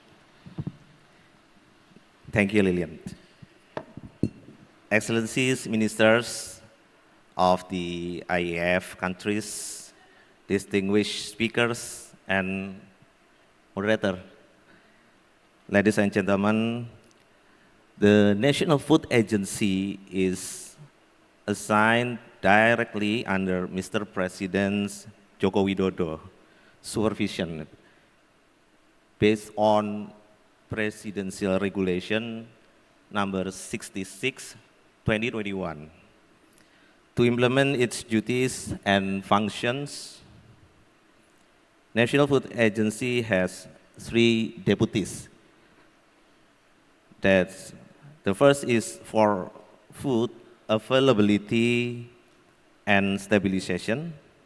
The second one focus on food and nutrition vulnerability. And the third one is the focus on dietary diversification and food safety. Our vision is to achieve the realization on inclusive, resilient, and sustainable national food system governance to achieve food security based on sovereignty and food self-sufficiency. Then for the 5 next year, in order to achieve goal, which is to improve food security based on food sovereignty and independence, priorities are given to 3 critical aspects, which although the concern of the President-elect, Mr. Prabowo Subianto, through the Asta Cita program, continuing the leadership of the current President Joko Widodo. Food availability. In order to achieve fulfillment of food availability as well as maintaining food prices between time and regions. The next is food accessibility. In order to attain reduction of food vulnerable area as well as reduction of food waste. And the rest is food utilization in order to attain increase in food consumption based on the recommended target as well as assurance on the quality and safety of the fresh food. Those targets are achieved by implementation of various programs, provision of recommendation on food availability and needs, food reserve, control food prices, and the producers and consumer levels. In this context, the government has issued presidential regulation also, number 125, that concerning government food reserve implementation.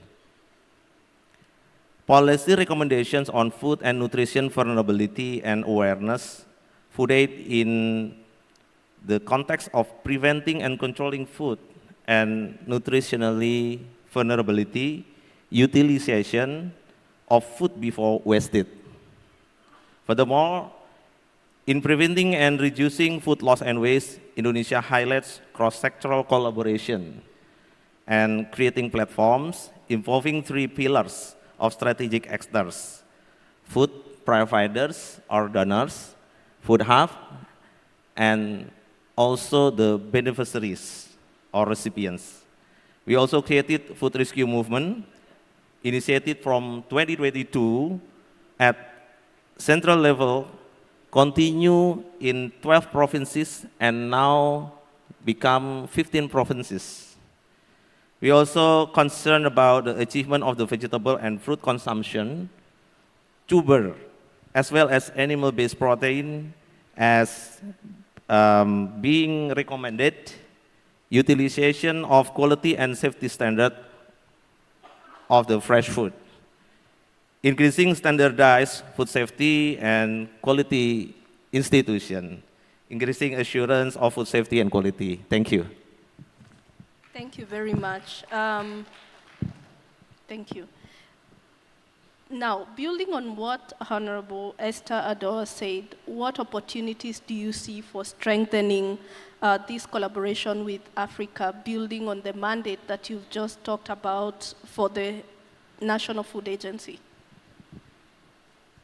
Lillian, as food security involves a multifaceted nature, achievement would require a multi-stakeholder collaboration between NFA, National Food Agency has synergy and collaboration with all the pentahelix, academia, business, government, community, and media. And then Indonesia plays an active role in strengthening food security by participating in international initiatives. Both regional and multilateral agendas, such as in ASEAN, we have a Food Security Reserve Board and ASEAN +3 for the Emergency Rice Reserve, ASEAN Ministers on Agriculture and Forestry, AMAF, APEC, of course, and Codex Alimentarius Commission. And furthermore, Indonesia is actively engaged in collaboration with Food and Agriculture Organization and also IFAD and WFP. The NFA can offer value insights into its implementation of the food security initiative, such as diverse, nutritionally balanced, also safe diet. We call it in Indonesia B2SA, beragam, bergizi, seimbang, dan aman, and food loss and waste management. By sharing these experiences, we can provide African counterparts with actionable policy recommendations. Furthermore, the NFA contributes its expertise in developing food security indicators like food security and vulnerability atlas, and also food and nutrition insecurity early warning system. We built in Indonesia already. This knowledge exchange can foster capacity building, and enhance food security outcomes in Africa. And moreover, Indonesia is one of the highest biodiversity countries. So it is an honor to display local Indonesian food products. As Excellency mentioned, bananas, mango, we have all the things in Indonesia, pineapples and other tropical fruits, as well as marine resources such as tuna, skipjack, mackerel, octopus, and their processed products. And we can also explore collaboration, explore opportunities, and contribute to the economic growth in both regions. Thank you. Thank you very much. And continuing this discussion, based on your suggestion that we need to trade experiences, we move on to Vimal Shah, the CEO of Bidco Africa.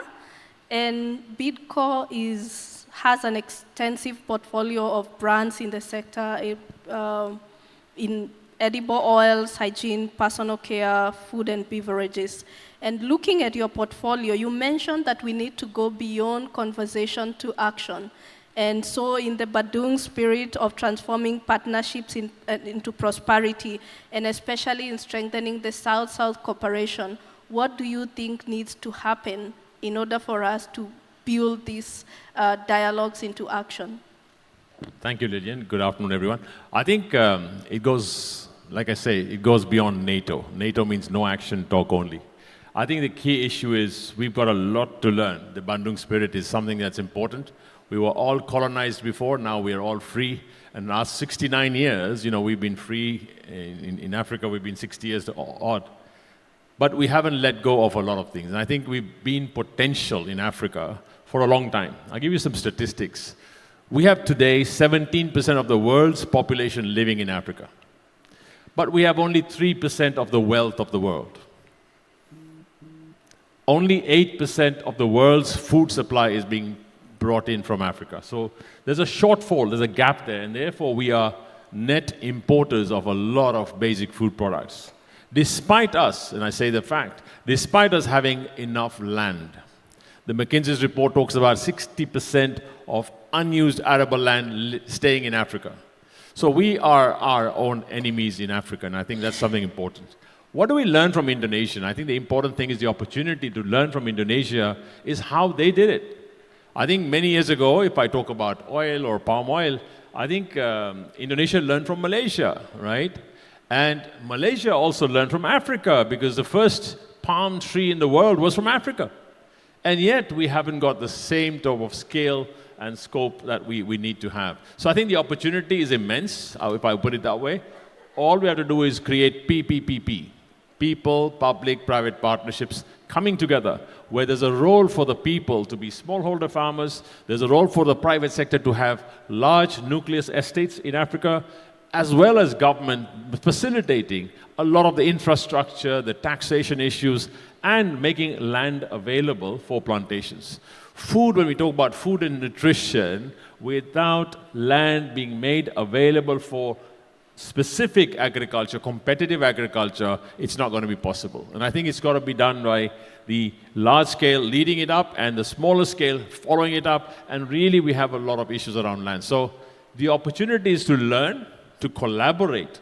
Now, if I look at the geopolitics, and allow me to speak about geopolitics, today the world's supply chains are concentrated. The world's palm oil is only produced by Malaysia and Indonesia. 50 million tons by Indonesia, and 20 million tons by Malaysia. So that's where the whole world supply comes from.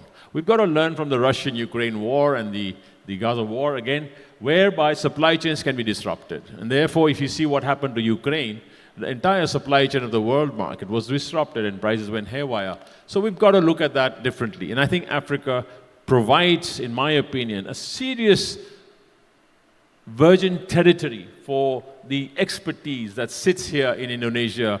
And it's not going to be, I'm sorry to say this, it's not going to be the Europeans who've had us for 60 years after decolonizing us. It's got to be the Asian, it's got to be the South-South cooperation where we can actually work together because we come from similar avenues. And I think this is where we can look at collaborate, partner, smart partnerships between us.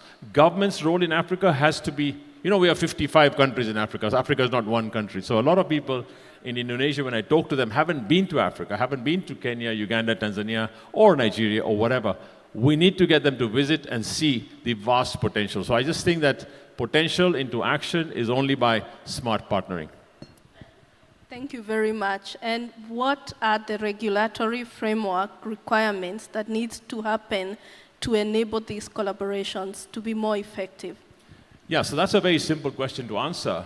In Africa, we've got to allow food production, we've got to allow nutrition to start becoming locally produced, right?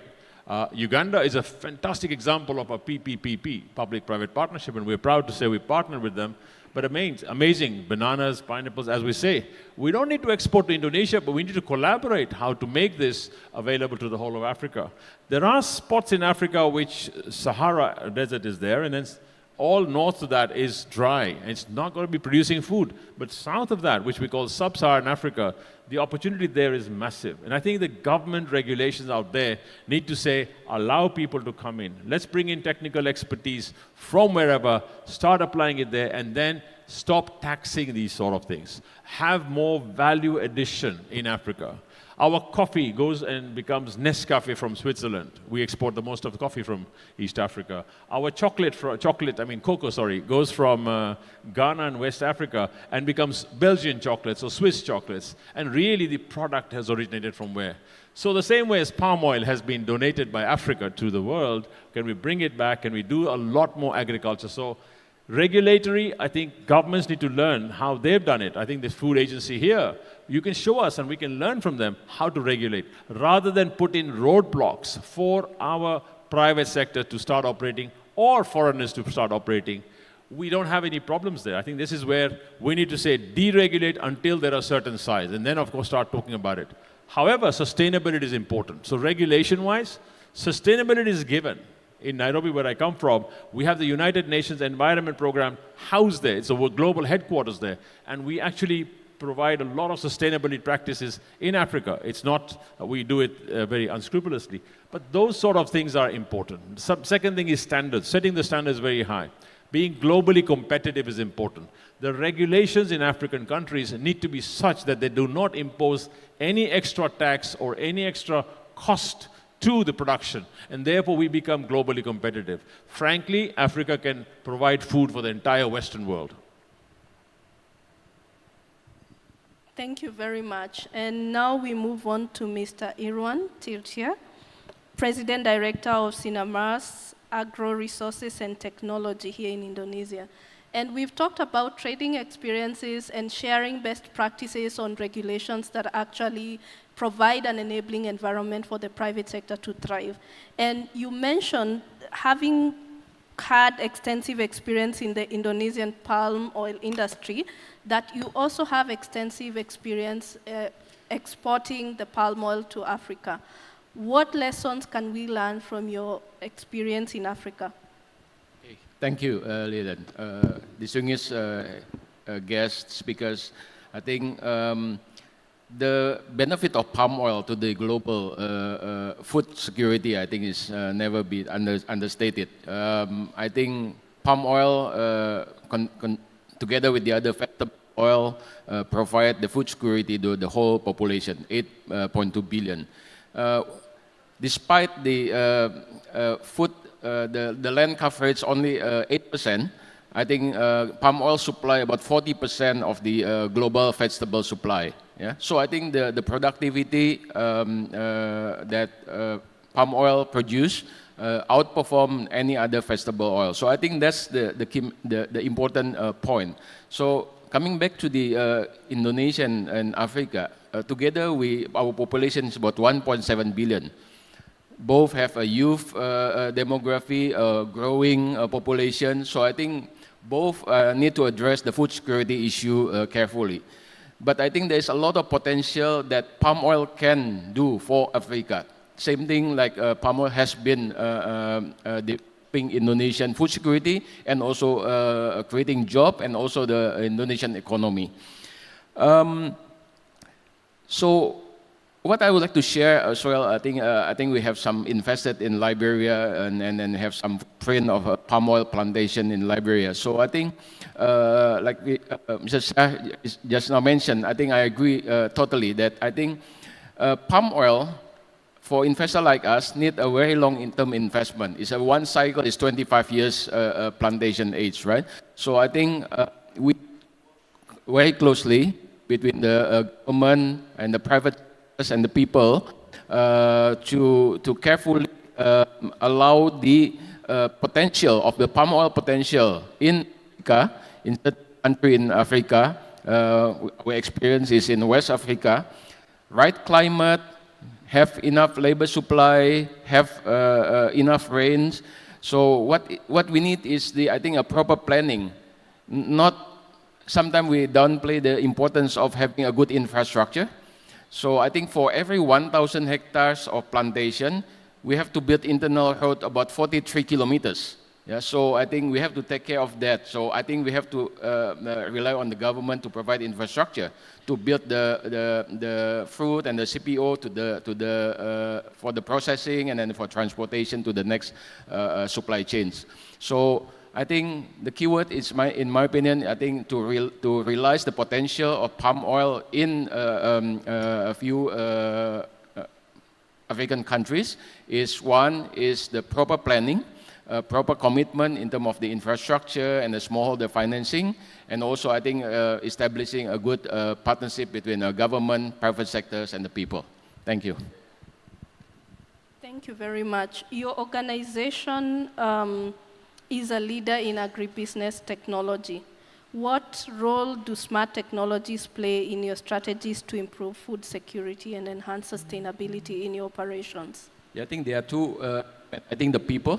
So I think in our experience, I think when we started the project in Liberia about 15 years ago, so I think we bring people to Indonesia, train them, and then also I think transfer the knowledge. So I think they become leaders in it. So I think that's very important. The second one also, of course, I think the technology of this. I think For palm oil, I think we put the right seedling and that it will supporting our operation for the next 25 years. So I think we have to put the right bet, to put the right technology in place to make sure that I think the investment, I think, be successful. So also I would like to emphasize also about the sustainability. So I think once I think players like Indonesia, Malaysia becoming part of the global trade organization for the palm oil, I think round tables of sustainable palm oil is very crucial in making sure that I think all investment are moving into the right direction and sustainably. Yeah. So I think when the leaders in the African countries try to promote the development of palm oil industry, I think this area should not be neglected as well. Thank you very much. A lot of insights from you to the African countries and the leaders in terms of optimizing production and trade. Next, we go to Mr. Dwi Sutoro, the Chief Marketing Officer of PTPN here in Indonesia. And PTPN is one of the largest state-owned plantation companies, and mainly it operates in producing palm oil, among other products. Now, we have the land in Africa. You have the technologies in Indonesia.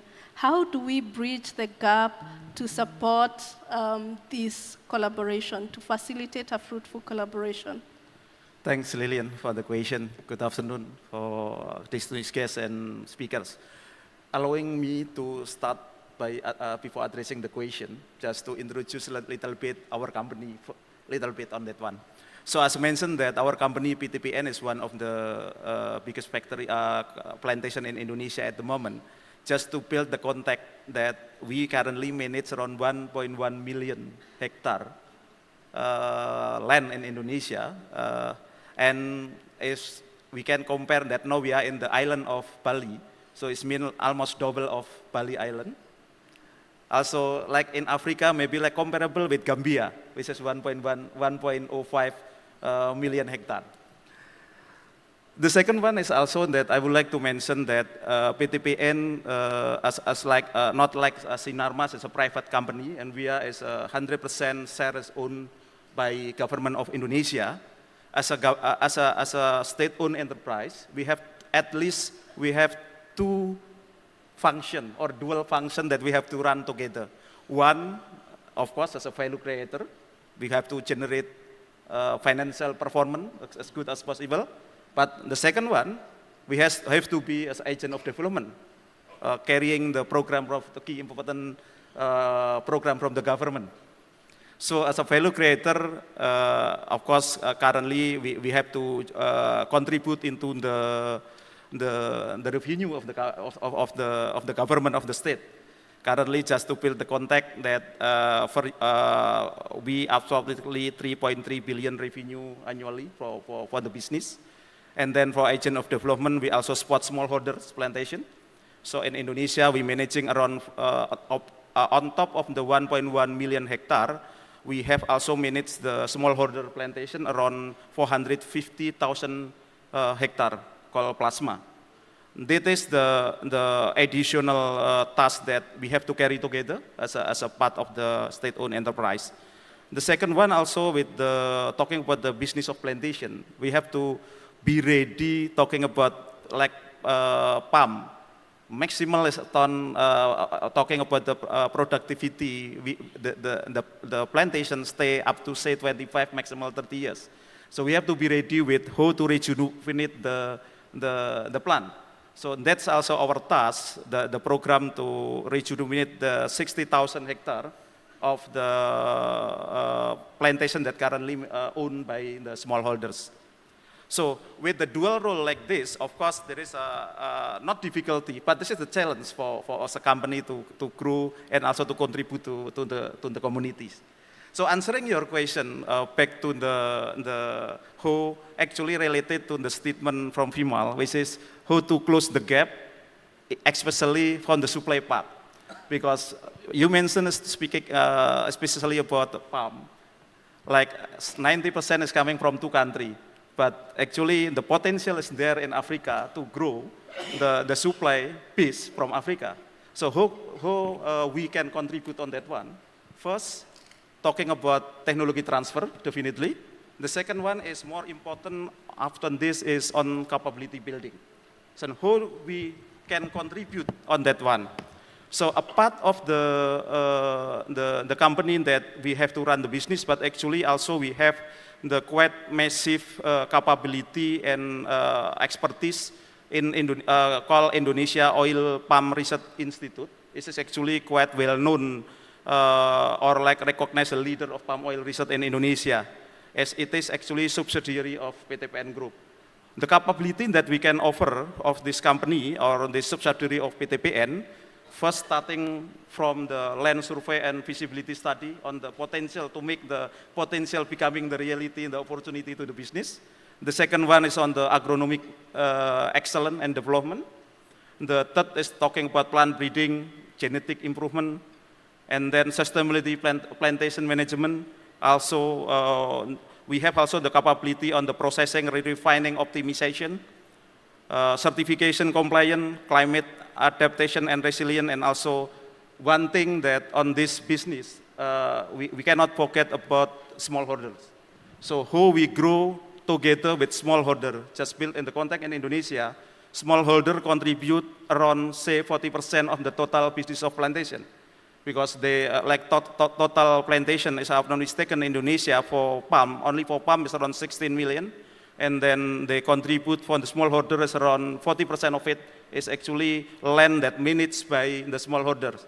No matter the program to improve the productivity, sustainability, etc., we cannot leave behind the smallholder because they are the one who actually contribute quite a lot into the journey of this business. Speaking about Africa, it is just could be that also if we have to grow or build the capability in Africa on the plantation, maybe not only in the big company investing in Africa, but also we have to grow the smallholder around the company in Africa as well.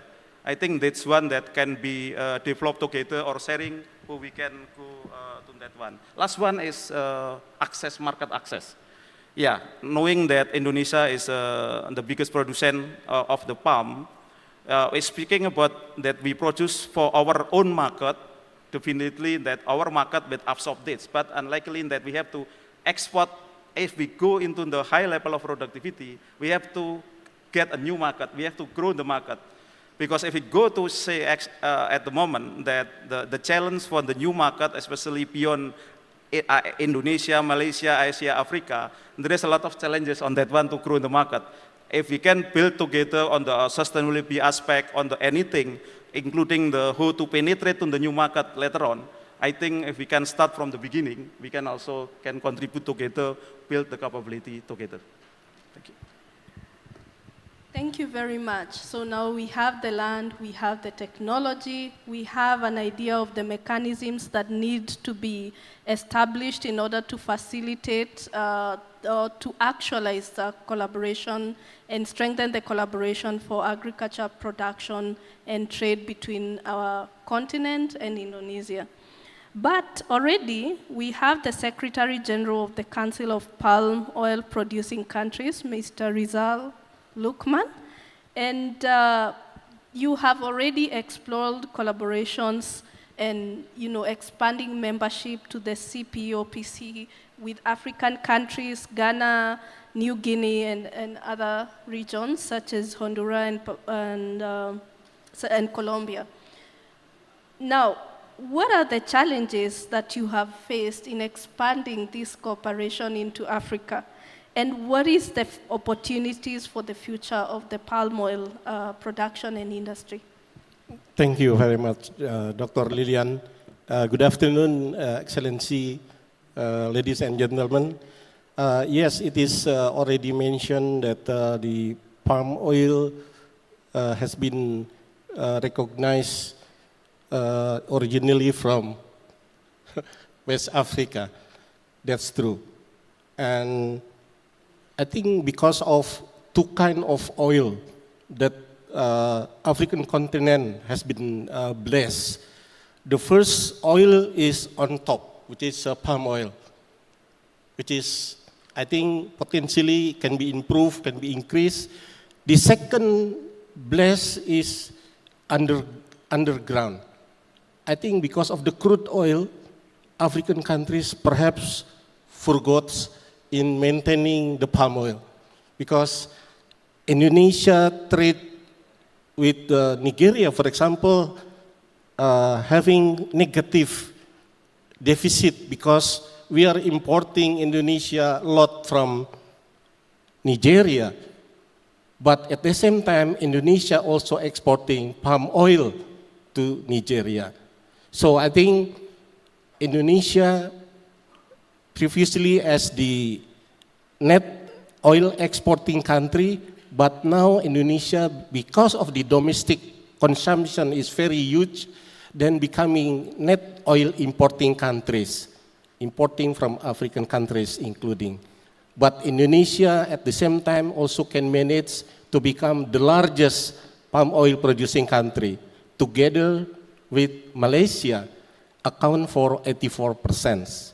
So the two countries has established Council Palm Oil Producing Country, which is, we are currently encouraging some African countries, including, as you mentioned, Ghana becoming observer country, just about to join and in transition toward the full member. Colombia as well as Papua New Guinea. I think the potency in increasing the productivity is very huge in Africa, because currently the average yield in Africa, relatively speaking, lower than the average in the world. So meaning that there is still room for improvement, increasing, and even based on the business as usual trajectory of the current production rate, as well as also the current domestic consumption rate, I calculated that the self-sufficiency for the palm oil in African continent can be achieved within 48 years. So meaning that in 2032 will be achieved self-sufficiency for the palm oil without any support, without any collaboration from other part of the world. But the Council of Palm Oil Producing Country offer to Nigeria, to Uganda, to as well as Ghana. Uganda is the highest, Excellency Ministers. Although only 44 million ton the production, but having yield is tremendous, the highest among the African countries. So I think we should also learn the African countries from Uganda. So, yeah, so we should appreciate. And we are in the council actually is having the capacity building for the members. So we are offering some capacity building. We have international workshop for the smallholders in exchanging their experience, how to improve the productivity, how to do the good agricultural practices, and so on, so on. So I think if I simulated this with the replanting program and the modest expansion of the plantation, I calculated that the African continent can achieve the self-sufficiency of palm oil within 16 years in 2040. I'm very confident with the experience from Uganda as well as from the capacity that extended by my colleague from Sinarmas as well as from PTPN in doing research. We can offer the collaboration with African countries. Thank you very much. Thank you very much. And so looking at this discussion, we've seen that Africa and Uganda specifically, but I'll talk about Africa, is willing. And we have the land, and Uganda and Indonesia has the technology. And we also talked about the need for having regulations that do not create additional barriers to the private sector's capacity to thrive and support the sector. And we've also seen that we need to increase productivity. It's not just about producing, but also increasing productivity sustainably. And we also need to consider self-sufficiency. You have said that if we optimize our production, we can achieve self-sufficiency by 2040. And for this to happen, we need smart partnerships, we need cooperation, we need the infrastructure, and we need to make sure that we don't forget the smallholder. Now, as we come closer to the end of this session, I'd like to give the panelists a chance to give us a key takeaway, a key message for our governments and our stakeholders to know before they leave this room as part of defining the way forward. And we'll go in order of the way we are seated. So over to you. Okay. Thank you, Lillian.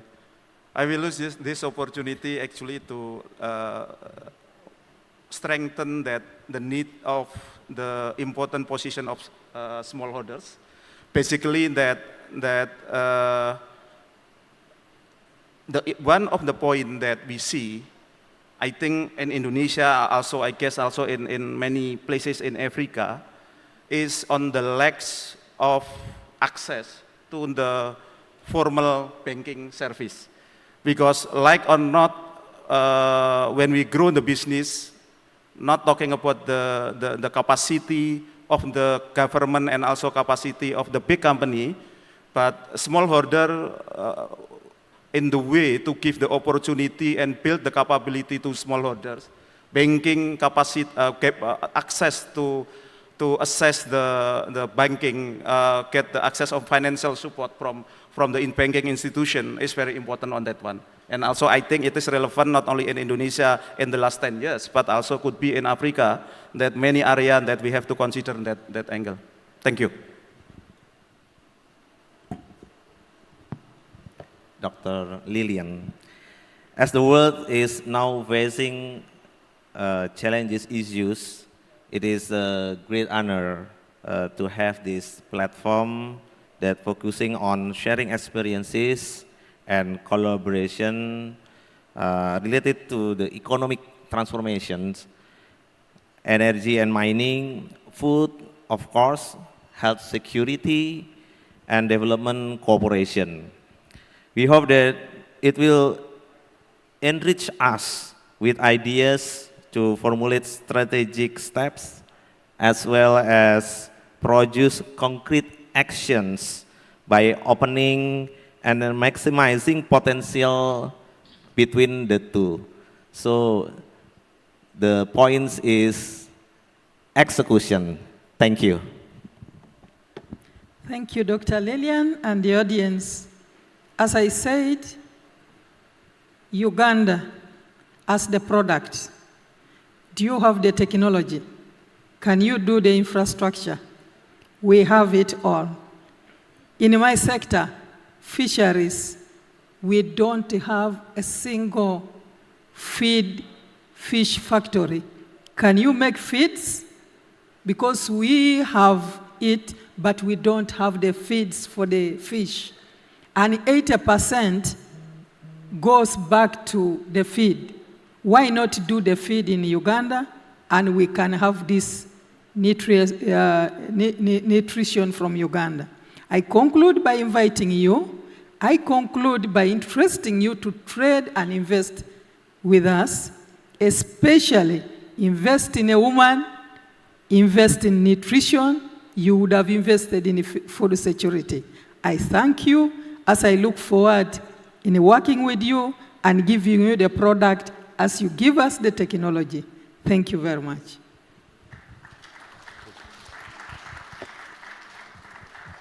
My last word is please join the Council of Palm Oil Producing Country for all the African palm oil producing, and the Council can bring back the glory of Africa as the palm oil exporting continent. Secondly, also to prepare with the global challenges in the trade regulation, including the EUDR in producing the sustainable palm oil. Thank you very much.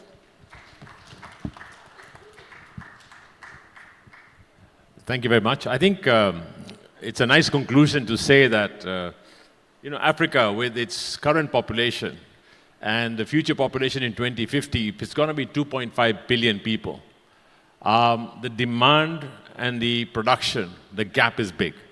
Today we produce about 7 million tons of oils, sunflower, soybean, palm, all that together, and the demand is 24 million tons. So Africa has a shortfall right now of about 16 million tons of product, which is it's importing right now. However, the land is available, the sun is available, the people are available, and now we have the brain power available. And the third thing is governments are willing to talk. So I would just say one thing. Africa has no choice but to get into production and start looking at local production, local value addition. It is available. With or without Indonesia, it's going to happen. The question is, you have an opportunity right now because we're here in Indonesia, and I think these ministers and also presidents have come here. So really, it's like the first mover status. So I would just say that, to all Indonesians, you have the know-how, the do-how, and we have the will on the other side. So the demand-supply equation is going to be met. However, it is that African governments need to make sure they invite you with a red carpet and with open arms rather than putting impediments to you. And I think that's going to happen by hook or by crook in terms of we have no choice but to become self-sufficient. So I would just say it's opportunity. If you wear the specs of opportunity, you see opportunity. If you don't wear the specs of opportunity, you see only hurdles. I would just say Africa is open. Thank you. Thank you. So I strongly believe that palm oil provides a golden opportunity for Africa. Yeah, it comes from there. I think it will grow nicely because it's a native plant from Africa, right? So, but I think to build industrial palm oil industry is a different story, right? It needs careful, multi-stage proper planning. It requires a good public-private partnership and also a commitment to build infrastructure. So I would like to reiterate that number 3 is a very important factors based on our experience operating in Africa. Infrastructure, infrastructure, infrastructure. So I think that will my advice to the government leaders and excellencies that listen to this forum. Thank you. I just had one thing here, Lillian. One thing to add to that. Palm oil is a 10, 20-year project. Politics is a 5-year project. So you see the difference? A lot of times, the politicians are only 5 years. We have elections every 5 years. But palm oil, if you go in, you have to look at 10 years, 20 years, and therefore it's a longer-term project. So really, for Africa, it's inviting that it look beyond politics. Thank you.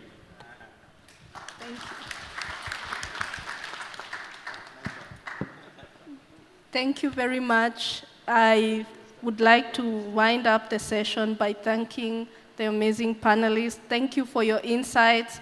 And to the audience, thank you for staying with us until the end. Thank you, and have a good evening. And I leave you with one keyword: we now execute. Thank you. Ladies and gentlemen, let's give our round of applause to Madam Moderator and all our panelists.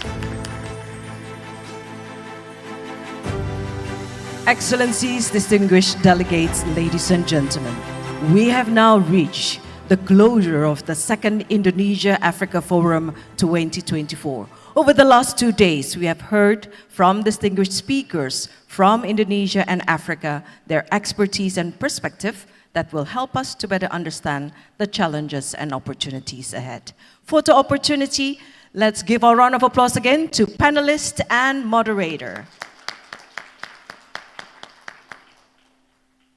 At the count of 3, everybody say Bali. 3, 2, 1, Bali. Hey.